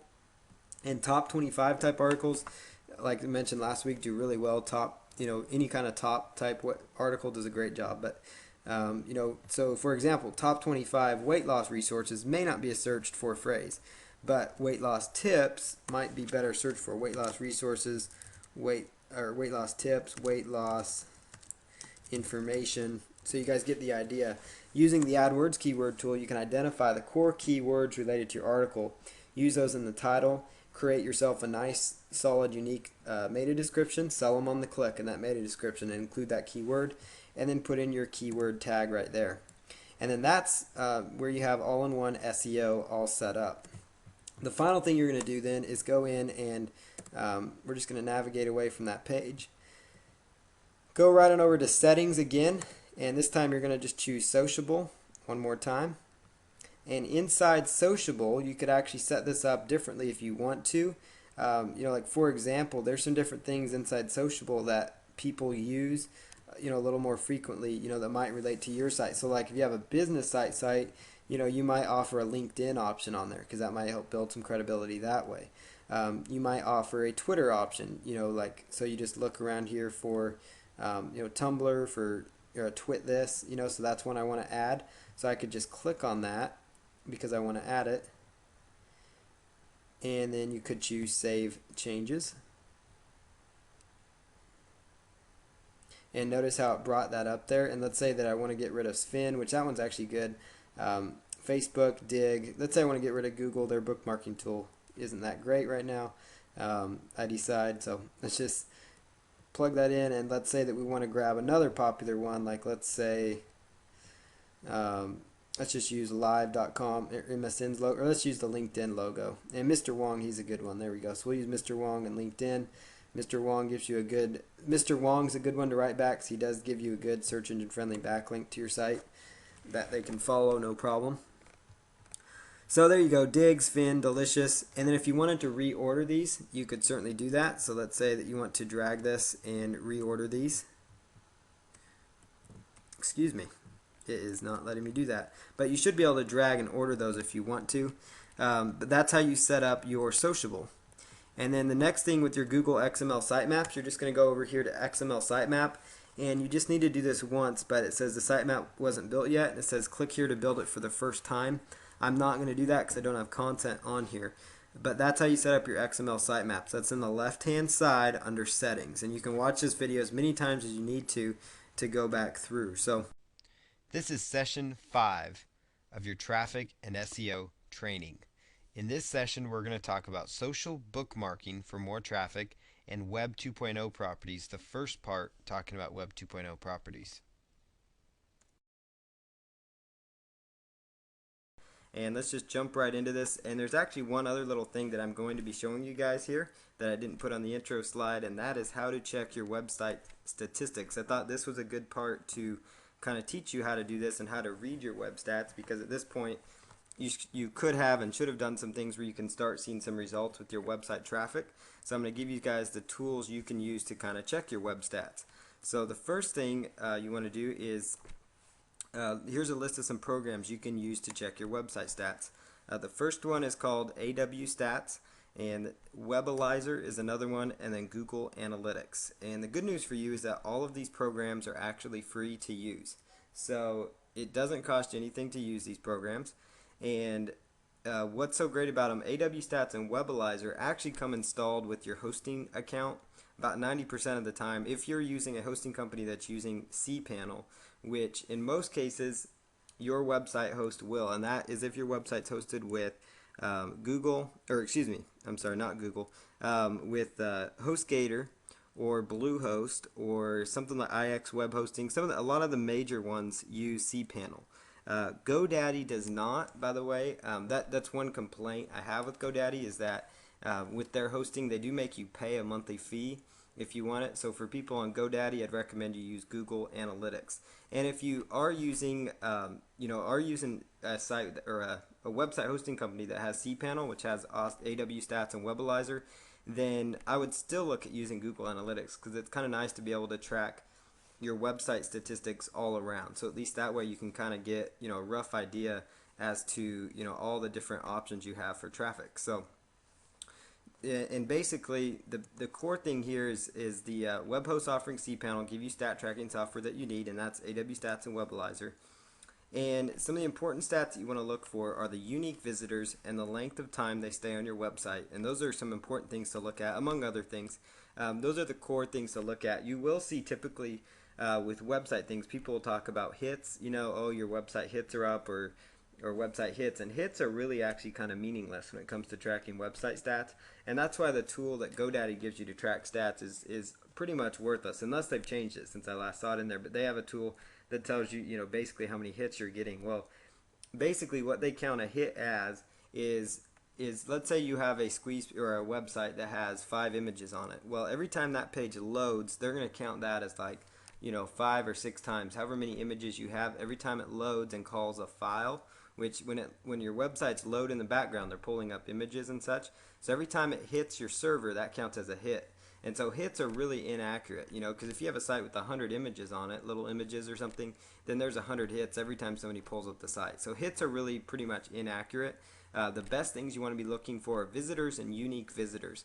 And unique visitors is most important, just because a visitor that could be somebody that comes to your site multiple times. So that's one person from the same household, or basically the same household in that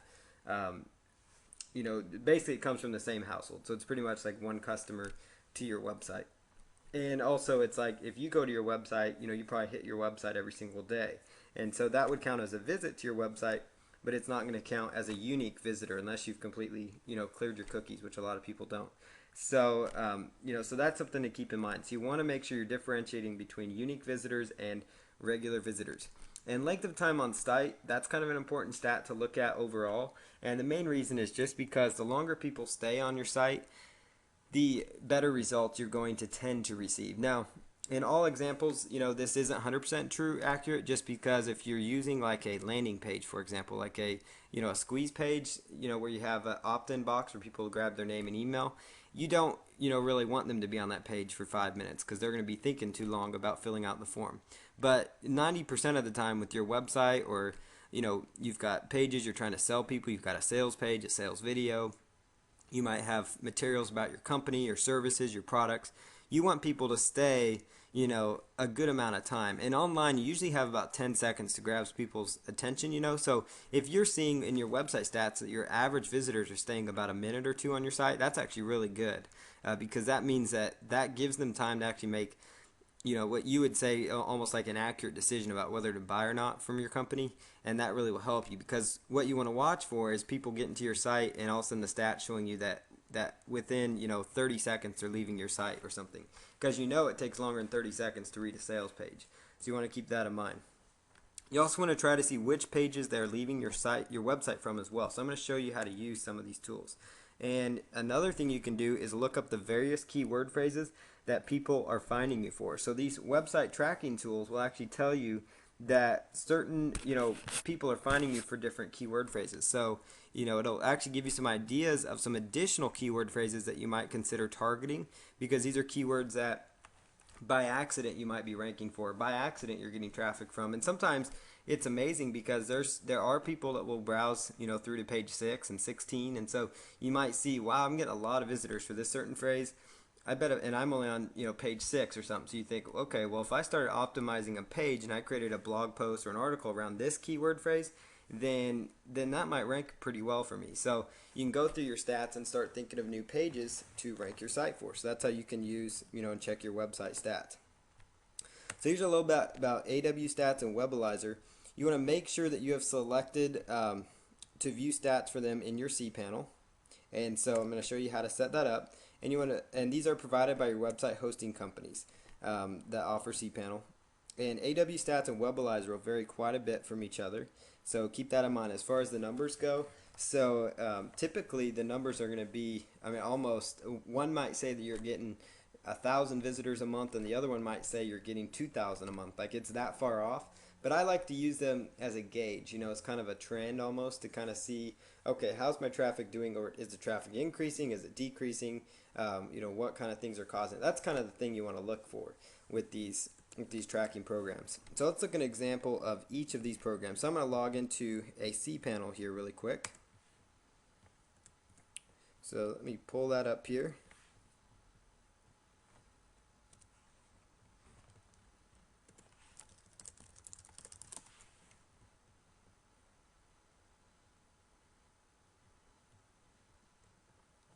Okay, so I'm logging in here, and I'm going to make the screen live here in just a moment for everybody.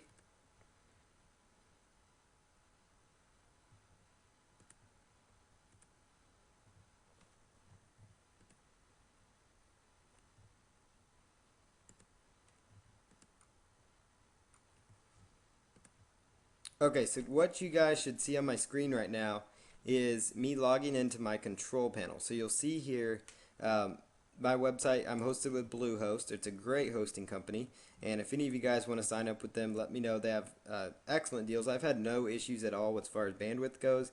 I have a lot of domains with them. I just have a lot of things going on with Bluehost. I have all my downloads for all the different products and services I have. A lot of these are all hosted here with Bluehost, so I have a lot of content here, and the only cost is $7.95 a month. So I do like Bluehost a ton. So they are very, very good. So if you're looking for a web host, they might be one to consider. But they do have cPanel. HostGator accounts do. Most hosting companies have cPanel. So what you're going to do here is scroll on down to where it says log files, and you're going to just simply choose whichever one you want to use. So whether it's Webalizer or AW Stats. But first, when you first set it up, especially if you're with Bluehost, HostGator does it, might do it slightly different. But you want to make sure that you selected choose log programs. And you want to go down here and you want to find different, websites that, like here's a site of mine. And notice all these sites are going to have .countesspr.com because that's the main domain on my account. So don't worry about that though. If you see that in your account, that's all it is, just a little subdomain. How they set it up structurally wise, but it's the same thing as having your core domain. And that's why you just want to promote your core domain name. But you want to make sure that you have checked marked here inside, the box that tells you to choose your log program. So notice I just checked there because I want some of these websites, show up. I want to see what kind of traffic they are getting. So I can just click on a couple of those, and next thing we do is come right over here and you would just select. So just come right over here and then you're going to choose Save Changes. And if it's the first time you've done this, first time that you've saved these changes on the domain that you want to start tracking, so that might be something you want to do tonight. You're not going to be able to see the web stats for probably at least 48 to 72 hours. But if it's your default domain, which most cases, you might only have one domain, then it's going to automatically already have your first one there. Now keep in mind that what I'm showing you here is basically on the majority of website hosting companies. So if you do end up having issues with this, send me a support ticket. One of the best things you can do is actually call up your hosting company or send them a support ticket because they will be able to help you find the best web tracking program that they offer. But most your website hosting companies will provide cPanel, and if they do, they typically have these things installed. So here's Webalizer. It's the first one we're going to take a look at, and I'm just going to grab one of these sites here, one of the mini sites that I have, and we're going to just pull up the web stats here for you guys to take a look at. So inside Webalizer, I don't like Webalizer because it's not as nice to look at. I don't think. I think it kind of gives you a kind of a nasty view. But basically here with Webalizer is you can actually just click right here. Like these are stats. It looks like dating back. These are kind of old stats, but most of the time they're pretty updated. But notice, let's just look at May right here. And you'll notice here it'll tell you total hits, which again, that's useless. It tells me there's 106,000 hits. There was actually only, according to them, there was about 7,000 total visits that of actual people that went to the site. Total pages. Now, page views is telling you how many pages people have viewed on your site. So if your website has maybe it's 10 page, you have a 10-page website, and the average person maybe looks at 3 pages on your site. So that each time they look at a new page, that's a page view. So that's a pretty important stat as well to look at. Now you're going to notice here when I get on to the next one, this one can be kind of hard to look at, but this one kind of tells you, the amount of website stats per day. So every single day it tells you how many hits, how much file usage just means how much, basically, how many different files they pulled from and all this stuff like your images. So that these two you don't need to worry about, hits and files. Pages tells you how many pages it looked at. The yellow is the, like the unique visitors, and then you've got kilobytes of information that they've looked at. And it even gives you a breakdown of hourly usage, and this is all a free tool, so it kind of tells you, basically, what your traffic was looking like throughout the days, what kind of things were happening. So it tells you, on like, let's see here. And it's all on Army time here. So at 1500 hours, it would be like 3 o'clock Eastern, let's say. I was getting a lot of traffic at 1400 hours here, whatever, which is about 2 o'clock. That's when it looks like most of my traffic and things are taking place. Just because, and you can track hits. Like I don't record the numbers, but you can track hits to see how your web stats are doing. So it basically gives you an idea of okay, at this hour my site's most active. You can use that site as you will. Here is some other things you can track. The exit pages, this will tell you basically what pages that are the pages that people are leaving you from the most. So I see here that like my home page, and if it's just a / and that's all, that's actually just your home page. So that's all they're tracking there. But this will tell you, okay, a lot of people are leaving me from this page. Maybe I better do something about that. Here's a different way. Sites that are referring to here. You're going to see a lot of things that might look kind of funky in here, so I don't really worry about that. Those are sites that just different people's IP addresses and things like that. Here's the 250 of 381 referring sites. A lot of these would be referring URLs within your site because they're finding things within your site. You see here Google search, you see some other stats show up, MSN search, Ask search, some different things. Kind of gives you a rough idea there. Top 20 search strings. So this tells me anaerobic threshold, that's a big keyword phrase. Weight loss articles is a big keyword phrase. Stomach bulge, how to lose 10 pounds in a month. This is a weight loss site. Weight loss encouragement. So these are all keyword phrases that people are finding my site for. So if I go back and I were to type in these phrases and say, that's interesting, I'm getting a lot of traffic for this phrase, but my site's not ranked very well for it. Well, that means that I would go back and create a page around that keyword phrase. I would do some marketing, video marketing, some Web 2.0 properties, all the stuff I'm going to teach you here, just because that's going to really kind of give you kickstart in the right direction, because there's actually traffic for these keyword phrases. And if you're not ranked well, just imagine until you're ranked well what would happen. So that's how you can use that tool.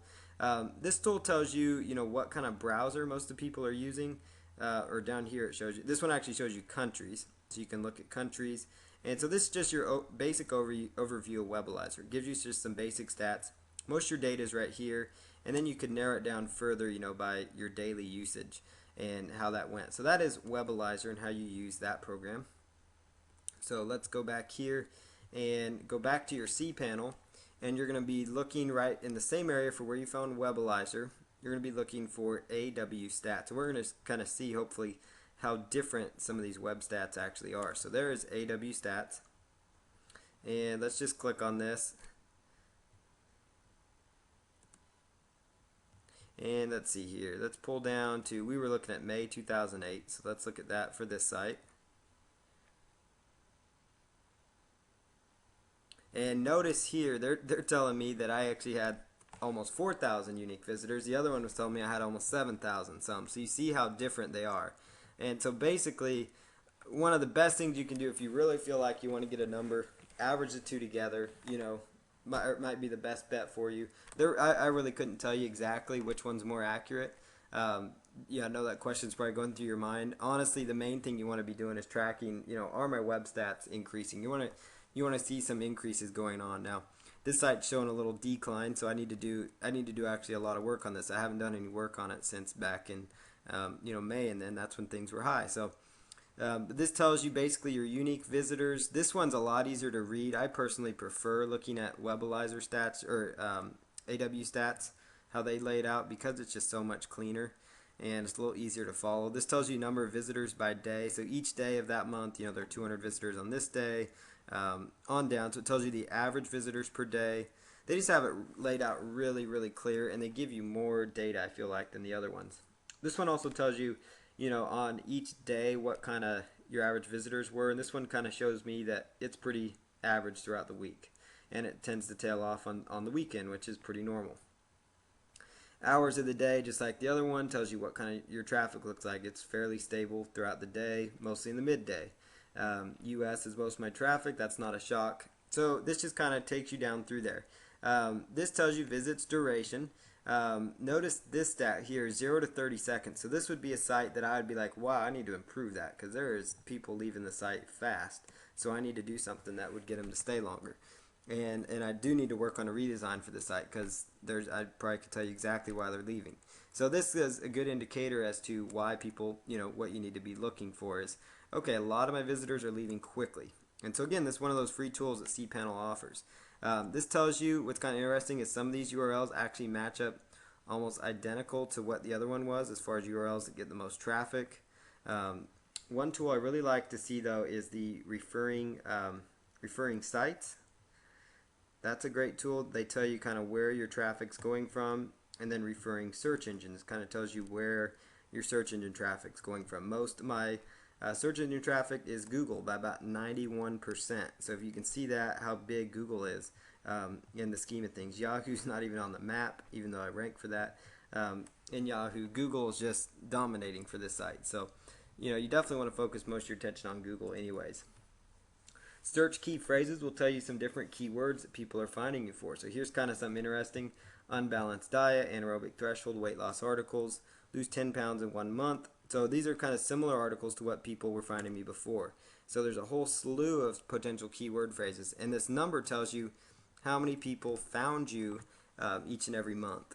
Or basically each and every month, how many people came to your site for this keyword. So 215 people came to my site for the word unbalanced diet. So that would tell me, okay, maybe I should focus some things on that core keyword phrase. So these tools are active. If you have questions using them, let me know. Your web host might be the best as far as helping you making sure that it's set up on your server. So it's AWStats and Webalizer, and those are the best ones that you can go ahead and use. So I'm going to go ahead and log out of my cPanel here, and we're going to jump on over to Google Analytics, and I'm going to show you guys how to set up a Google Analytics account. So it's just google.com/analytics, but let's in the meantime jump over to the presentation here.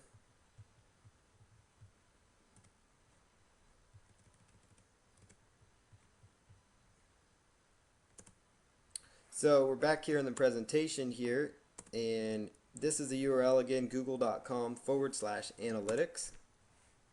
And this is a free website statistic tracking program that you can use with any site. I personally recommend that you use this in conjunction with your other tracking programs that your hosting company provides. Especially if you're on GoDaddy, I would highly recommend you use Google Analytics because there's no need to pay for their upgrade. The stats will vary from the other programs as well, so keep that in mind. So, just be prepared for that your stats will be quite a bit different. All you do with this is you simply add a line of code to your website, and I'll show you how to get that code, and it's a very clean and user-friendly interface for you, so it's very simple to use. So let me show you an example of this, of Google Analytics.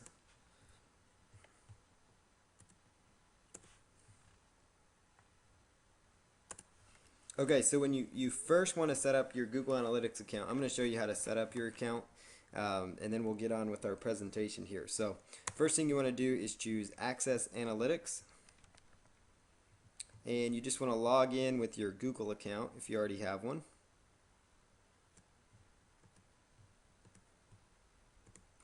So I'm just going to sign in here.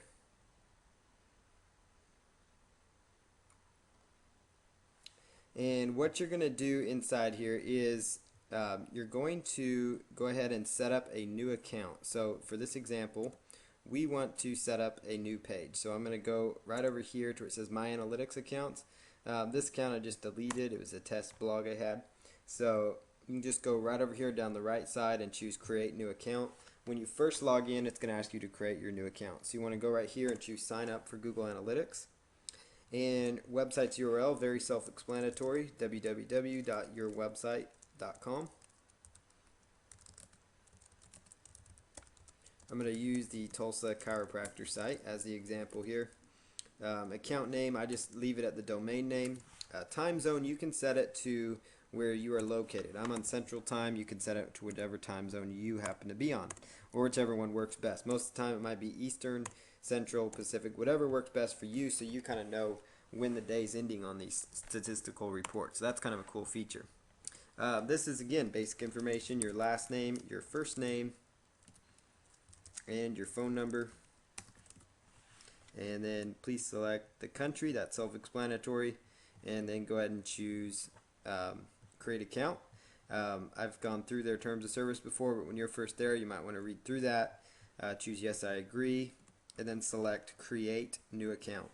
And once you've created your new account, what you're going to get is this really nasty looking code. So before you panic and throw your arms up in the air, it's really actually very basic to install this. So what you need to do is just click your mouse one time on there. So you just click your mouse one time, right click, and choose Copy. So click your mouse one time, right click, and choose Copy. So again, I clicked my mouse once, I right clicked, and I did Copy. And now you're going to go right back over here to wherever your website is hosted. So in this example, I've got this website hosted with WordPress. So I'm going to go right on over to WordPress, and I'm just going to simply log into WordPress here. And this would be slightly different if your website, is just a static HTML site, which a lot of sites are, and that's okay if they are. So if you have just a static type HTML website, then that's how you're going to, you're going to access it with like Microsoft Expressions Web Design or Dreamweaver or something of that nature. But it's going to be the same thing. You're going to do all this stuff that I'm showing you here inside what's called the code view, inside the code view. WordPress makes it very, very convenient. They do have a plugin for it, but I personally like to just do it manually because I've had issues with getting their plugin to go in correctly. So I just do it the old-fashioned way, and it's very easy. So all you do is come right down here and you choose Appearance, and you choose Editor. And what you're going to look for is footer. And when you're actually doing this in your own HTML code, you're going to be looking for the footer of the code. So you're going to be looking for like the code that comes up right before the body tag ends. So you notice here where the body tag is actually going to be ending. Notice that. And what you're going to do here is you want to just install your Google Analytics code right in here. So you want to highlight right here. So highlight your Google Analytics. So I've already got it kind of installed here, but let's just show you the example here. You can just highlight it and copy and paste it. So you're just going to copy and paste it directly before the caret to the left and the body tag. So just copy and paste it right in there and then choose Update File. And that's how you do it on WordPress. It's going to be the exact same thing. You're going to go into the code view of your static HTML site. So it's going to be the code view of your web editor. Or you could also outsource this or submit a support ticket if you are running into problems. But you're going to just go right until you see the body. There's always going to be a closed body tag, or in most there should be, on your website. And right before it, you're going to paste in your Google Analytics. And then you're going to just save that file and re-upload it to your server. Now, if you're using a static HTML site, and you happen to have, when I say static HTML site, I mean like a site that is not built on WordPress, so it's a site you manually go in and edit, which is fine. Those sites do great. So I'm not knocking those sites or anything. I'm just showing you as an example with WordPress. But if you are using a site like that and you don't have what's called an includes file, and if you have to ask what that is, chances are you don't have one. So just assume you don't have it. And what you're going to have to do is go to all the pages of your website, and you're going to have to manually copy and paste in the Google Analytics code. And the reason you're doing that is because Google Analytics will read all the pages on your site that code is installed on, and you want them to be able to read that kind of information. So, the only pages you may not have it on there would be like your download pages. You don't really need to be tracking stats there, but your sales page, your article pages, and all that. Now, if you're using WordPress, you just do it one time and it automatically goes in the footer because they have what's called the includes file. So that HTML code that I just did is included on every single page. So without getting further into HTML things, but that's how you go ahead and do Google Analytics. So it's very simple. And once you've installed the code, you just choose Finish. And it's going to load the page here. And basically you just come right over here to where it says status, and the tracking's unknown, and then I would check back and give it a few minutes and then check and make sure that the web stat is uploaded correctly. So now you can go ahead and log out of your Google Analytics account, and let's just go right back over here to the presentation.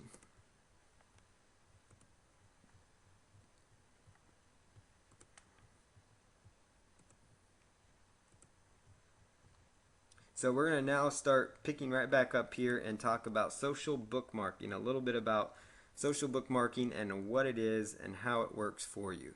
So the first thing we're going to do is talk a little bit about social bookmarking, then I'll show you some examples.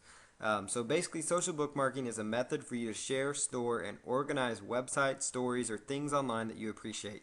This would also include things like articles, videos, on video hosting sites, whatever it is. It's a method for you to share it. It's a method for people. It's a social thing where people can share things. Well, in this example, we're using these social bookmarking sites as a marketing tool as well. So this is how you use them.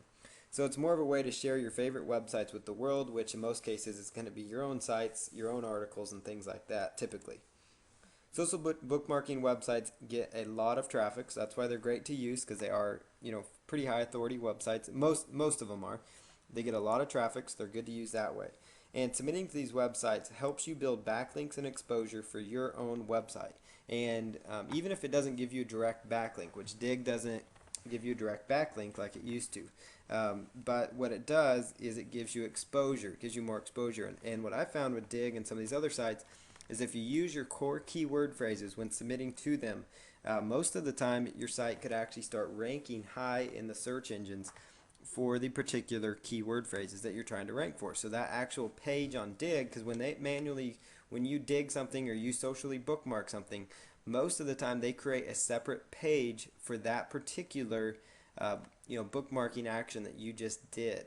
So what that means is that they are automatically creating new pages. Like some of these sites have literally millions of new pages because they automatically generate a new page as you do your dig on it. And what happens is that these pages will oftentimes show up in the search results. So it's kind of like what we talked about with the article marketing and how you can leverage that with your keywords. Same thing with the press release marketing. And now we're talking about social bookmarking, and later on in this presentation we'll talk about Web 2.0 properties. So all these things are geared towards not only getting your site ranked, but also helping you index new content, but also help additional places for additional exposure, because it's all about getting more exposure. If if you only have your website, if you're only relying on just getting SEO done on just your website, then there's only one really main area where people can find you, and that's through Google and hopefully just to your website. Well, it'd be nice if you could have multiple avenues where people can funnel through to your website, and that's really the goal of social bookmarking, along with helping to mass promote your new content as you add it.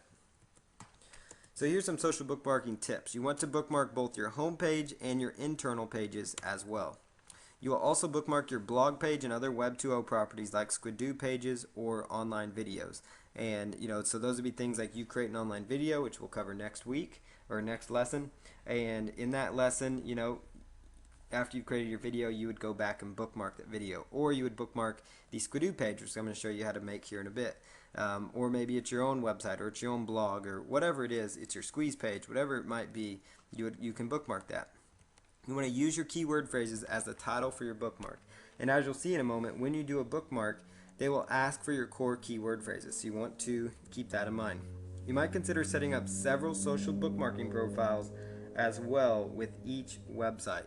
So basically, you might consider setting up several bookmarking profiles. So that means there's literally hundreds of these sites, but there's a core 30 to 50 that are really good to submit to.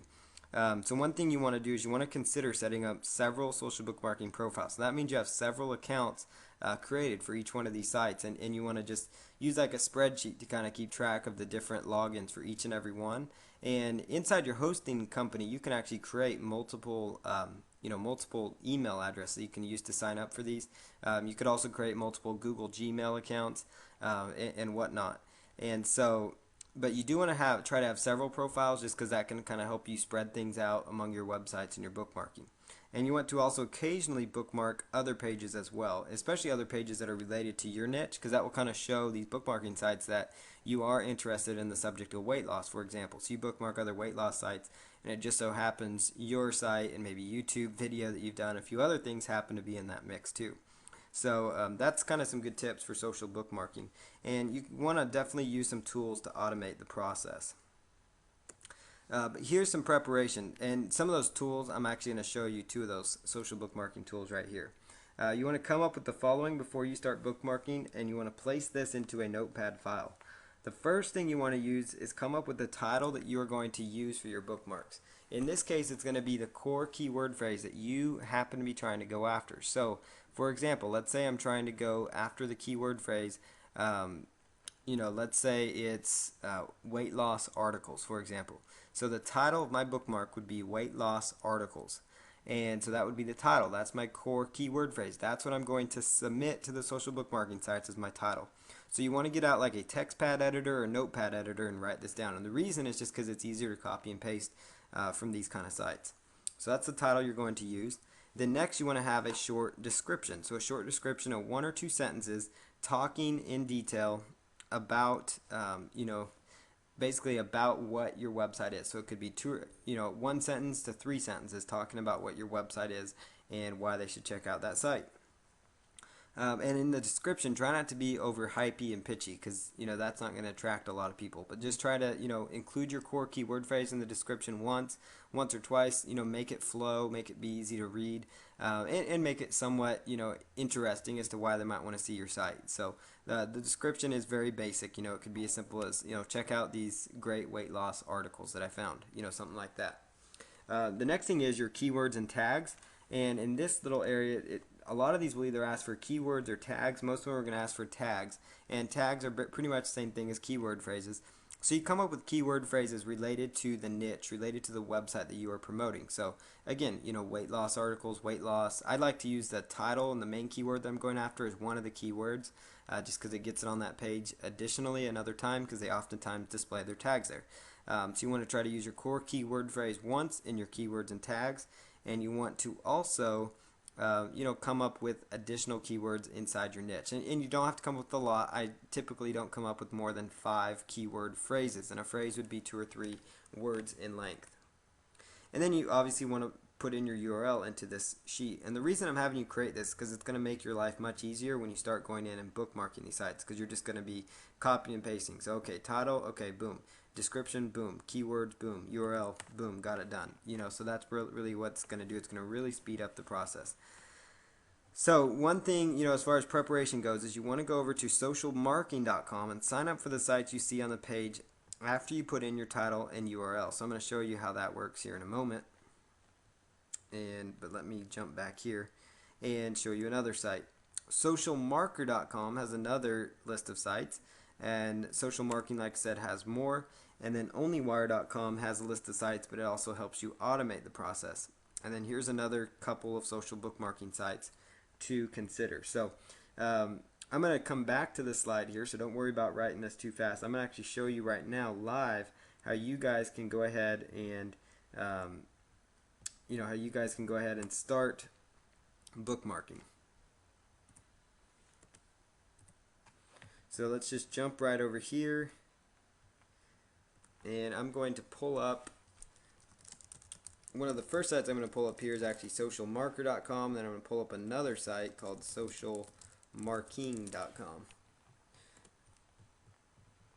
Okay, so right up here on my site is socialmarker.com. That is just SOCIAL marker.com, just like you see on your screen here. And basically what socialmarker.com is, they do have a tool that kind of helps you automate the social bookmarking process a little bit to 160 bookmarking sites. So they do help you automate the process a little bit. So now I tend to like Social Marketing Service a little bit better. I know some people might disagree there, but I like how Social Marketing does it. But what I like about Social Marker is that in a nice clear area they give you a variety of different websites to check out. And I typically go with all these sites, but you notice here if you go to their icons, you can actually click on each one of their logos here, and you could actually go right on over to the website and actually do a bookmark of it. So just so you guys know how basically the social bookmarking process works, I'm going to show you how that functions. So I'm over here on a site called Propeller.com. It's one of the sites that I clicked on from Social Marker. And what I want to point out to you is you want to try to set up an account with each and every one of these. Obviously, you guys could avoid Twitter because that's not really a platform for social bookmarking. Technorati's one you guys could avoid as well. So Technorati and Twitter you could kind of do without for this process. The other ones you could go ahead and set up accounts with each and every one of these. So all you're doing is just clicking on the logo, going through the process, choosing register, and you just basically are putting in your your name, your email, and make sure that I like to have like a spreadsheet open so you're recording all these usernames and passwords so you know exactly where you can go to find all these various passwords.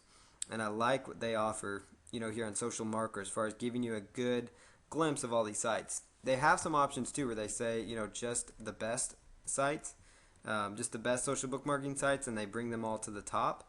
That's kind of up to them because I still like a lot of these other ones. They also have one that says do follow, and these are sites that only pass a direct link onto your website.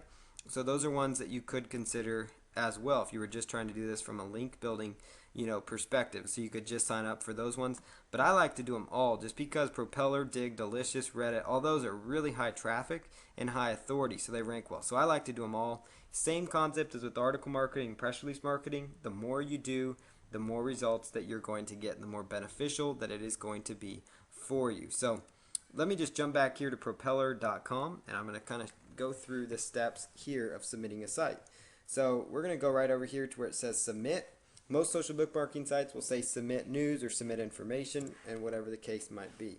So I'm going to first sign into my account though. So let me go ahead and do that really quick.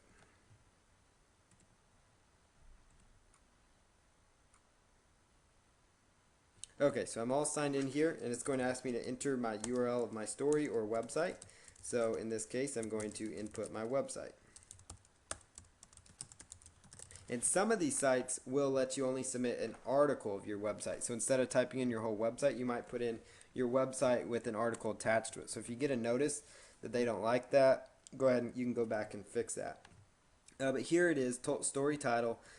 They will pull from your title tags. So if you've done a good job with your title tags, you should actually be in fairly good shape. I always like to test it, but if you don't like what they give you, just go right over here and type that in. But I'm going to just stick with what they've given me here. That's great. So what you can do here under story description is type in basically something about your website. So find a great variety of Tulsa, Oklahoma chiropractors. And again, this would apply to your niche, whatever it is, your keyword phrase up there. Whether you're a small business, you're trying to rank for, Chicago, Illinois bakery, same exact steps that you're going to follow here. So here's, just think, find a great variety of Tulsa, Oklahoma chiropractors that are reputable and ready to work with you. We're ready to help you. There we go. So there's my description. If I was doing this right, I would have copied and pasted all this into a notepad file. But here, user tags, sometimes it will pull off those, so that's good. So you could try Tulsa, chiropractors Tulsa, you could try Oklahoma chiropractors. So yours would be, like bird watching, weight loss, whatever your niche is, goes right there. Story category, this is going to be more of a health type news because it's related to chiropractors. Could be business because it's about business as well. And then you just choose preview story and you make sure everything looks okay.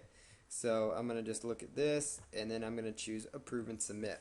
And the reason I like Propeller is they're not going to pass a direct on link directly to your site, but what they're going to do is actually this site gets a pile of traffic and they rank well in the search engines for their various keyword phrases, and so they do a fabulous job of it. So I personally like using them when bookmarking. So here, when your bookmark is done, this is what it looks like. So Tulsa, Oklahoma chiropractors, find a Tulsa chiropractor today. So it has my core keyword phrases up there. And if you click right there to read the full story, it would take them directly over to my website in a new window so they could take a look at what I have to offer there. So there's the website. So, so there's that. There's how that functions. So now you can just, sign out of that and go on to your next site. So it's really easy, especially you can see if you've copied and pasted the data. Shouldn't take you very long on each and every website. I'm going to show you Dig one, as just another example here because they're all kind of different, but they're very much the same. Dig.com is going to function in a very similar fashion. You're just going to, first log into your account or choose join since it might be your first time there. And so we're just going to log in here. And then you would just choose submit new. And so we could come over here and we could find an article that we are going to submit. Let's just go over to my blog here and grab an article that looks good.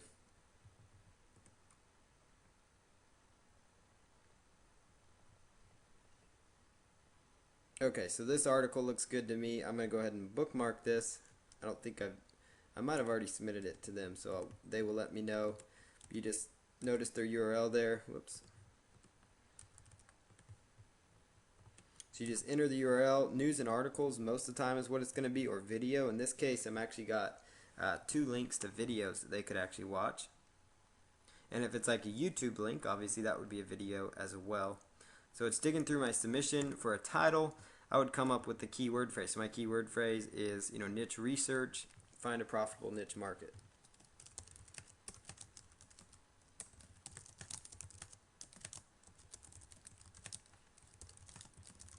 And then you just plug in your description.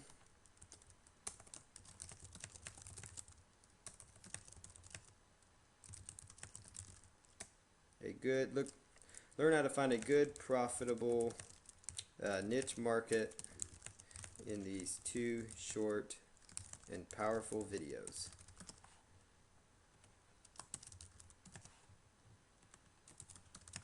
Okay, so I'm going to just modify that a little bit.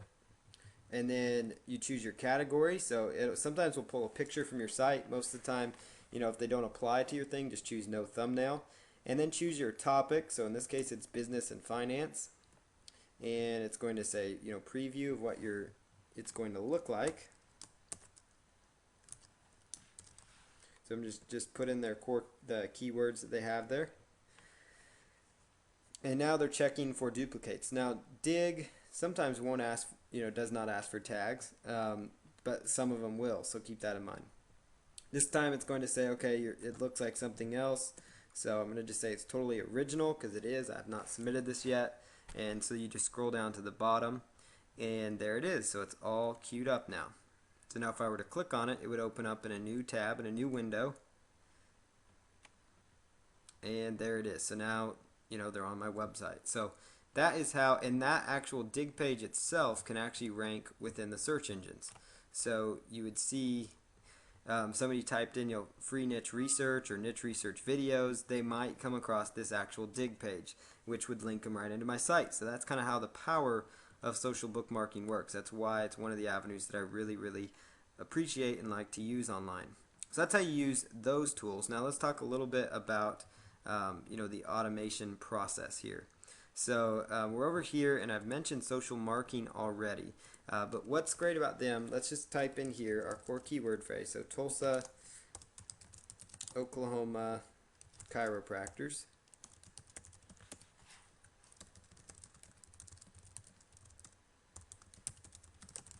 And you want to just choose bookmark this. So when you're first starting out there, just choose the bookmark this. And that's what I meant when I said put in your username and your title.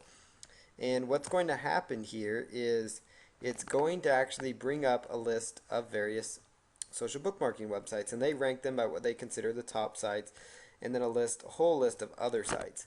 And so you can go to socialmarking.com to find a huge list of other websites to consider submitting to. So you can just open up these projects or open up these sites, follow the instructions, and go through and set up your account. So but notice what it did when I actually clicked on that link right there. This is one of those tools that kind of helps you automate the process. Notice how it pre-filled my title and my URL, and then you can just copy and paste your description in there if you wanted to. So that's how that would function. So if you find another one that you want to submit to, so let's say we're going to use Furl, maybe.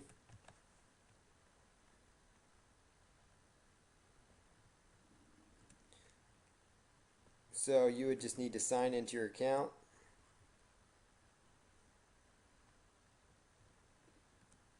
And I may have clicked on the wrong one. Okay. And sometimes these companies merge here and there, so that's something to keep in mind too. So when that happens, sometimes these automatic tools, which I'm glad that happened because it looks like Furl is redirecting over to Diigo.com, which is similar to Digg. Mr. Wong is another one that works well. So all these sites work really, really great. So it kind of gives you an idea of where to find the top ones. I've already actually submitted this site, so this actually already has been submitted. But all you would do is just log in, and it would pre-fill with your name and email. And Social Marker works very similar, where you put in your title, your link, your text, and your tags. This one, sometimes it's a little buggy, I'll be honest, but it does work fairly well. And you can go through here and quickly just click on each one of these, or basically not click through, but put in your information there and then move on to where it says submit, and then it will just take you through the process of submitting it to these various social bookmarking sites that you have checked here. So that's how you would use socialmarker.com to find social bookmarking sites, and then you can use social marking to find a few more. And I really like the list that Social Marker has made available.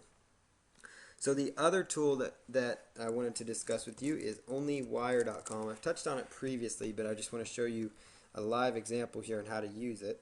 So you go right over here to onlywire.com, and this tool is really great because it will actually automatically submit for you. But what you're going to do here is go and choose sign up when it's your first time there.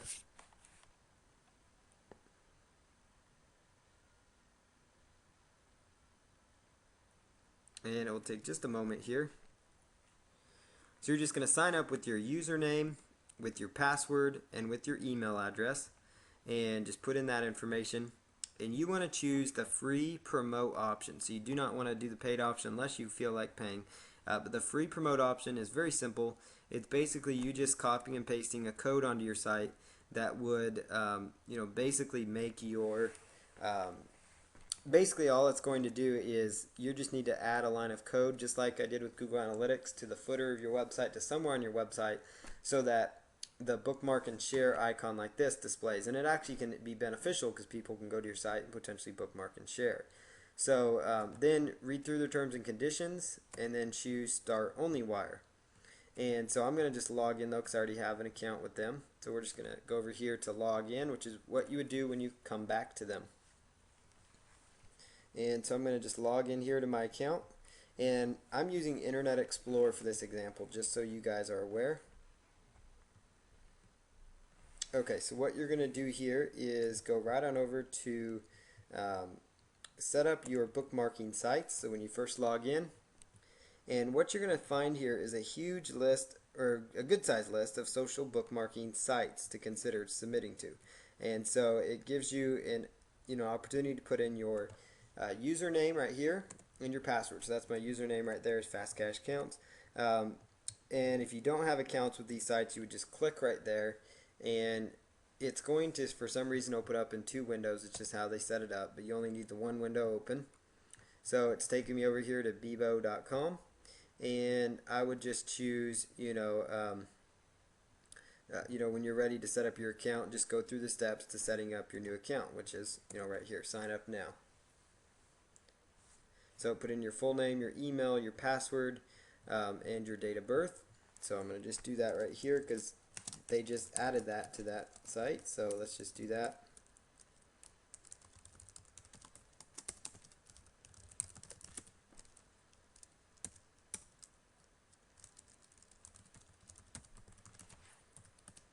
Okay, so we're just plugging in the information here.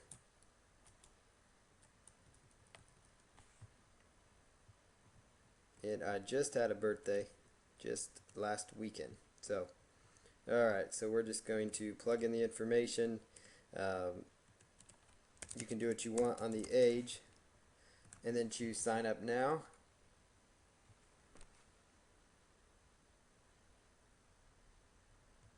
And I usually skip this next process. Most of them will try to get you to invite your friends. This is the basics, information about who you are and what you do. And if they give you a chance to have a website, I would try to put it in there if you can. But that's just me, so try to put in your website if you can at all possible.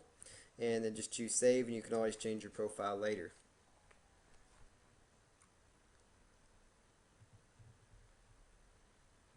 Okay, so I've now set up my account with them. And what you would do then is just go right on back to log in, which is going to be your username or your email address. So there's my username that they gave me. They automatically send me an email address. And you're just going to put in that username, whichever one, either they give it to you or you set it up, and then you put in your password. So there's my password, very basic. And when you hit save, it's going to make these all ... So after you've set that up, just hit save my logins.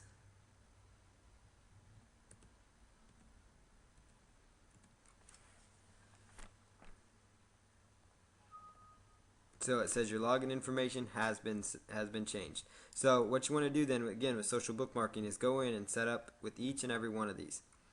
And again, once you're logged into, you're going to go over here to where it says my account, and you want to make sure the free promote option is checked again, And what you want to do, it's going to say add the following HTML code to your website. So you're just going to right click and copy that code, and you're actually going to go to your WordPress site or the code view of your HTML site, and you're going to just copy and paste that in there. And again, if you have questions with that, let me know. Don't let that hold you up. But after you've put it in there to your site, you're just going to type in the URL of wherever you placed it, and you're going to choose click to check the status. And so I'll show you guys how that looks, how the code will show up once it's actually on your site, just so you know what to look for. So there it is right here in the footer. The bookmark and share icon is showing up right there, and you should see this little green check mark that says completed, and once you see that, you should be in good shape. And then just choose update my account after you've read the terms of service, and that will make you a free a free account there. So let's just scroll up here and go back over here to your username, which is how you get to the management section of things. And so at this point, you should have set up your bookmarking sites in there, and you should have set up your account to make sure it's on the free option. And now you want to choose for your web browser. So what you're going to do here is, if you happen to be using Internet Explorer, what you're going to do is just simply right click on the button and choose add to favorites. And I already have it in my favorites, so I just right clicked on it and I chose add to favorites. If you're using Mozilla Firefox, you're actually going to take this icon and you would drag it to the top bar here. So notice how I clicked here and I dragged it up here, because Firefox has what's called like a bookmarking toolbar, so you could actually take it and drag it up there. And so at this point, then the next step, what happens here is you're going to go, when you're ready to use OnlyWire, you're going to go find a post that you are interested in bookmarking. So let's just go back to the post that I just wanted to bookmark on my site here. And what I'm going to choose here, I'm using Internet Explorer for this example, is I just choose the favorites here, and I'm going to just scroll down, and it's going to say bookmark and share. So I just click on that. So notice I just went to my favorites, I chose bookmark and share, and now I just simply log into my accounts and I choose sign in. What I'm going to do here is it's going to have all these different accounts checked right here.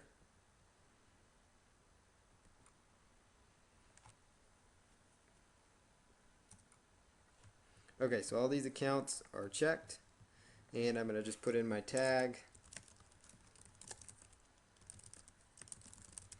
I'm going to put in my notes, so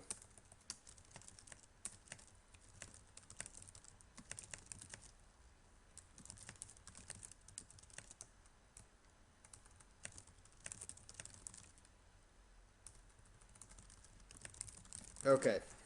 Notice there's my short description, and if I had already copied and pasted this beforehand, it would have gone a lot quicker, so that's why I recommend you do that. And then simply choose bookmark this page. And what's going to happen is it's going to go through the process, and it just bookmarked my site to several sites all at once. And so it's going to take you, just a few moments once all these accounts are set up, to when you add new content, to when you want to bookmark a new video, to when you want to bookmark a new press release.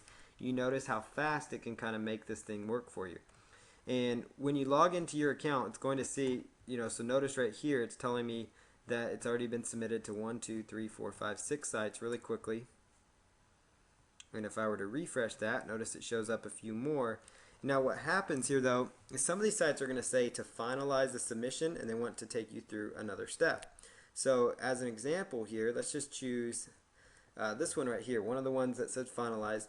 Now some of these are going to show up as failures, and even if your username and password are correct, they're going to fail from time to time for whatever reason. That site server's down, OnlyWire's having a hard time logging in. There's a good chance it could be your login details, so you might check that. But oftentimes you will get failure rates. Sometimes the same site will fail over and over. If that happens, I just check that account, and make sure you have your username and password right. But sometimes it'll be one site one time, and the next time another site. So if you find one that keeps failing, you might go back and manually submit that. So keep that in mind. It is going to happen from time to time. These tools are free, just like any kind of software and web type program. They are human, and they will make errors from time to time. The humans created them, not the programs are human, but you get the idea. So notice here it took from my, it already pre-filled with all the information I already gave them. They just want me to go through more of a manual process to get it there. But they make it very, very easy to do. So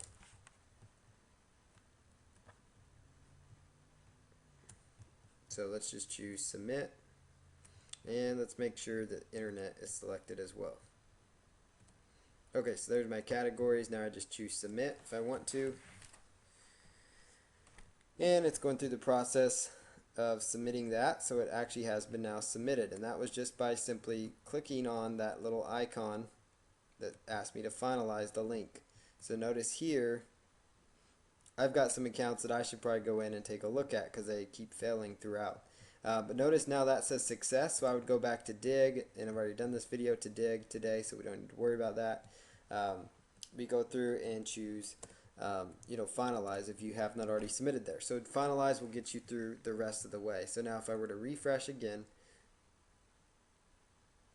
notice here it'll pull in any more sites if any more of them have been submitted.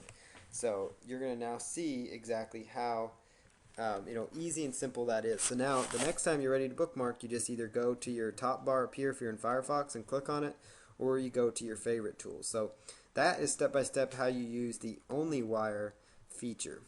So the next thing that we're going to do is move on to Web 2.0 properties, and we're going to spend about 30 minutes on that and then open up the lines for some more questions and answers. So let me just jump right back here to the presentation here for you guys. Here's a list of social bookmarking sites again, so you guys get these down. Oh, let me make sure I have these. I'm going to pause for a moment and get a quick drink and let you guys get a break from writing, but here are the URLs you guys can write down.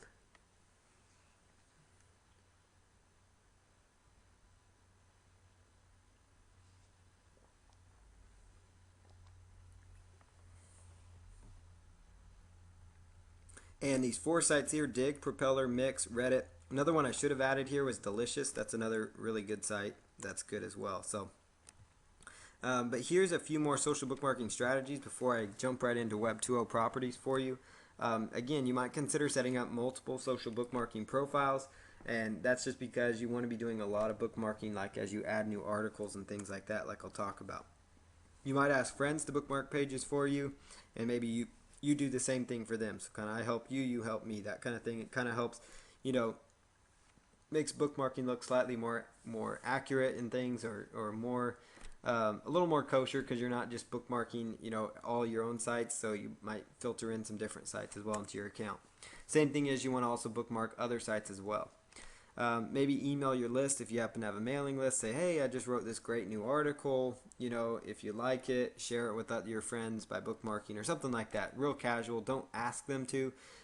One thing to not do is don't do a competition. I've made that mistake. Learned my lesson. It was in the terms. I guess I violated them. But don't do a competition where you say, well, for everybody that bookmarks this, I'm going to give you a free PDF or a free report or a free consultation or whatever, because that's going to a surefire way to get you in trouble. So, but basically you can ask people to, because sometimes what happens with these bookmarking sites is people will vote on them. And so the more votes they get, the higher they will rank within those high traffic social bookmarking sites, which can be good for you. And some article ideas that do well as far as this kind of format goes, just kind of a natural flow as far as a lot of people voting up content, is things like top 10 list, top 50 list, top 25 list. Those things kind of look like people put a lot of effort into it. If you can even do like an odd number, like 76 ways to earn money online, that might grab people's attention. Things like that, you can come up with some ideas there. Bookmark videos you submit, things like press releases, videos again, articles, and new blog posts. Articles that you submitted to sites like Ezine Articles and Article Dashboard and stuff like that. Dig.com and a few other bookmarking sites won't accept Ezine Articles links just because they've been spammed. So you might consider, okay, so I've submitted my site to Go Articles, so I'll submit my link from goarticles.com, as well. So, but set up multiple profiles and do a lot of bookmarking, because it can be really effective for you as far as getting the fresh content indexed really quick, as far as getting you more exposure. It can build a few links into the different things, but it's also just another exposure tactic. That's really the core element there. And so when you have new keyword phrases to target and go after, do an additional bookmark. Bookmarking helps build backlinks, exposure, and helps get your new content indexed quickly. And building links to article, video sites, and Web 2.0 sites will help them rank as well, because what happens is a lot of these Web 2.0 properties, video sites, article directories, they're already considered high authority sites. And by you building a backlink into them from social bookmarking or another element, it will tell the search engines that there's more votes for that exact page for that exact keyword phrase, and so that will potentially help your other Web 2.0 properties and things like that rank in the search engine. I've had this happen. I kind of coined the phrase, build links to your links. So you have backlinks going into your site, build links into the sites that are linking into your sites.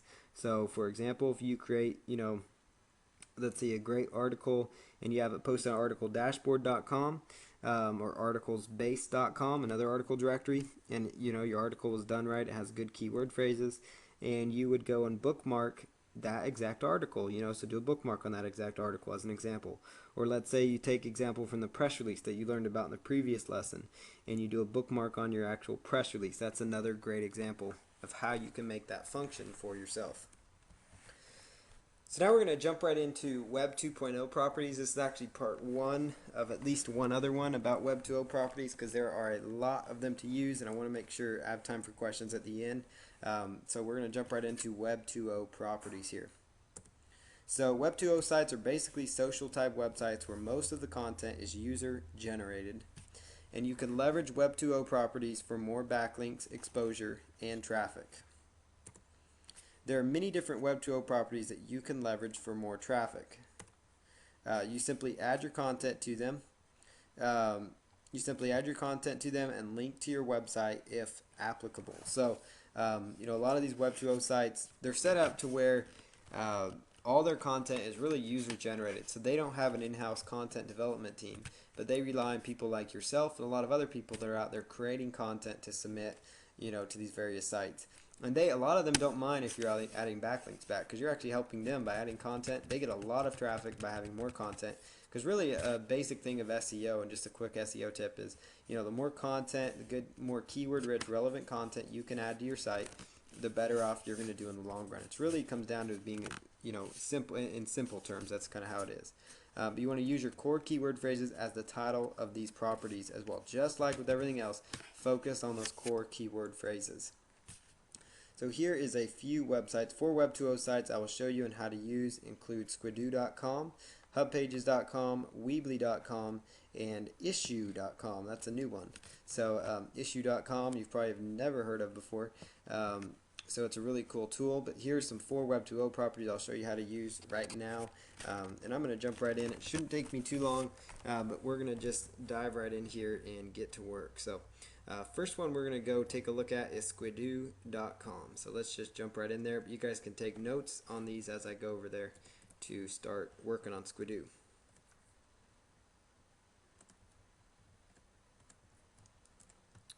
So I'm just going to log in here or go over to squidoo.com, and we're going to set up a new account.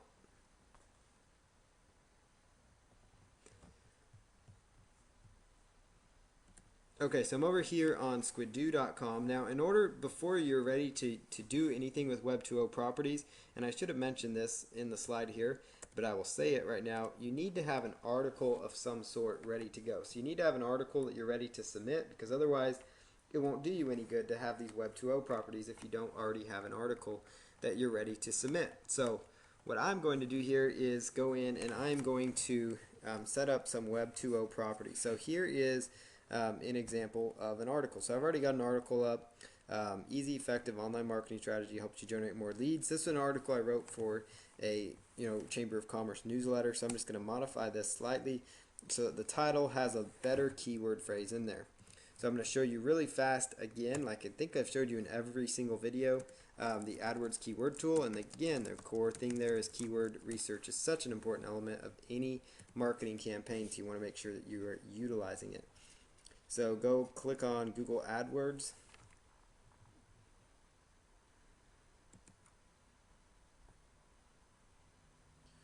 So we're going to open up the AdWords keyword tool here and do a quick look on some keyword phrases that might be good ones to target.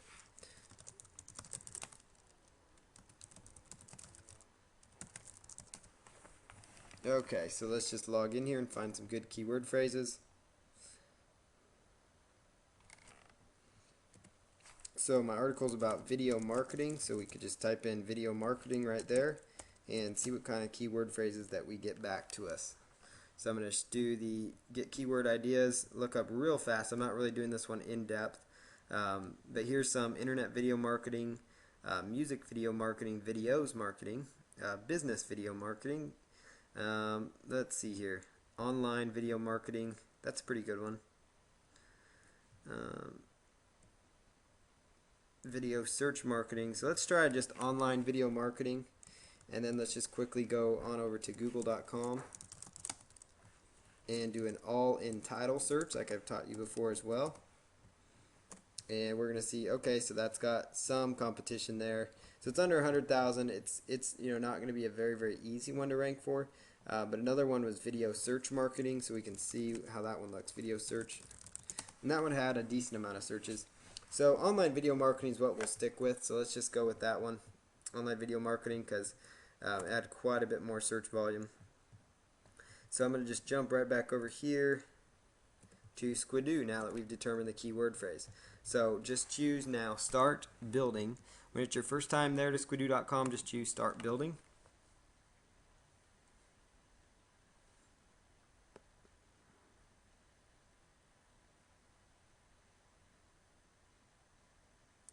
So what you're going to do then is choose, either yes, I already have an account, or not yet, this is my first lens. So I'm going to choose not yet, this is my first lens, because I do have a Squidoo accounts, multiple accounts, but I'm going to show you how to set up your new one. So my lens is about online video marketing, and then go to step 2. And you want to get the word out about online video marketing, so now go to step 3. So the lens title here is online video marketing, and then I'm going to do 6 simple steps. And then when you pick your URL, you want to have your core keyword phrase in the URL that you choose, meaning the link. And you want to have the keyword phrases in there, and if you can, have them separated by dashes. So basically online dash video dash marketing. So weight dash loss dash articles, bird dash watching dash tips, whatever the keyword is. So online video marketing with dashes there. Go ahead and choose the topic. This would be related to business or even SEO and affiliate marketing. Your material should be G-rated. And it might tell me, bummer, that URL is already taken, so I'm going to just try another option. So if the dashes won't work, you could also try it with just without any dashes, or you could try, adding in the word 6 steps. Let me just add that in because that's part of my article. Or you could try online video marketing 1, 2, 3, article video easy, online video marketing, whatever it is that makes it work. But you want to at least have your core keyword phrase somewhere in there. Now, I need to go back because it took off my nice little article title. So 6 simple steps. Online video marketing, 6 simple steps. Now choose go to step 4. Right here on step 4, the best keyword is online video marketing. So add more keywords. It might be internet, video, business, video marketing, and just video marketing. And just choose go to step 5. And you want to choose, it depends on how you want to do it. You could either donate your profits to a charity, because sometimes they will give you royalties for your different pages if you get a lot of traffic to them. It's not going to be a huge income thing, so but I do know some people that can make some money on it. But just choose I want some cash if you want. You can always change that. Now you're almost there. Keep it up. They keep you encouraged. Just put in your email address.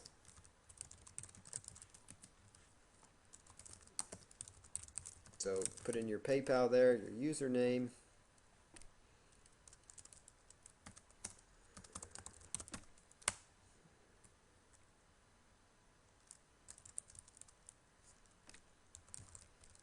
So for your username, you could just use, your website's name, for example. So I might use, let's just use my name here. Put in your real name or the pseudonym that you might be going under, if that's the case.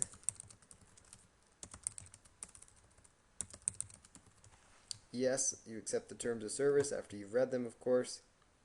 You don't have to get the lens of the day, but that's not a bad report to get, just because It could maybe tell you what some hot lenses are doing, so you maybe know what to do.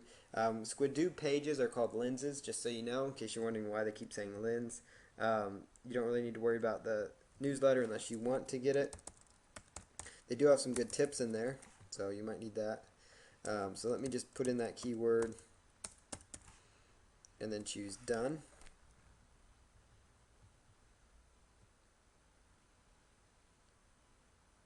Okay, somebody already has my username, it looks like. It might even be me. So let's just use a different name here, SEO counts. Let's just use the same password.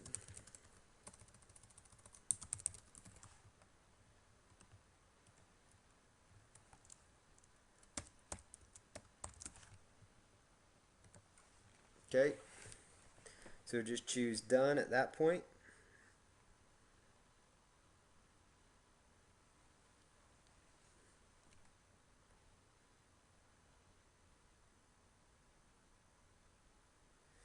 Okay, so what you're going to do now is you're now ready to start adding content to your Squidoo site, to your Squidoo lens or page.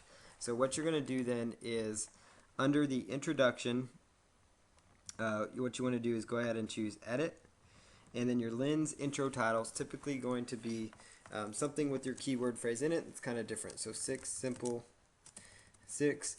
easy to follow video marketing strategies.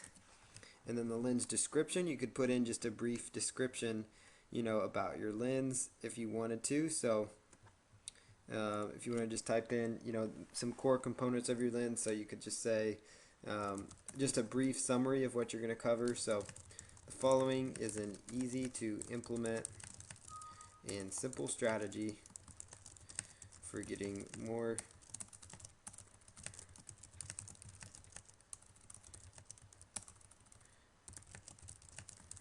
video marketing. Learn 6 easy steps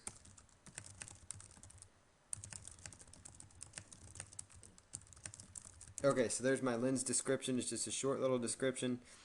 You could also put in more content there if you want. That's advised, not it's not necessary by any means. And then just choose save. It does help if you offset things with like an image. So I'm gonna go out and I'm gonna grab like YouTube's logo as an example. Just for example's sake here. Or actually, I might, better yet, I'm gonna just use my own picture, because that's going to build my credibility up. So I'm just going to use my picture, Paul Counts of Count.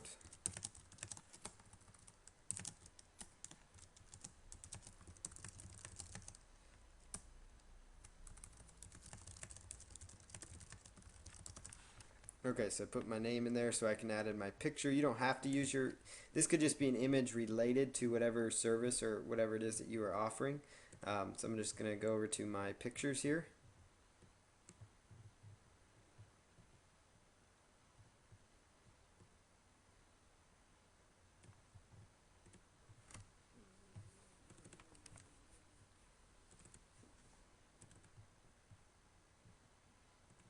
And then just choose upload photo. Okay, and then just choose save.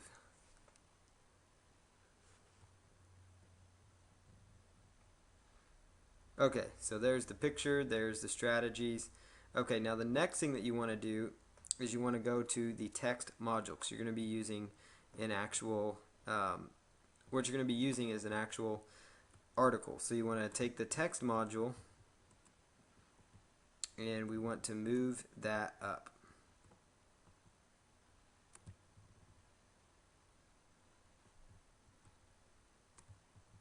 So go right down here to where it says, add your blog there. You could just cancel that for right now. And notice that will knock that down. So now it says new text module. So you're just going to choose edit.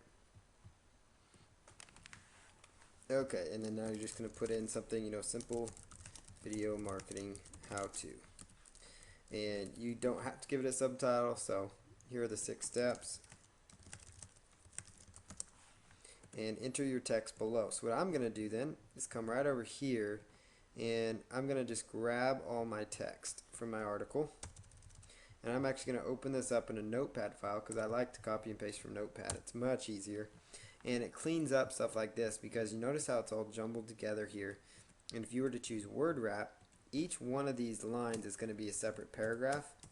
So what I like to do is be able to easily break apart the paragraphs for people. So you're just going to highlight all that, copy it now, so it's gonna go in a lot smoother. Otherwise it would have gone in very jumbled like that. So notice how much cleaner it goes in here. And now you're just going to choose save. And so notice how that functions. Now couple other things that you do want to do for this exact process is you want to put in an HTML search engine friendly anchor text link. So you need to go over to Google and type in HTML link code. I don't have that code memorized. I probably should by now. I use it all the time, but I still use these sites out there. Quack, it's a good one, but you can just go to htmlcode.com and it will just highlight this. So basically you just highlight this code, so you can copy it and come right over here because you want to make your core keyword phrase, something that links off to your website. Plus you want to have a good call to action, as well for your links. So you might do something like, marketing your business online is absolutely free to implement and can help you make money online. So that's the keyword phrase that I'm going to link to my website with. So right here, when you take this URL code, when you're doing a custom URL, you're taking right where it says href equals, and between the quotes, you're actually going to put in your website URL. So it's http:// whatever website you are trying to promote and send people to. So paulcounts.com. And then between the A, so you're going to notice there's an A that starts this off and an A that closes that off. And after the URL, there's actually another little pointer angling to the right. Now this is the same code that you use when you're doing article marketing in your resource box, so keep that in mind. So your keyword phrase would go right in there. Now if you want to do something a little more special too, you could also highlight and make that stand out in bold, so your link stands out in bold. And you do that by simply doing caret to the left, the letter B, shift, caret to the right, and then you go to the end of the A and you do caret to the left. You do a /, which is on the key right next to your shift, your right shift key, and then you bold it, and then you're just going to, we're just going to put in that other bolded key there. And then you can highlight that same URL string, and you could use it as kind of like a call to action to get people to go onto your website again. So you can copy that, and then we can come on down here and say, here are the steps, boom, boom, boom. Okay. And now we say, let's put in our link there, and then let's change out the clickable part that says, for more, click here for more internet marketing tutorials. And then I'm just going to save that, and notice now that my link is now clickable. So now I have an anchor text search engine friendly link up there. So now I've got that module in there. The next module is they might ask you for Amazon. So if you had something to sell on Amazon, you could put that in there. Otherwise, I don't really worry about that. Maybe you have a Flickr account, so you could do something there. Or you have a YouTube video. Well, I actually have a YouTube video that corresponds with this.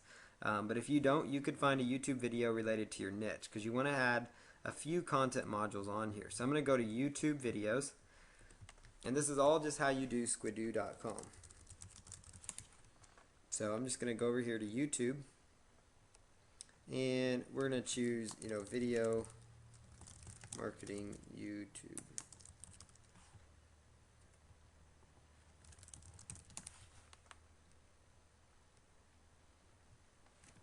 So let's just grab a video.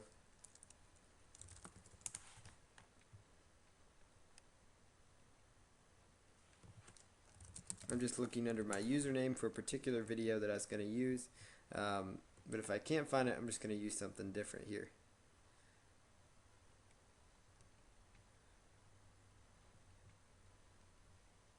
Okay, so let's just jump right over here to another video. So let's just grab this video here, new free keyword research video. So I'm just going to click on that, and video marketing YouTube videos. And you don't have to put in a subtitle or description. It's going to say select your videos. You could either have YouTube pick or you could pick. So I'm going to choose let me pick. And then I'm going to choose show full-size video, or you could show the thumbnail video, so you could show 3 videos, but I'm going to just show 1 video. So I'm going to just open up my video here. I'm going to copy it, and I'm going to go right over here to where it says enter YouTube video URL, and then I'm going to hit save. So notice now that brings up my nice little YouTube video right there that integrates quite nicely with all this. So the next thing you're going to do is, you want the guest book one to show up. Now where it says new delicious bookmarks, you could edit those. You could actually take bookmarks by username if you wanted to, and you could enter your Delicious account, your URL. Delicious is a social bookmarking site. So let's just do here, how many bookmarks would you like to show? Maybe it's just 5. You could also choose show popular bookmarks. I'm going to just choose the ones from my account. So notice now it's pulling these videos directly from my account. So now it's linking directly into all these pages that I've linked into.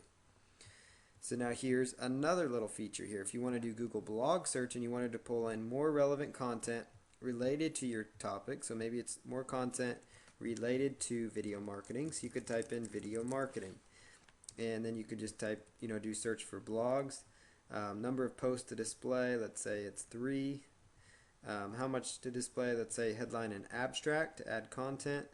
And you want it to update every day, and then just choose save.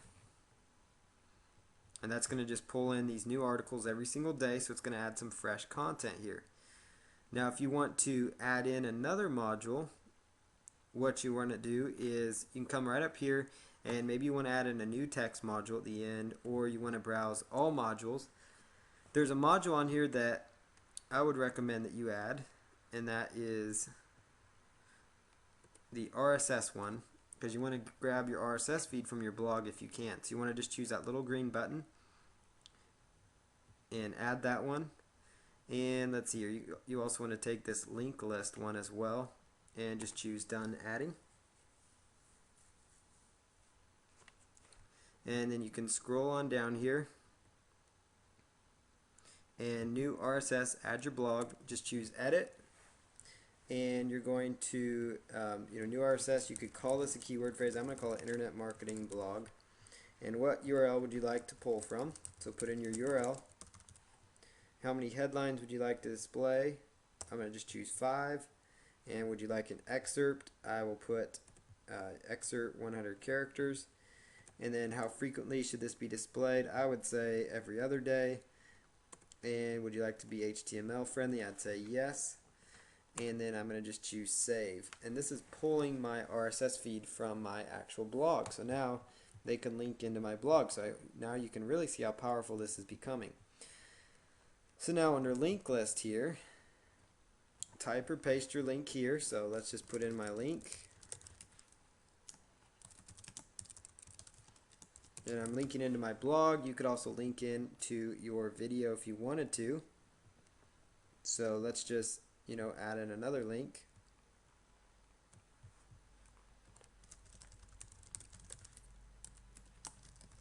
And name this link. That's where you want to put in your core keyword phrase.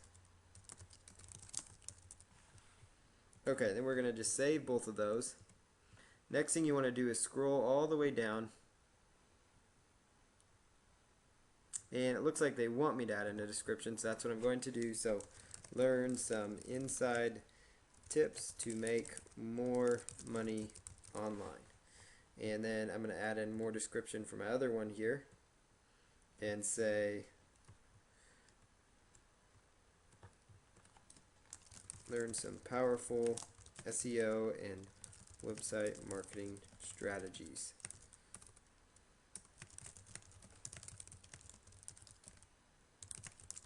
Okay, Now I'm going to choose save and close out that module. And notice now these are linking right into my sites with good core anchor text friendly links. So the next thing is, if you want to go in and say you want to reorder these. So say you want to reorder these different modules. So let's say I want to bring my RSS feed up there. I would just click right here and I can just drag it up there to where I want it to go. So I like my RSS feed up higher. I might like the guest book down lower. I want my links up here, my delicious bookmarks after that.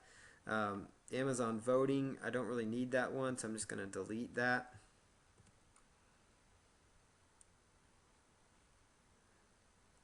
And so at this point, you should have a nice clean page set up with some good solid content on it that's fresh and that's upgrading.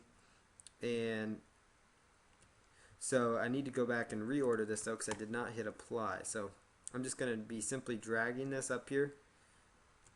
So there's the RSS feed from my blog. And my link list, I want it up here. And I want my guest book down at the bottom. And then I'm going to just choose apply. Okay, so now that I've applied this, notice where my RSS feed is showing up. So at this point, my blog, it is all completed. Now, one other thing you want to do is under your bio, you want to make sure you put in a bio. So, so Paul Counts is a full-time internet marketer. Okay, now just choose save. Your photo, you could add in your photo. I already have my photo there, so I don't need to worry about that. And when you're done, just choose publish. And the reason you want to have all these modules, or quite a few of them, is because that's going to make sure that it gets published. So you just publish your first lens ever. That's a special one. Here are 3 things you might like to know as you get going. So now you could actually already Twitter your lens. You could sign up for the lens of the day. If you're on Facebook, you could brag about it. So I'm just going to choose tweet it, and right away send an update to Twitter. But I have not set up my Twitter account, so if you had set up your Twitter account for your profile, it would automatically go through there. So there you have it. So what you're going to do then is you can go ahead and log in.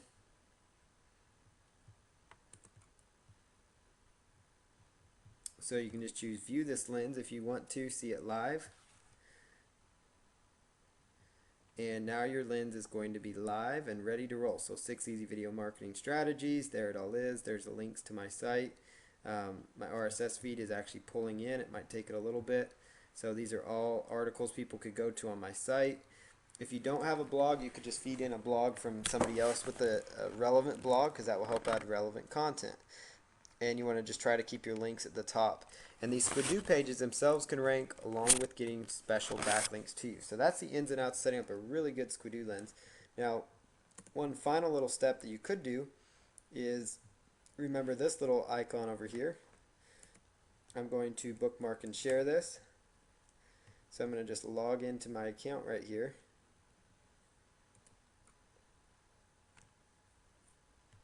And online video marketing. So video marketing. So notice how I'm just leveraging what I just taught you how to do.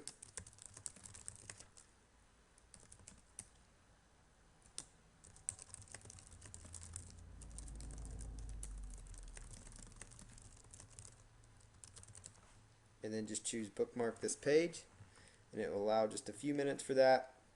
And the final thing to do is go over to pingomatic.com, and this is going to help the search engines pick up this content. So by bookmarking this and doing the Pingomatic thing, now I have the search engine spiders coming to this page really quickly. So for the page, you're just going to copy and paste the entire URL up here and ping that, paste that in there, and then choose check all services and choose send ping. So now I've created my Squidoo lens and I have pinged it out there for you to go see. So the next site that we're going to take a look at is hubpages.com, and just so you know, Squidoo.com takes the most time when you're first setting that one up. So I'm going to take you over to Squidoo.com, or excuse me, to hubpages.com. And I'm probably going to have to hold off on the other 2 sites, Weebly and Issue, .com until next week. So I'm actually going to show you those ones next week, just so you guys are aware of that. So you've successfully signed out of your account. Okay, so I'm logging into my account here. Here's Hub Pages. When you're new to Hub Pages, you just choose Sign Up Now, and you put in a username that you'd like to go with, an email, and a password, and then you just choose Create Your Account. But I already have an account here. Their process is not as complicated as as Social Squidoo, or it takes as long, I should say. We're going to just come right over here and say Start a New Hub. So choose your title. We're just going to select Online Video Marketing 6 Simple Steps. And what you're going to do here is just take that information. Now, we're not actually running the risk of duplicate content. I know that might be something going through your head right now. And that is basically because duplicate content is actually a myth. Duplicate content exists when you're putting the same article on the same topic on the same site over and over and over. So that basically means if you took this article and you submitted it on 5 different hubs or 5 different Squidoo lenses or 5 times on your own blog, then that would be duplicate content. But when you're actually doing it on your own site, you would want to redo the article and rechange the article before you put it on your site. It will still add value to your blog or site, but it's oftentimes best to just have unique content.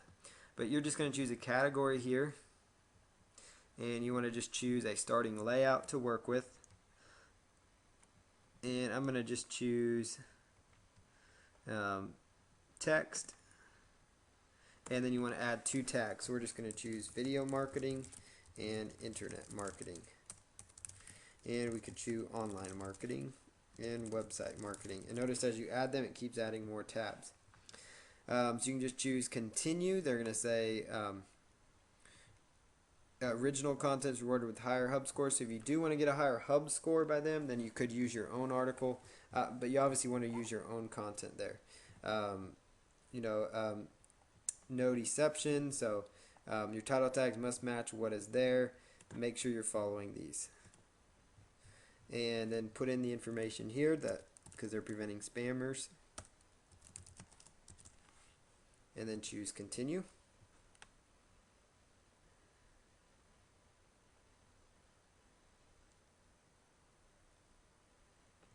Okay, so we've got our module here, online video marketing. Business, this would be more like marketing and sales. Choose optional, so it could go under web-based marketing. So it depends on how you want the ads to show up. You will actually get paid for the advertisements. So right here you've got your text modules. And where it says text, it says click to edit. So you choose this little edit button right here. Excuse me. So I'm going to actually go to this one first and choose edit. And we're going to say 6 simple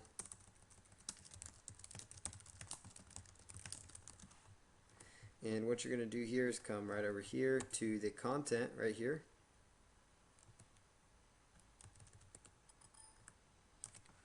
Oops.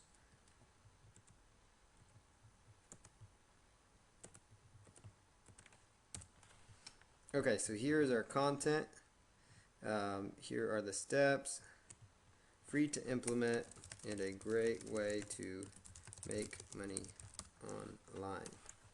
So that's going to be our core keyword phrase again, make money online.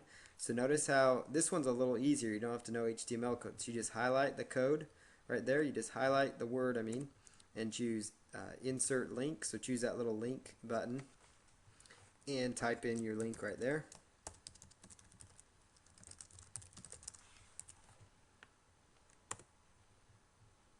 And you could interlink to another hub page if you had one as well. So that's another option. So you could say, click here for more free internet marketing articles. And if you want to bold anything, you just hit B, just like you're using like Microsoft Word. And so I'm just going to link up that word right to my blog again. And choose insert. And then just choose save changes. And notice how that all displays right in there. Now if I wanted to highlight the step 1 and all that so they stood out more, I would just go up here to edit, and I can just scroll on down here and highlight each and every one of those. So I'm going to just, step 1, we're going to make that bold. Step 2, let's make that bold. And you should start seeing the example here. So it's just hitting the B again, just like using Microsoft Word, just like your Outlook email program, whatever it is that you use. So we're just going to highlight each and every one of these and bold those. And let's bold that and then choose Save Changes. Always make sure you save the changes for those modules. Okay, so now let's scroll on down here. And here is another module. If you wanted to add in a photo, you could do that. So just choose Edit. And you could actually throw in your picture if you wanted to. I'm going to just choose Discard Changes, and you could just hit this little red X if you want to delete that capsule. Comments, you can keep that open as well. And if you want to add in more modules to the right side here, like let's say you want to add in the RSS module, and let's say you want to add in the links module. All you do is you just simply click on them, and let's say you want to add in a video. So let's just add in those core elements here. So here's the RSS module. Functions very similar to the Squidoo one. So we're just going to say internet marketing or make money online RSS feed. Let's say internet marketing RSS feed. And type in your feed URL, which if you're using WordPress, your RSS feed is going to be yourdomainname.com/feed. And just choose a maximum,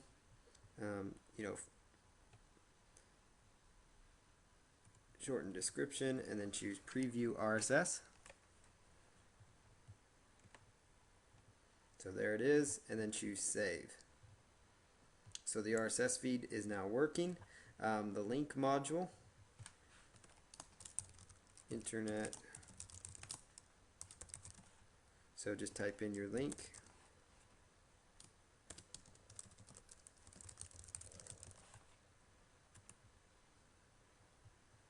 And it's going to say the title tag, so you could actually fix that to the core title tag that you want to work with.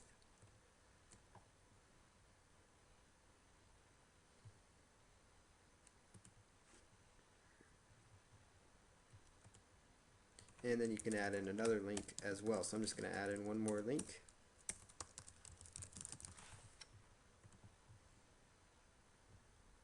And it automatically is pulling from your title tag. So again, if you use good title tags, you shouldn't have a problem. So, but let's just choose this one, free private label rights ebook, and let's choose test link, and hit done, and then just choose save changes there. And so notice now we've got nice links right there. And finally, we're on to the video module, which is very simple. There's a module we don't want, so we hit the X. Here is the video. So I'm going to just choose the video URL, so we could go right back over here to YouTube, and we can find a random video that we've created or one on internet marketing.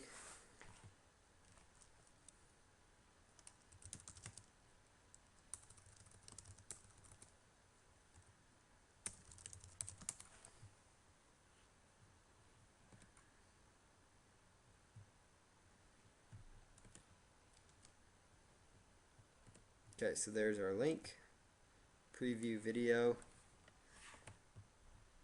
and if all looks good, just hit save.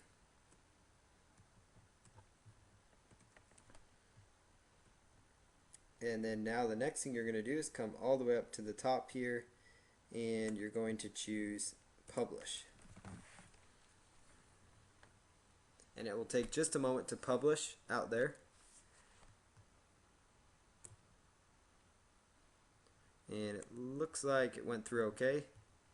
So you could tweet this if you wanted to, or you could use Start a New Hub. I would recommend that you do a Twitter post on it, because what that's going to do is help the search engine start indexing it and finding it. So you could use the tweet this option, because that would actually start getting that picked up and indexed. So there it is. Now again, you would just go right on over to pingomatic.com, and you could just ping this post as well if you wanted to. So there's everything. There's the video. There's how it all functions. So that's how you use hubpages.com now as well. So I'm going to jump back over here to the slide here, and we're going to close this thing out. So Squidoo.com and HubPages.com, I was able to show you how to use both of those. Weebly.com and Issue.com, I'm going to hold off on those until probably 2 more weeks when we go back over some additional Web 2.0 properties. Those ones are important, but we can hold off on those for right now.